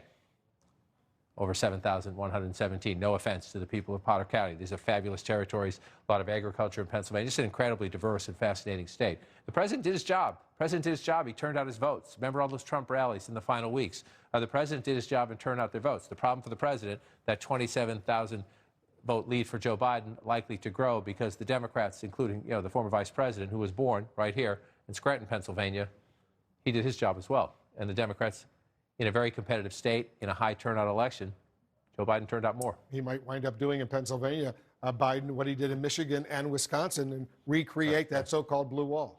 And that will be one of the stories of this election. This is what made Donald Trump president 4 years ago. Stunned the Democrats, just frankly stunned the Democrats. Donald Trump, Pennsylvania, Michigan, Wisconsin. He tried at Minnesota, but here's where we were 4 years ago. 4 years ago, this was the wow that changed America and put Donald Trump in the White House. And Joe Biden, from the very beginning, remember how progressives said, no, he's wrong. He's not the man for this moment. He can't do that. That was the central mission of the Biden campaign all along. I'm the blue-collar guy who has an appeal with blue-collar workers. One of the interesting things, Wolf, and this will be studied, we have to get to the finish line, right? We have to get to the finish line, call the race, make sure we know who the president-elect of the United States is and move on. But as people study this in years, one of the fascinating things is when you look at it, Joe Biden did not take a lot of votes away from Donald Trump. That's not what happened. That sometimes happened in an election. You beat me last time with 12. I have to come at you and take some of your guys away. That's really not what happened. You'll find pockets of that, but mostly what happened is the president turned out his voters and turned out more of them this time. The Democrats just learned the lesson of 2016, and they came to play. And both of these candidates, masked, even during a coronavirus pandemic, got huge turnout. We're waiting for Joe Biden to address the nation. We'll have live coverage in Wilmington, Delaware. New details emerging as well. We'll be right back. And I want to check in with Arlette Saenz, who's covering the Biden campaign for us, as we wait for comments by Vice President Biden. Arlette, any word on when and or if the Vice President is actually coming out? Because it's now 10:30 on a Friday night. I'm not sure whatever they're trying to accomplish is going to be able to be accomplished at this time of night. Well, Anderson, Joe Biden did just recently leave his home. His motorcade has departed en route to the site where he's expected to deliver a speech tonight, even though this race still remains uncalled. Now, Biden isn't expected to declare victory in his speech. That is something that will wait until the race is officially called by the networks. But he is expected to talk about where he currently views the race, including addressing the leads that he's seen in states like Pennsylvania, Georgia, Arizona, and Nevada. You know, Biden is expected to strike similar tones to what we've heard him talk about in the past few days, as he's stressed the need to respect the process and remain patient and calm. Now, a short while ago, Kamala Harris did arrive here on site. We heard supporters right outside the Chase Center erupt in cheers, but I'm told that Kamala Harris will not be speaking tonight, but she will be appearing with the former vice president. That's a little bit different than what we had been told earlier in the day, when aides had been hopeful that this race would be called by this moment. But for the time being, they have to remain patient as they are waiting for the counts to continue to come in, to wait to hear if they are going to reach that 270 electoral votes. All right, Arlette Saenz, appreciate it. We'll continue to wait and see what the vice president has to say. It just does seem odd, though, David. I mean, given all that has gone on, clearly they were expecting to have some sort of some media organizations announce this. Definitely Plan B. And I think they waited. My guess is that they waited longer than they expected to, hoping that the thing would congeal and someone would make a call. We had heard Arlette mention that Kamala Harris was going to speak and introduce him. She's not speaking now, so that suggests that they had another plan.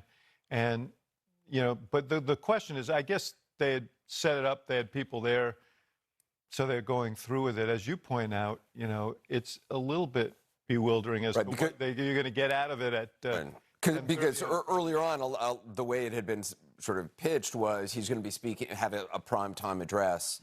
I mean, you know, this is still like... So now it's a late-night chat. But here's the thing. If you tell everyone you're going to have this speech, and we assume it's because you're going to say, thanks to the American people for making me the next president of the United States, and then you don't have the results officially declared or declared in any way, shape, or form, then you have a choice. Do you cancel it? So if you cancel it, then you look like, well, maybe you think the election is in doubt, which they don't. So they have to go ahead now. I think there's also an argument to be made for both candidates, frankly, to want to keep themselves in the public eye, so there's not just sort of this vacuum of. I do think we're calm and maybe a little bit healing presence. He's a calming presence, and I do think that we're in a moment where there is tension. I like hearing from Joe Biden. I mean, I'm curious to hear what he's going to say. I do hope that he does, honor the people who are working hard and counting the ballots and that kind of stuff and lift up democracy. It is, of course, an unprecedented year. I mean, who's ever been in his situation? I mean, it's not like with Al Gore and Bush, you had the big rally, it was called off. There's a lot of drama, high drama between those two. He had to call, Gore had to call Bush back, say, I retract my concession. This is just sitting around looking at television all day for him and all the rest of us. But also, I mean, you're talking about the year, the America that Joe Biden, assuming if he is in fact the president, will be the president-elect, the country he is going to have to try to govern over and govern with is, I mean, it is a very difficult situation. I mean, obviously, you know very well the situation that President Obama and Vice President Biden inherited in 2008. But, just today, and it hasn't gotten a lot of attention just because the eyes of the world are still on this election, but, we passed for the third day in a row, yet another record day of COVID cases, more than 125,596. And there is no sign of that fading. This is, I thought we had, when we walked in the door in 2009, I thought we had the worst hand of any president since Franklin Roosevelt. I didn't realize that that record would stand for, 8 years or whatever, 12 years. And now, but I have to say, between the virus, the economic problems attendant to the virus, some of the, these issues of trust that we talked about and corrosion of institutional trust and alliances and so on. And division, too. I mean, the America of 2008, I don't think was as divided. It wasn't. We saw the leading edge of it, at these Sarah Palin rallies and so on. But it, really kind of exploded. And look, without kind of spinning it at all, what is very clear from this election, I mean, we do have this huge turnout. We celebrate it. We should.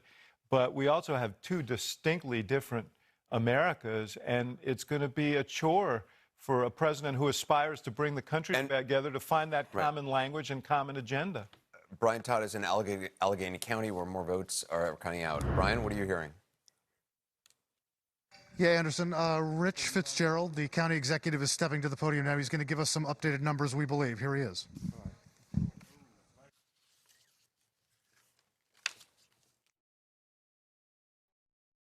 For this evening, they're going to be packing up and then returning in the morning because they got the next batch that I think they'll have to do has a lot of processing in place.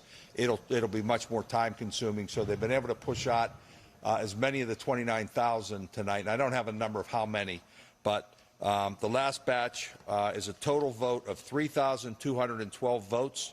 Joe Biden got 2,436 votes. Donald Trump got 733 votes.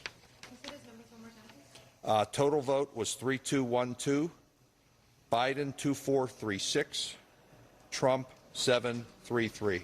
And what category, what votes are we talking about? They would have been part of those 29,000 that were in that cohort. To clarify, that's in addition to the ones that you updated us with about an hour or so ago. Yes, it is. That does not include those. Those are new numbers. Those are in addition to those. We've done three numbers that we've given tonight. One was about 5,300, and then, Yes. one was about 9,200. Yeah. And then this third one of 3,200. And again, this 3,200 is a part of the 29,000 That's that correct. was sent out incorrectly and resubmitted. Yes. With the correct version. Yes. How many of that 29,000 are left? I don't, because some of those will be already included, and that's what they've got to go through on this This kind of last batch it's a lot more complicated and it's a lot more time consuming for them to review. Your counters are stopping for the night. When will they resume tomorrow? We don't know yet. Probably sometime in the morning we'll get that word to you, but I'm going to have to check with them to see exactly, because I think there's a lot of processing that's like pre-processing that's going to have to take place. So I don't know when they'll be running the counter to bring numbers. Rich, do you anticipate that the 29,000 will be wrapped up at some point tomorrow? I can't say that for sure. I really don't know. I'll have to find out and talk to the folks that know how that goes. What do you say to the people who are like, they're eagerly anticipating this, they think it's moving at a snail's pace? What I will say is our folks have been working an unbelievable amount. And I will put our workers up against, what else has been going on. But they've been really going at it. They've done a great job. I am so proud of the workers of Allegheny County who have been here, really not just for today and last night. They've really been working hard, and they'll keep at it. And I got to be honest with you, these numbers are all going in the right direction. So I think it's pretty obvious where this thing's going. No, that's a little more of a involved process as well. They got to double check if that person voted, if that person's registered. There's a lot to it, so it'll take a while for that. Do you have an estimate on total ballots left? I don't. All right, so a net gain right now of another 1,703 votes, John, for Joe Biden. You can see it's just changed over there. His lead over Trump has gone from 27,130. It's now 28,833. A net gain, once again, of 1,703 votes based on these latest results coming in from Allegheny County. Right, and that's the second time in just a couple hours we've gotten results from this is Allegheny County. I just want to pop it out. You see the overall totals in this county, and you got to give them a lot of credit. They're trying to count them as quickly as they can here. They understand what's happening here. This is the Pittsburgh area and the area around it. Now we'll come back in to the statewide just so you can see it. And these were the new votes that came in. 2,436 for Joe Biden, 733 for President Trump. That's 23% and 76%. So this was the net gain. 1,703 votes was the net gain for Joe Biden. So there you have it now. And so where were we? We began this day at 9 a.m. That was 5,575, 5,575. And so you have had this methodical march for Joe Biden, now approaching 30,000 votes. And you heard the administrator there in Allegheny County saying pretty clear to him where this is going.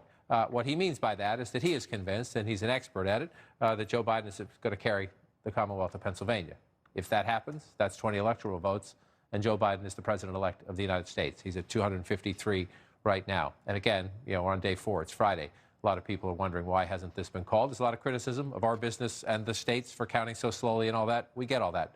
Caution is the watchword because this is the presidency of the United States. But facts are also facts as we have that caution. And Joe Biden now building a lead that is approaching 30,000 votes. And they're still counting votes. They have, again, to reinforce that point, most of the votes still to be counted are down here. Your eyes tell you why I'm showing you that. They're all blue counties. Joe Biden has been performing very well in all these counties in the total vote, and even better in these late mail-in ballots that they're counting. Now there's some provisional and military ballots as well. There's some other new votes in the pool, but everything we have seen throughout the day tells us when they count more votes, that lead grows. Yeah, and it's going to be very, very hard for Trump to overcome a nearly 30,000 vote lead at this very late stage in the race in Pennsylvania. Right, and he understands that. We just walk over. We've been going through this, and so if you haven't been with us, you're going to see it again. I see it for the first time, but if you have been, you're going to see it again. That's all you need. That's all you need. That would put Joe Biden over the top, 273, and it would be both a mathematical victory that makes him the president-elect, a moral victory, restoring Pennsylvania, Michigan, and Wisconsin to the Democratic Party. Donald Trump took those away in 2016. And just to be clear, Joe Biden is still leading here and here, still counting votes. These states are going more slowly, but that would get him up to 290. And Joe Biden also is leading here. This state, because the margin is so close, is going to have a recount. The Trump campaign exercising its right to ask for a recount because the margins are so close. But Pennsylvania, Georgia, Arizona, Nevada, if that holds, Joe Biden would end the election with 306 electoral votes. You see some gray here. The president's leading in Maine's 2nd Congressional District. They allocate by CD. The president is leading in North Carolina. Early count, Alaska is counting very slowly. We expect the president to win those. But Joe Biden could get 1, 2, 3, 4 and end with 306. That would be well past what he needs, obviously, and a statement. And that's what 306 is what Trump won 4 years ago against Hillary Clinton. He had 306. I remember at the time he called it a landslide. He did. He did. He called it some other things, and some of them weren't true. We don't need to go back through them. He called it the most convincing win ever, for example, and things like that. No, but it was a convincing win, especially for someone who'd never run before. The 232 was Hillary Clinton's total 4 years ago. It looks like that is going to be, if these hold, if we come back to where we are now, if North Carolina, Alaska, and Maine 2nd Congressional District go to the president, and these other ones where Biden is leading all stay there, we'll have the flip side, 232 to 306 again. Yeah, we're waiting to hear from Biden right now. At some point, he's going to walk out. It's 10:45 here on the East Coast is ready. You see the flags, you see the podium, the lectern there. He's going to be speaking at some point, making a statement that's going to be interesting to hear what they have to say. All right, Jake, Dan, and Abby, guys, it's all yours. Well, it's a big night for the former vice president. Not the big night he thought he was going to have, perhaps, when they originally planned this address, and they thought that by now a major news network was going to call one of the key states to bring him over the line of 270 electoral votes. But that has not yet happened, however close it might be to happening in Arizona or Pennsylvania or Nevada. But he still has a lot to say, and he wants to get cracking. Dana Bash, while we wait for him to step up to the podium, what are you anticipating the former vice president might say? Well, according to his people around him, people in the campaign, it's going to be an attempt to kind of build on what we've heard from him over the last few days.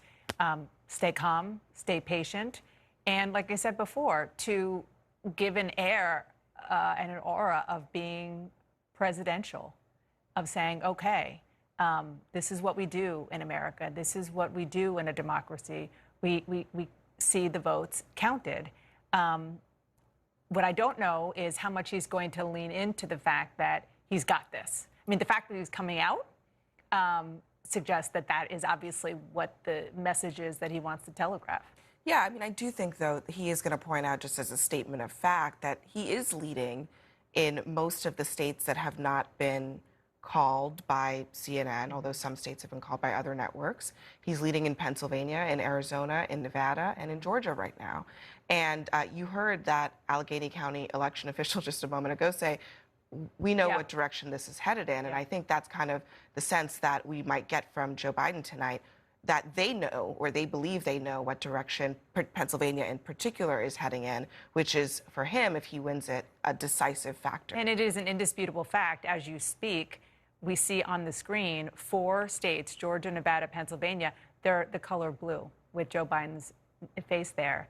And 4 years ago, those were Donald Trump wins. And that's what made him president. And we're not there yet on those, but that tells a very clear story. And just a few minutes ago, we heard from Allegheny County, the county where Pittsburgh is, and there was a net awarding of about 1,800 votes for Joe Biden, and we anticipate that's going to happen throughout the night as Pennsylvanians continue to count the votes. There are still tens of thousands outstanding, but the trend is very, very clear, as you just heard from the Allegheny County election supervisor. The trend is very, very clear that Joe Biden, the more they count, is just picking up vote after vote after vote, because so many Democrats disproportionately voted according to vote by mail. And so many Republicans, Trump supporters, voted on the day of the election. And that continues to be the trend. And we've watched it happen now for days, completely eroding Donald Trump's once surmountable lead, which was based on day of voting almost exclusively, to the point that Joe Biden is now ahead by almost 30,000 votes. Yeah, and the president mused tonight about why his lead that he once had in Pennsylvania went away, and it's just pretty simple. They're counting votes. They're counting as many votes as they can, as quickly as they can, in a really laborious fashion in Pennsylvania. So we have to give those election workers as much credit as we can. All right, here comes former Vice President Joe Biden and Senator Kamala Harris, the would-be president-elect and would-be vice president-elect. Let's listen in. Good evening, my fellow Americans. We don't have a final declaration of victory yet, but the numbers tell us it's clear, tell us a clear and convincing story. We're going to win this race. Just look at what has happened since yesterday. 24 hours. We were behind in Georgia. Now we're ahead, and we're going to win that state. 24 hours ago, we were behind in Pennsylvania, and we are going to win Pennsylvania. And now we're ahead, but we're winning in Arizona, we're winning in Nevada, and in fact, our lead just doubled in Nevada. We're on track to over 300 electoral college votes. And look at the national numbers. We're going to win this race with a clear majority of the nation behind us. We've gotten over 74 million votes. Let me repeat that, 74 million votes. That's more than any presidential ticket has ever gotten in the history of the United States of America. And our vote total is still growing. We're beating Donald Trump by over 4 million votes. And that's a margin that's still growing as well. One of the things I'm especially proud of is how well we've done across America. And we're going to be the first Democrat to win in Arizona in 24 years. We're going to be the first Democrat to win Georgia in 28 years. And we've rebuilt the blue wall in the middle of the country that crumbled just 4 years ago. Pennsylvania, Michigan, Wisconsin, the heartland of this nation. I know watching these vote tallies on TV moves very slow, and as slow as it goes, it can be numbing. But never forget, the tallies aren't just numbers. They represent votes and voters, men and women who exercise their fundamental right to have their voice heard. And what's becoming clear each hour is that record number of Americans of all races, faiths, religions chose change over more of the same. They've given us a mandate for action on COVID, the economy, climate change, systemic racism. They made it clear they want the country to come together, not continue to pull apart. The people spoke, more than 74 million Americans, and they spoke loudly for our ticket. But while we're waiting for the final results, I want people to know we're not waiting to get the work done and start the process. Yesterday, Senator Harris and I held meetings with groups of experts on public health and the economic crisis this country is facing. The pandemic, as you also know, is getting more worrisome all across the country. Daily cases are skyrocketing, and it's now believed that we could see as many as 200,000 cases in a single day. The death toll is approaching 240,000 lives lost to this virus. That's 240,000 empty chairs, kitchen tables, and dining room tables all across America. We'll never be able to measure all that pain and the loss, the suffering that so many families have experienced. We know something about what it feels like to lose someone. And I want them to know they're not alone. Our hearts break with you. I want everyone to know on day one, we're going to put our plan to control this virus into action.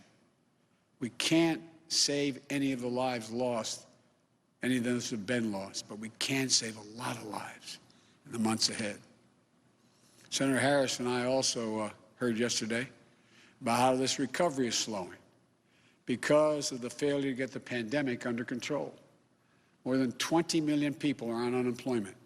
Millions are worried about making rent and putting food on the table. Our economic plan will put a focus on a path to a strong recovery. Look, we both know tensions are high.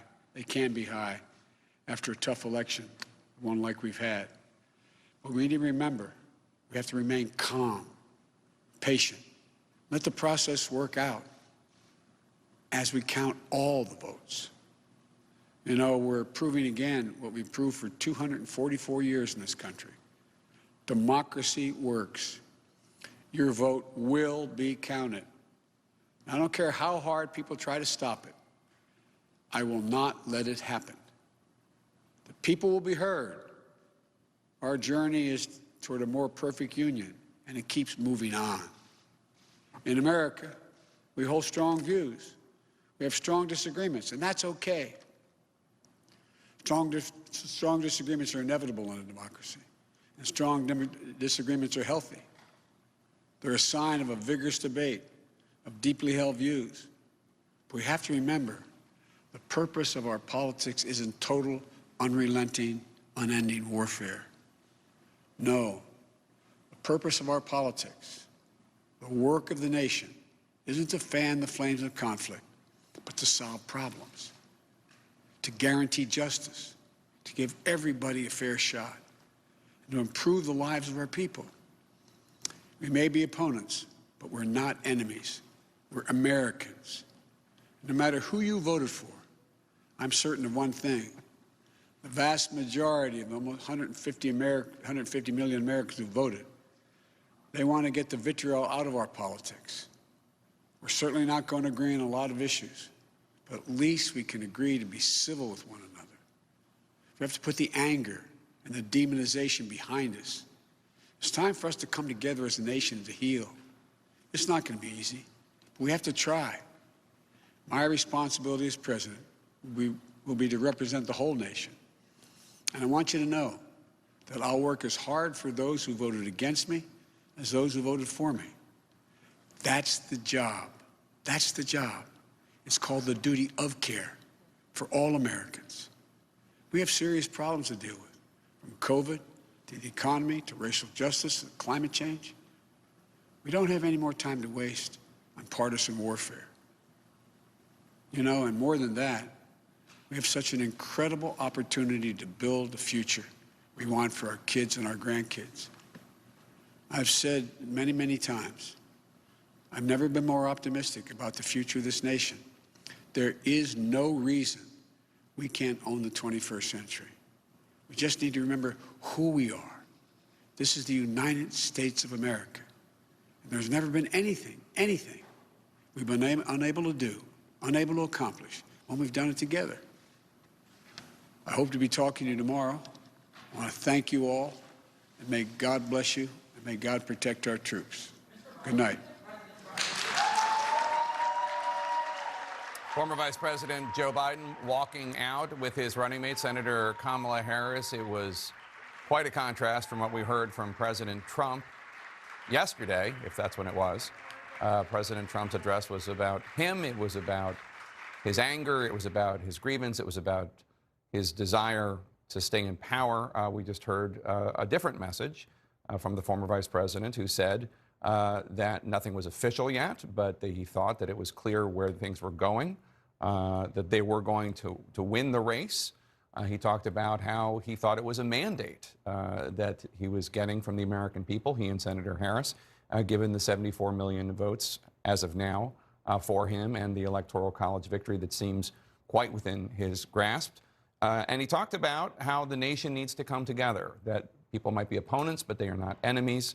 And lastly, I thought it was interesting that he talked about the voting process and the counting process and how, in fact, it could be numbing, in his words, but people needed to remember that these tallies don't represent just numbers. These represent voters. That's right. I mean, look, he leaned into the fact that he believes he's going to win.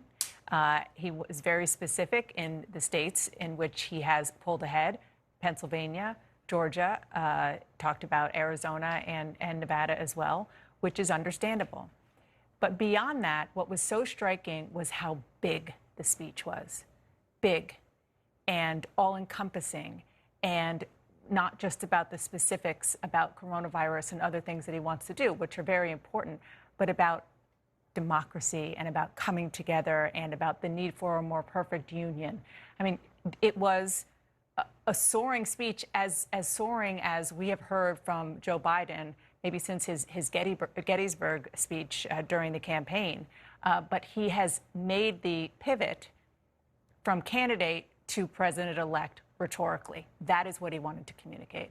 Yeah, I was struck by exactly that. He said, the purpose of our politics isn't total unrelenting warfare. Mm-hmm. He knows what's coming, and that this is not going to be a walk in the park in terms of dealing with the fallout from a contentious election. But he's signaling very strongly that his intention is to move forward. Mm-hmm. And I did think it was also notable, we were discussing this earlier in the day, you know, Joe Biden is president also because the liberal wing of the party stuck with him. And you heard him refer to that today. He said this was a mandate for action on the coronavirus, on climate, on racism. Those are all big picture priorities for Democrats, the Democratic base. He called them out specifically tonight to send a message. And both messages at the same time, which was clearly very intentional, just signaling to people he's going to try to do both things. Yesterday, President Trump, in all caps, issued a press release in which he said, if you count all the votes, the legal votes, I win. If you count the illegal votes, then they win. We discussed how the theory that he didn't tweet this because if he had tweeted it, it would have been flagged as false election information by Twitter or Facebook if he put it there. So he put it out in a press release. And then he came out. We didn't know what he was going to say. We're long past the point of hoping for a pivot from this president. But he started his remarks immediately with this thing that if he had put it on Twitter, it would have been flagged as false, with just a lie about the election. We didn't hear that tonight. No. We didn't hear Joe Biden mention Donald Trump. No, there was only... It was just about the fact that the voting was happening, the counting was happening, the numbers represent voters, and we're going to get to work. We need to come together as a country. The only slight allusion to the president was, I know how hard people are going to try to stop it, meaning the counting. But no, it was not about him. It was about the country and about what he's going to do. The other thing I thought was really, really telling, and I think we're going to see and hear a lot more of this just on the politics of Joe Biden's potential win when and if that happens, is if he does win and if he does, looking at the screen, get the first state, Georgia, and the last state there, Arizona, that's a huge deal for a Democrat to be able to claim wins in those two states, if in fact it does happen. Particularly if you look at, I mean, he talks about the blue wall, talked about it tonight, rebuilding that when you talk about the Midwest. But he's also talking about the Southwest and a totally different kind of Democratic Party that is alive there.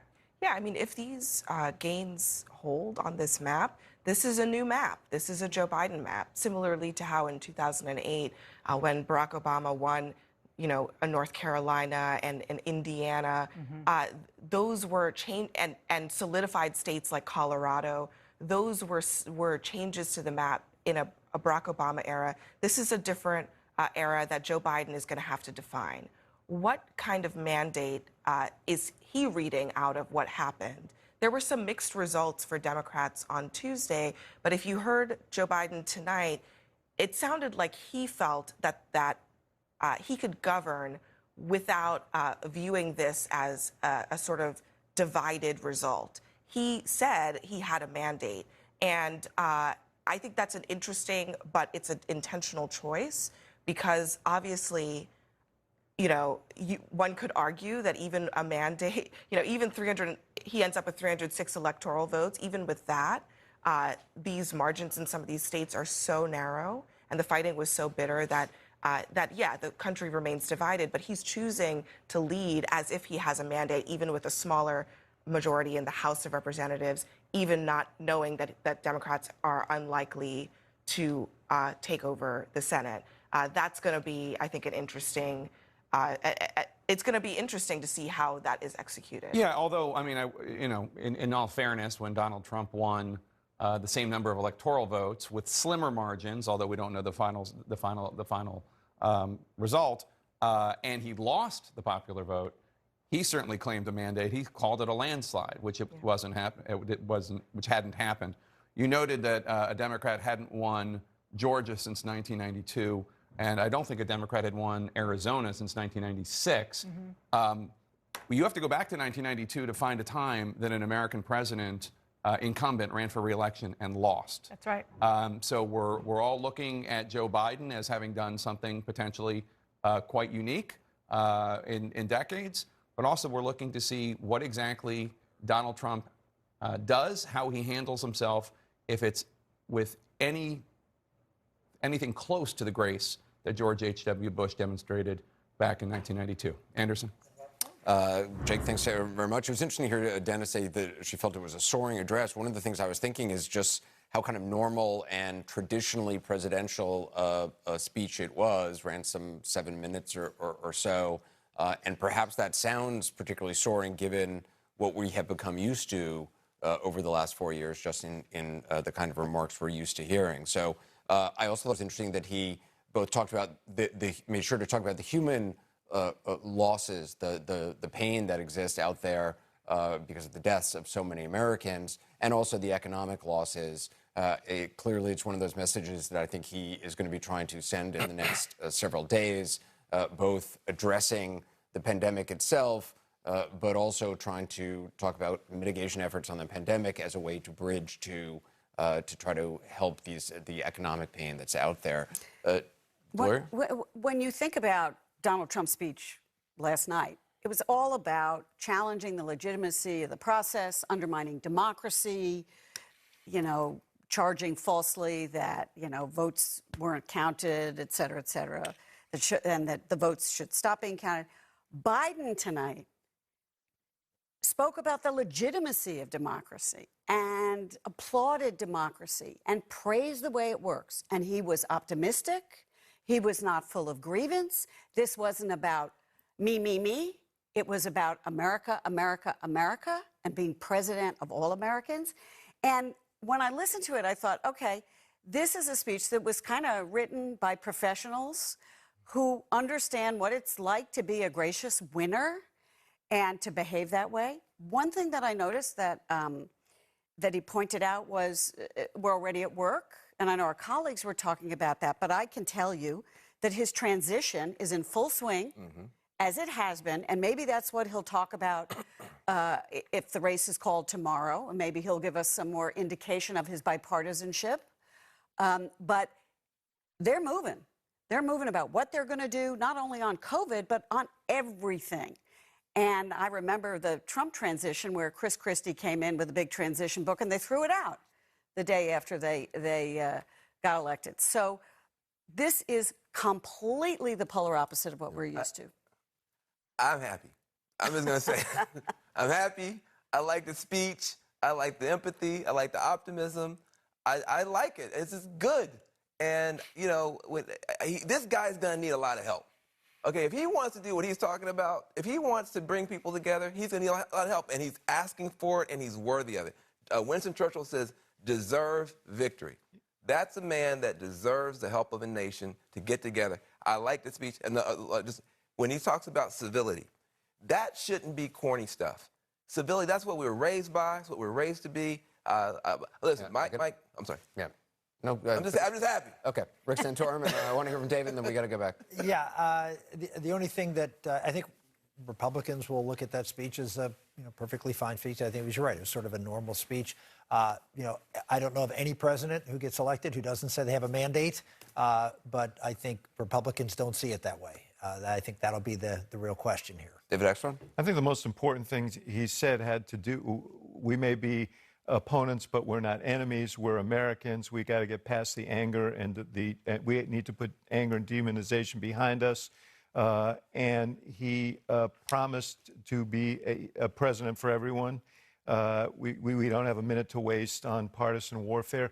I think these are important messages at a time when the country is on sort of a jagged edge after a very, very rough campaign. And given the presidency that we just saw, my only question is, what is he going to say tomorrow if he gets elected? Because you expect that he's going to hit the same themes all over again. So I don't mind. Exactly. Say it again. But if Van's happy, I'm happy. All right, let's go back to Jay. Thanks, Anderson. We have some breaking news. Let's go right to our White House correspondent, Caitlin Collins, who has some news, some rather bad news on the coronavirus front. Caitlin?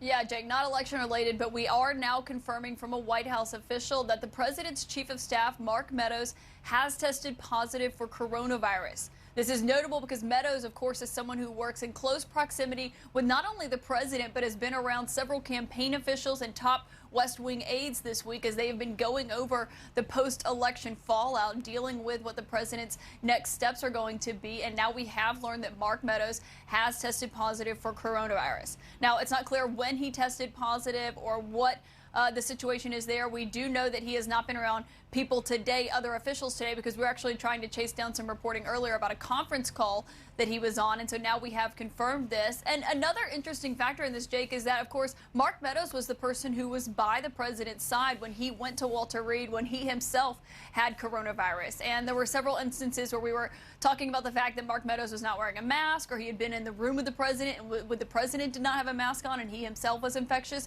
Yet at that time, Meadows was tested daily. He continued to test negative. And now here we are as the White House is trying to navigate what exactly it is they're going to do, whether or not the president is going to concede this election if it becomes clear that Joe Biden has secured the presidency. And now they are also dealing with another twist, the chief of staff himself dealing with coronavirus. And Jake, this must have been really recent development because we've been reporting over the last several days how Mark Meadows has been intimately involved in what the next steps they're taking are. I was told that he was someone who was feeding the president's baseless claims about widespread voter fraud and this presidency, this election being stolen from him. So he has certainly been around the West Wing. He's been around the president. He's been around campaign officials. And so it not only raises questions about him obviously self-isolating, but if any other people he came in contact with are now going to have to self-isolate or self-quarantine, I should say, since they came into contact with someone who has tested positive for coronavirus. And of course, we should note Mark Meadows is not someone who often wears a mask. He was on camera on Capitol Hill, and when a reporter asked him to wear a mask as he was answering questions from reporters a few weeks ago, he said he wasn't going to talk with a mask on because he was socially distanced and then walked away. So this is something that we are just finding out. We're going to get more details on this, but we can confirm the chief of staff has tested positive for coronavirus. All right, Caitlin Collins, thanks so much. And we should note for our viewers that today actually was the worst day in the United States in the history of this pandemic when it comes to new infections reported. More than 125,000 Americans today alone tested positive for coronavirus. This is also the third consecutive day of more than 100,000 cases, new cases each day. And this does underline, Dana, the failure of this administration to not only contain the coronavirus pandemic in a way that at least is comparable to the way they've been able to do it in, say, Canada, north of the border, but also their failure to contain the coronavirus from the White House. This is at least the third outbreak of some sorts. You had the president get it. You had the vice president's staff get it. You had that event for now Justice Amy Coney Barrett, where a number of people got it, a super spreader event, and now the White House chief of staff. And we could have had another super spreader event at the White House this week. Yep. I mean, the president had a couple of events, including a big one on election night, on Tuesday night. I didn't see very many masks there, did you? Mark Meadows was there. And so that's number one. I was told that he not only was at the White House yesterday, he was at the campaign. So once again, there's going to be a question of whether or not this is going to spread through the campaign, whether or not people who had it last month, whether they're going to have to quarantine at a time when they're still wanting to fight the fight.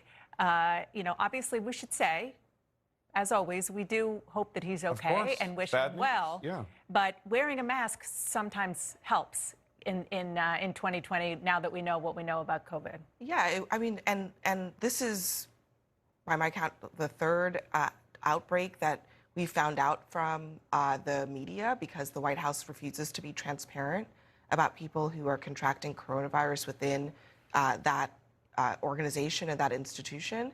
They are obviously trying to keep this under wraps because it looks bad for them politically, but it's irresponsible.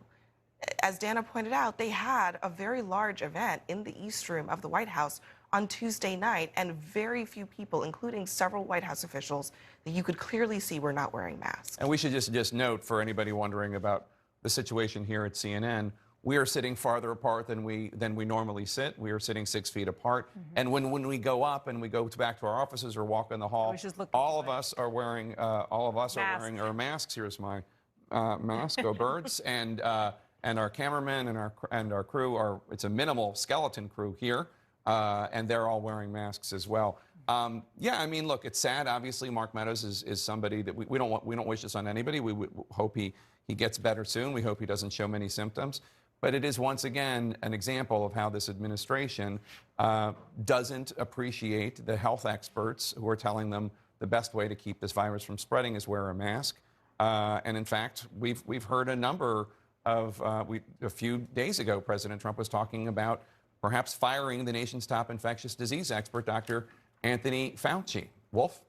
Yeah, it's sad. I'm not happy to hear about Mark Meadows, the White House chief of staff, that he has corona. He's 61 years old, so he's not exactly a teenager or a youth or anything. So we hope and we wish him, John, only the best. We hope a speedy recovery for Mark Meadows. And everyone who was in contact with him, they presumably will have to quarantine now for a while, and hopefully nobody will get it. But it's a really worrisome development. And Biden, in his statement today, he said he fears that the number of daily coronavirus cases could go up to 200,000 a day. And he pointed out correctly that 240,000 or so Americans have already died from coronavirus. So you take that development, and it is sad, and we wish Mark Meadows the best, but it's another outbreak inside the Trump White House. And you take what we heard from the soon-to-be, most likely president-elect of the United States, who's been receiving daily coronavirus updates, or almost daily coronavirus updates, something the president doesn't do anymore. The president, for months, has not met with the experts. 5 days this week have set the new records, including today, as Jake just noted. And so what do you take away from that? So many things. If you listen to Joe Biden, what does he say? He's trying to tell the American people, I believe I have a mandate. Well, you can understand that claim. 74 million votes and counting. It could reach 75 million votes. That is the most votes any candidate for president has ever received. So you could say, just whether you're a Democrat or Republican, of course he can claim a mandate. He has set a record in American politics. However, his opponent, Joe Biden says it's time to stop calling each other enemies. His opponent in the election got 70 million votes and has shown no signs he is willing to acknowledge the results of this election and get out of the way. He will retain a grip over the Republican Party for sure, even if he has to leave the White House. So the challenge for Joe Biden is fascinating. Here is his map, and he's right. If it holds up, he has made quite the statement. Pennsylvania, Michigan, Wisconsin, back in the Democratic fold. Georgia, a state not voting Democrat for president since Bill Clinton, a recount there, but it could well end up blue as well. Arizona, a state that has not voted Democrat since Bill Clinton. This one was in 1992. That one was in 1996. Joe Biden saying, I'm changing the map of American politics because people want change. Holding all the Clinton states in addition to that. So there are many challenges, though, for Joe Biden. Now he will become president-elect. He says, let's do COVID. Let's do the economy. Let's talk about climate change. Let's talk about racial justice. He will have support in the House of Representatives, which is still Democratic, but he will also have some huge policy fights, a ruckus, as Alexandria Ocasio-Cortez, the liberal congresswoman from New York, puts it. Liberals, smartly, unified for the election. They want some big policy fights over personnel in the Biden administration and then over policy in the Biden administration. And one thing he doesn't know, Wolf, is what will be the composition of the body in which he once served. Joe Biden, a longtime United States senator. We don't know. Right now, Republicans have the balance of power in the Senate, still have control, but there will be 2 runoff elections here in Georgia, 2 runoff elections that could determine it. So it's a long way to go. Just one last thing I want to show as we do this is what Joe Biden was talking about. If you come here and you look at this, the country he will take over as president, if things stay on the current trajectory, set a record today for COVID infections.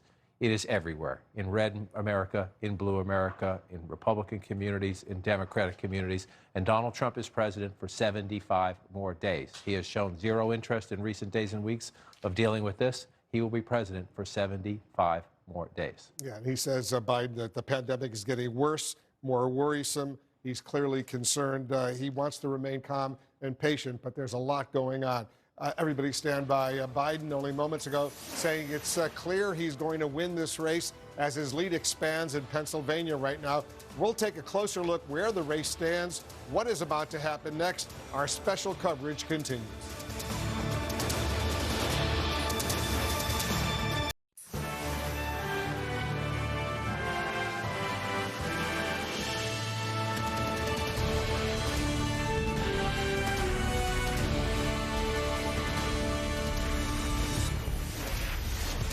Welcome back to CNN's continuing coverage. Election night in America goes on. I'm Chris Cuomo with Don Lemon. Joe Biden, not a winner yet, but he just spoke moments ago to the country. And D. Lemon, he says confidently, we will win this race. More about tone than content. Right. The president was obviously the president. He wishes. Maybe President-elect Biden was trying to project calm, to be patient and to respect the process. And it's good advice because we have a ways to go. We do have a ways to go, but I think that whole patience thing, and people were that I was sitting here with said, you know what? He made me feel calm in this moment. That's something that we need right now. We're talking about a lot of numbers, right? All the votes that are coming in. The record number of people who have tested positive for the coronavirus this week. The country is dealing with a lot in this moment. Chris, we're going to help people get through it. We have an election. We're seeing the votes. They have been changing all day since you and I have been here. So people want the country to come together, and that's what the possibly president-elect is saying. And he's also talking about the worsening pandemic numbers. So we have a lot that we have to deal with. It's impacting families. It's impacting the economy. It's impacting all Americans. I mean, look, you know, often Don and I, when we are not at work, will say to each other, can you believe what we're living through right now? Every once in a while, it hits you, right? We are living history. I didn't even mention the chief of staff, Chris. There you go. Mark Meadows just tested positive for coronavirus. You know, another example of how the White House has become a cluster. It's a metaphor for a nonchalance, an intentional pushing away of the reality of the pandemic. We wish him well. We hope it doesn't spread to his family. We hope he's back on his feet as soon as possible. But this country won't be until somebody decides to take on the virus. So the election matters, but the problems are continuing right along. Today, we had the most cases we've ever seen single day in this country. So let's get to business. The grind is the glory. As we take little steps, we'll get to the finish line together. D. Lemon, you and me, another night. Let's get after it. Let's do it. All right, let's do the key race alerts for where we are in the election. Pennsylvania and Georgia. Of course, we're talking about 4 states, Nevada and Arizona, but let's start. Pennsylvania, 20 electoral votes, 28,833. That's the margin for Joe Biden. Are votes still coming in? Yes. Will they change the state of play? Likely not. But remember, everything that happens adds a layer of doubt or certainty. Georgia, 16 electoral votes. The margin, 4,395 votes. Vote to come in there, very skinny. Recount, almost a given. We will watch that very carefully. Arizona. It's better when you wait for it. Arizona, 11 electoral votes, 29,861 is the cushion there. Remember the math. Biden wins Pennsylvania, race is over. If before that, Biden wins Arizona and Nevada, race is over. So you got to watch it all. All right, the margin there, as I said, just under 30,000. Nevada, 6 electoral votes, 22,657 are there. That had been late reporting. Now, a much more comfortable situation for the president. We'll take you through it on the wall in just a second for Biden, not the president. Here's the wall, 253 to 213. Frustratingly inactive, right? Yes, why? Again, the grind is the glory. You have to be sure, okay? Mail-in ballots have changed the dynamic. They get processed more slowly. You have to be more exacting. You have to be careful. It is better to wait, all right? We have 2 reporters covering the campaigns for us tonight. Let's start with Caitlin Collins, covering President Trump, of course. And we have Arlette Saenz. Actually, let's start with Arlette in Wilmington with the Biden campaign. So he came out. His speech seemed more about tone than text in terms of a message he wanted to deliver, you know, with information or some kind of plan. What are they hoping for right now in the Biden camp?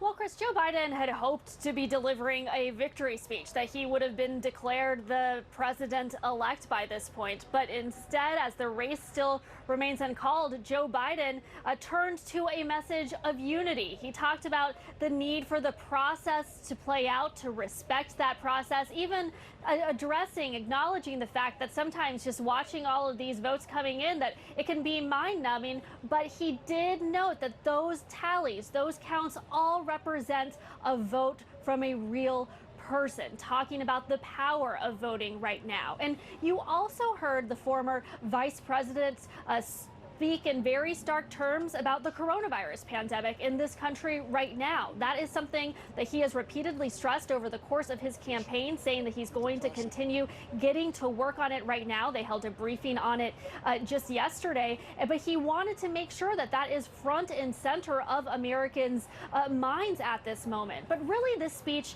was about unity. He talked about how politics isn't meant to be a constant warfare between people, saying that people may be opponents, but they should not be enemies. That is something that really was a hallmark of Biden's campaign, as he had talked about the need to unite the country. And tonight he is looking beyond the current race, talking about how Americans do need to find ways to work together. Now, Biden, at the end of his remarks, did say that he hopes to address the American people again tomorrow. That is a moment that he is hoping will be a moment of victory for him. Here in Wilmington, Delaware, the stage behind me remains set for the time being. It's been unused for a few days since Joe Biden came out to speak on election night.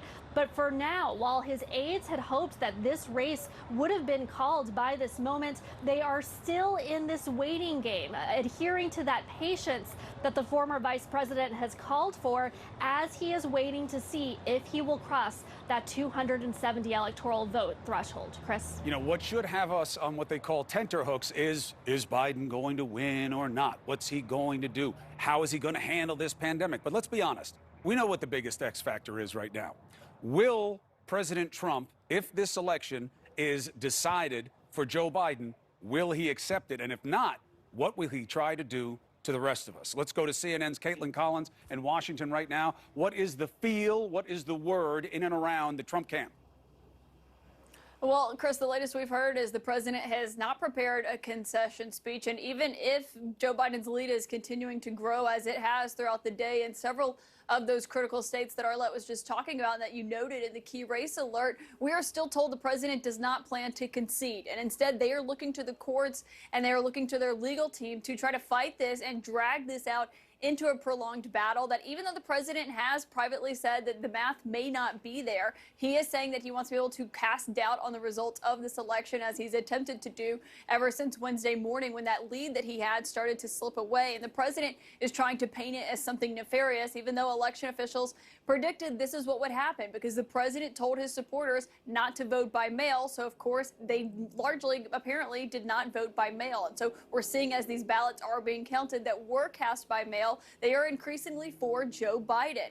So, of course, the president is looking to the courts. We're told that right now he is actually voicing displeasure with the legal team that they've assembled, basically asking some people to get him more attorneys and questioning whether or not they're actually going to be able to make solid legal arguments in court. And of course, we've seen that they have not really been able to do so in the public eye.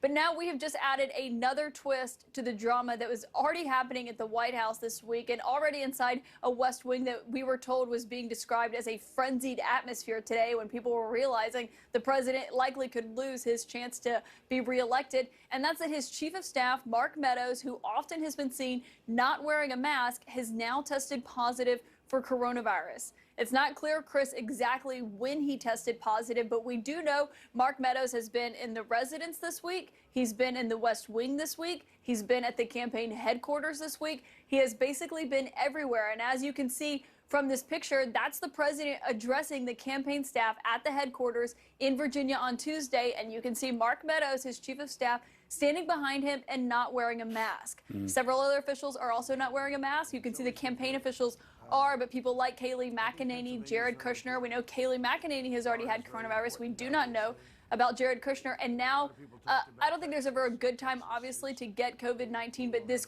is truly a worst case scenario as the president is gearing up to contest the outcome of this election. His main top deputy, his chief of staff, has now tested positive. Right. You know, Mark Meadows kind of proving his own statement correct that we're not going to control this pandemic. He wound up getting it himself. And again, we wish him well. I hope it doesn't spread to his family. I hope that he doesn't have symptoms and he gets back. And, you know, just from a simple stress perspective, if the president's best argument is to try to undermine the democracy, Not a bad time not to be too close to the White House. Caitlin, thank you very much. Arlette, thank you as well. So, where are we in the state of the race? How does it look in terms of numbers and expectations? Let's get to the magic wall. And Phil Mattingly, good to see you as well, my brother. So, what are we seeing in the state of play? How close are we? Let's kind of top line things. Just give you the full universe as we get started with our shift tonight, which in the seemingly never-ending election week. But let's explain why it's never-ending right now. We are looking at four states that could potentially all go to Joe Biden, potentially give Joe Biden as many as 306 electoral votes, but have not been decided yet. So what are we watching? We're watching the state of Pennsylvania. We're watching the state of Georgia. We're watching the state of Arizona. And we're watching the state of Nevada. Now, the universe of outstanding ballots, that's what everybody wants to know as it currently stands. How much is left? How long is it going to take to count? Can't give you an answer on the latter. But on the former, we're looking at about 90,000, a little short of 90,000 votes in the state of Pennsylvania. In Georgia, there's barely anything left. There's about 14,000 provisional ballots were expected to be counted. There could be somewhere somewhere up to 8,000 military and overseas ballots. The deadline was Friday, 5 p.m. We're waiting to get final numbers on that. Georgia, as you noted, very likely headed to a recount. Joe Biden with a pretty sizable lead there, all things considered, about 4,000 votes. So we'll see how that ends up. Moving over to Arizona, that is a race that, unlike Pennsylvania, where Joe Biden has slowly pulled Donald Trump's lead back and overtaken him and then extended his own lead, Donald Trump has started to try and do the same thing over the course of the last 24 hours with Joe Biden in the state of Arizona, bringing back Biden's pretty sizable lead right now. What we are waiting for in the state of Arizona is roughly about 173,000 votes, the bulk of them, or at least more than half of them, coming from the largest county in the state, Maricopa. We should get those in the morning. That will decide kind of how this race is going. Right now, Biden's team feels comfortable there, but we'll wait and see. The margin has been dropping. And then finally, Nevada. There's about 120,000 ballots left outstanding in Nevada. Joe Biden has a fairly comfortable lead there right now, all things considered, at least compared to, say, Georgia at this point in time. But we're waiting to see how those ballots coming in. The bulk of them coming from the largest county in the state, Clark County. The batches that have dropped over the course of the last couple days have been positive for the Biden campaign, have been beneficial to his lead. It has grown. So that's the map as it currently stands. The reality, I think, Chris, and we've been talking about this now for a couple days, is this is where everybody is looking. Right. This is where everybody is looking. This is a place that Donald Trump had at one point a 600,000 plus vote lead over the course of several days. And it faded away. But let me ask you something, Phil. One of the frequently asked questions that I see in the universe of skepticism out there is, you know, you're 96% here, 99 in the other one, 90. You guys call races all the time at like 40% of the vote in. Why aren't these states being called? What's the easy answer? So the easy answer, look, let's lay a couple things out. I think everybody wants finality to this in some way, shape, if it comes or form. along with accuracy. That's the biggest thing. And I think that's what you need to keep in mind. Our decision desk, which I am biased here, but think is the absolute best in the business. We have extremely smart people who have been working through this assiduously over the course of the last couple of days, is looking at the entire universe of what's outstanding. Look, everybody's seen the trend line. It is glaringly obvious where this has been headed over the course of the last 24 hours. Why? Election day vote went huge for President Trump. What was left over? Mail-in ballots. Democrats have dominated the mail-in ballots, and the majority of the mail-in ballots have come from Democratic strongholds. Look at Southeast Pennsylvania, still waiting for about 25,000 out here in Allegheny. And it's not just because they've got big margins in these areas, but the mail-in ballots have been even bigger margins as they come in. But you wait and see the universe, as I said, a little shy of 90,000 outstanding, also a universe of provisional ballots. Try and get a sense right now of where those are. I think every desk is taking that into account as well. So we don't call the races. Our decision desk does. You want to know why we're not calling the races? They want to get it right. They want to make sure they understand the full universe before making a call. And what makes it different than the ordinary course when they do it? It's just that the margins are slim, and when they're that small, they can move with very little votes. Yeah, I mean, you don't. I don't want to speak for them on this one. They're the expert, but you don't want to call a race when there's any chance that it could change. Right. Again, we've seen the trend line. We know where it's headed in Pennsylvania, and it's been pretty clear. But wait and see, count everything, and we'll go from there. You know what we've learned? Projections can be wrong. Maybe. All right, let's go to Senator Bob Casey in Pennsylvania, Democrat, of course. You have that nice little map, just like my fifth grader has on her desk. You got one behind you of the state. You know the state well. You've been saying for days that Joe Biden would take Pennsylvania. You've always had a high degree of certitude. I am assuming that has not changed. No, it hasn't. Chris, the data crunchers at the Voter Project, they're the numbers on whom their numbers are the ones I place reliance upon. But I don't think it's changed. And I think so far, as you've seen the margin grow, I think it's inexorable. The only question I have is what will the number be, the preliminary number upon which some news organizations may make a determination about a call. Right. But I think ultimately the official count, maybe 2 weeks from now, will hover around 100,000. Wow. Well, look, the number has to be a coefficient, right, where it's how many votes are still left out there and what's the trending percentages for the two candidates, and can it be met or bested by that? And once they feel that certainty, they'll do it. Now, here's the problem with time. Time is accuracy. That's good. But the biggest risk right now, let me ask you, is it whether or not Biden wins Pennsylvania? Probably not. It's how will Donald Trump respond to Pennsylvania being called for Joe Biden? How worried are you about what Trump is capable of? Well, Chris, we always have to be concerned when you have a president who, on a regular basis, is not only lying about mail-in ballots, lying about the vote that we're seeing unfold right before our eyes, but he's willing to do virtually anything to undermine our process of voting, and will do anything to distract attention from what's happening. And what's been happening ever since voters cast their votes. The good news is the American people are not distracted. They voted in record numbers. No one seemed to be intimidated or pushed in the direction of not voting. And I think what they're yearning for right now is a president who will lead. And I think they saw that president tonight, Joe Biden. You saw a leader who stood up and provided in a short body of remarks unifying, respectful, empathetic comments about where we are in this country, not only with regard to voting and COVID-19, but just how we relate to each other. So they saw that tonight. I think they wish that the president would demonstrate that same leadership. Well, let's take one more step down the road of what's next. Arizona, Georgia, and you're the vulnerable state in terms of the president's targeting. Why? Easier narrative. One, you got Democrats running your state. He's got a hard narrative to make that, oh, so this was an inside job by Georgia, which is all Republican, by Arizona, same thing, doesn't make any sense. It's you guys he can target. You guys have the rule that was made by a court and not by a legislature. He's going to come at you, and you've decided the election if it goes for Biden. Do you believe Pennsylvania has vulnerabilities in terms of how the balloting was done, the accuracy of the count, anything like that? None.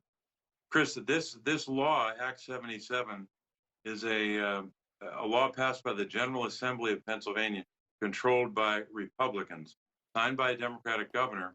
The only issue the president's raised is about a number of potentially number of votes is very small, maybe as little as 10,000 votes.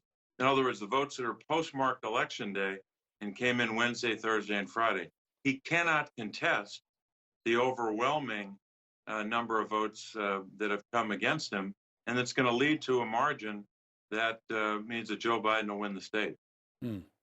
Okay, appreciate it, Senator Bob Casey. Thank you very much for joining us. Let's see what happens. Hopefully it gets done completely and accurately, and then this country can find a way forward, because we have the biggest challenges I've seen in a long time. All right, let's get over to D. Lemon. You know, it is amazing, Don, that today was our worst day with cases in the pandemic. 3 days this week. I mean, 3 days this week, we had record numbers. It is really unbelievable. And it's really illustrative. It's what you said right off the top here. You see we're in the middle of a historic election. And then you have an administration that is currently in power right now who have been downplaying. Intentionally. Yeah. And then, but lying about it, saying, telling in public, saying one thing, but then behind closed doors, admitting to Bob Woodward, that the president, that he knew how deadly this pandemic and how easily it is to be transmitted. I mean, that's the frustration you have going on right now, Don, is that you have President Trump trying to make people believe something that's not true about the largest celebration of democracy we've had in our lifetime. People came out during a pandemic like we've never seen before. The American people showed up. And yet, at the same time, he's actually doing what he's accusing the Democrats of on the pandemic, lying to you about an inside scheme to keep it quiet. And it's getting worse and worse. It's always about projection. Tough days. It's whatever he projects. And guess what? But guess what you cannot deny? when it comes to the pandemic and when it comes to this race, and that's math. Those are the numbers, and I want to talk more about it. You had Bob Casey. I got Charlie Dent. I'll raise you a Charlie Dent from a Bob Casey. It's a strong play. Strong It's a strong play, play. D-Lemon. Charlie Dent is the former congressman from Pennsylvania. Thank you, Congressman, for joining. Before we get to this race, just real quickly, when you hear about the Chief of Staff, Mark Meadows, and possibly others around them, some aides or what have you, the reporting is still coming through. What do you make of this during the middle of a historic election? Well, I serve with Mark Meadows. He's a friend. I wish him and his family well. But it's pretty clear to me that so many people in the White House certainly haven't taken this pandemic seriously. I mean, most of us travel around with our masks. We don't go anywhere indoors without a mask, always wearing it. And it just seems that they have just not taken this pandemic as seriously as they have. And I think that's part of the reason why they're going to be unsuccessful in this election. They're going to lose this election because so many people want this issue addressed seriously. And the White House has been a hot spot, and frankly, they have themselves to blame for it. And again, I wish Mark Meadows well, but I'm just sorry we are where we are. Yeah, I think you're right about that, about wishing well, but I just remember, I think it was maybe a week or two ago when he was doing an interview with Jake, and he said, come on, Jake, you don't wear it. You're there in the studio. And it's like, of course, we wear these. We have these masks on when I leave this set. If I go to the restroom, sometimes I forget it. I have to run back and get the mask, but we walk around with these masks because we know the science. I want to ask you, let's talk about the election, though, quickly, unless you want to make a point. Sure. No, I had COVID. I mean, it's a terrible thing. Yeah. It's something you got to take seriously. Yeah. So the Vice President Biden is trying to set a tone. He wants people to be calm. He wants people to respect the process, while the president still wants to fight right now. Listen, there is going to be no graceful departure. And so what does Biden do in this case? I feel, and I think many others do as well, and the president and the administration, they're signaling it, that this is not going to be a traditional exchange of power. So what does Biden do? Well, I think what Biden do is what he did tonight. He was talking reconciliation, unity, calm. He's starting to project forward and saying, of course, that he's going to win. He can't declare victory, but he's just projecting confidence, stability, and steadiness, which is a wonderful contrast to Donald Trump, who really displays the traits of, chaos, disruption, dysfunction. And I think so it's a wonderful contrast. And so I think he's trying to rise above it a bit. He knows there's going to be a storm. There are going to be lawsuits, yelling and screaming. But at the end of the day, Joe Biden knows he's going to win and that there will be a transition. And all we can hope for is that Donald Trump will take the transition seriously and show some grace, as did George H.W. Bush or Al Gore or Jimmy Carter, all of whom, really showed us how to help with a peaceful transition of power the right way. Yeah, and especially even with Barack Obama, considering what the current president had said about the former president, about not being born in this country and so on, the whole birther issue. I want to go back to COVID as part of the question that I'm going to ask you, because I know some Republicans won't think this, especially strong supporters of the president. They won't think it's a mandate. But Joe Biden is also saying, the former vice president is also saying, that he has a mandate when it comes to COVID, on climate change, on systemic racism. Is that how you see it? Yeah, I think Joe Biden will have a mandate on COVID. I think there's certainly a bit of a mandate to address climate change and I think racial reconciliation. But I don't know that I think I said last night, I really don't think there's a real specific policy mandate, though, for either Joe Biden or for the Republicans, who can make a case that they did well, too, last night, certainly on the congressional side. But I really think the mandate was more of a governing mandate. It's about steadying the ship of state, getting, basically, projecting to the world that America's back in the game and that we are going to, we're going to function with some degree of normality. I think that was really the message, because I do believe that voters wanted to send a message. They wanted to get rid of the dysfunction and disruption of Donald Trump, the steadying voice of Joe Biden, but they wanted to make sure that the left wing of the Democratic Party wasn't going to have too much of a say in that administration. So many people, many swing voters, I'm telling you, Don, they voted for Biden, and then they voted Republican down ballot. Enough of them to make a difference. They wanted a bit of a check and a balance, a political balance of power. Congressman, I have to go, and I don't have much time, but I would be remiss in not, if you're watching the numbers, you're in Pennsylvania, obviously a former congressman. As you see it now, where do you see this going? Oh, yeah. Joe Biden's going to win Pennsylvania. We just heard Bob Casey, Senator Casey. He says 100,000. I'm going to say conservatively, he'll get at least 40,000. Trump won the state by 44,000. Biden will exceed that number. He may hit 100,000, but I'll say at least 50,000. When do you think we'll know? That'll be the margin. Oh, they're counting slowly. The provisional ballots are going to take a little while longer. I'm hoping we'll know by the end of the weekend.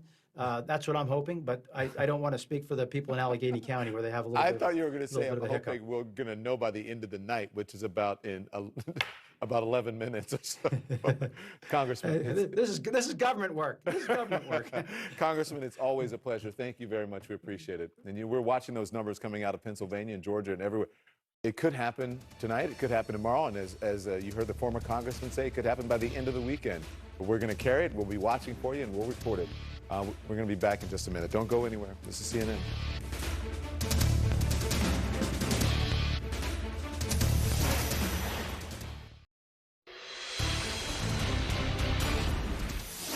All right, to figure out where we're going, we have to understand how we got here. That brings us to Phil Mattingly and the Magic Wall. Pennsylvania, the most recent moves. This was the number we were watching for a long time. Yeah. When the dam broke, why and where? So I kind of want to track back. Let's just go to 24 hours ago. It's Friday at midnight. I know we've all lost track of the days right now, but if you take what's happened over the last 24 hours, Donald Trump started the day Friday up 22,000 votes. And then you can just progressively see as it gets cut down over the course of the day. Joe Biden flipped into the lead Friday morning.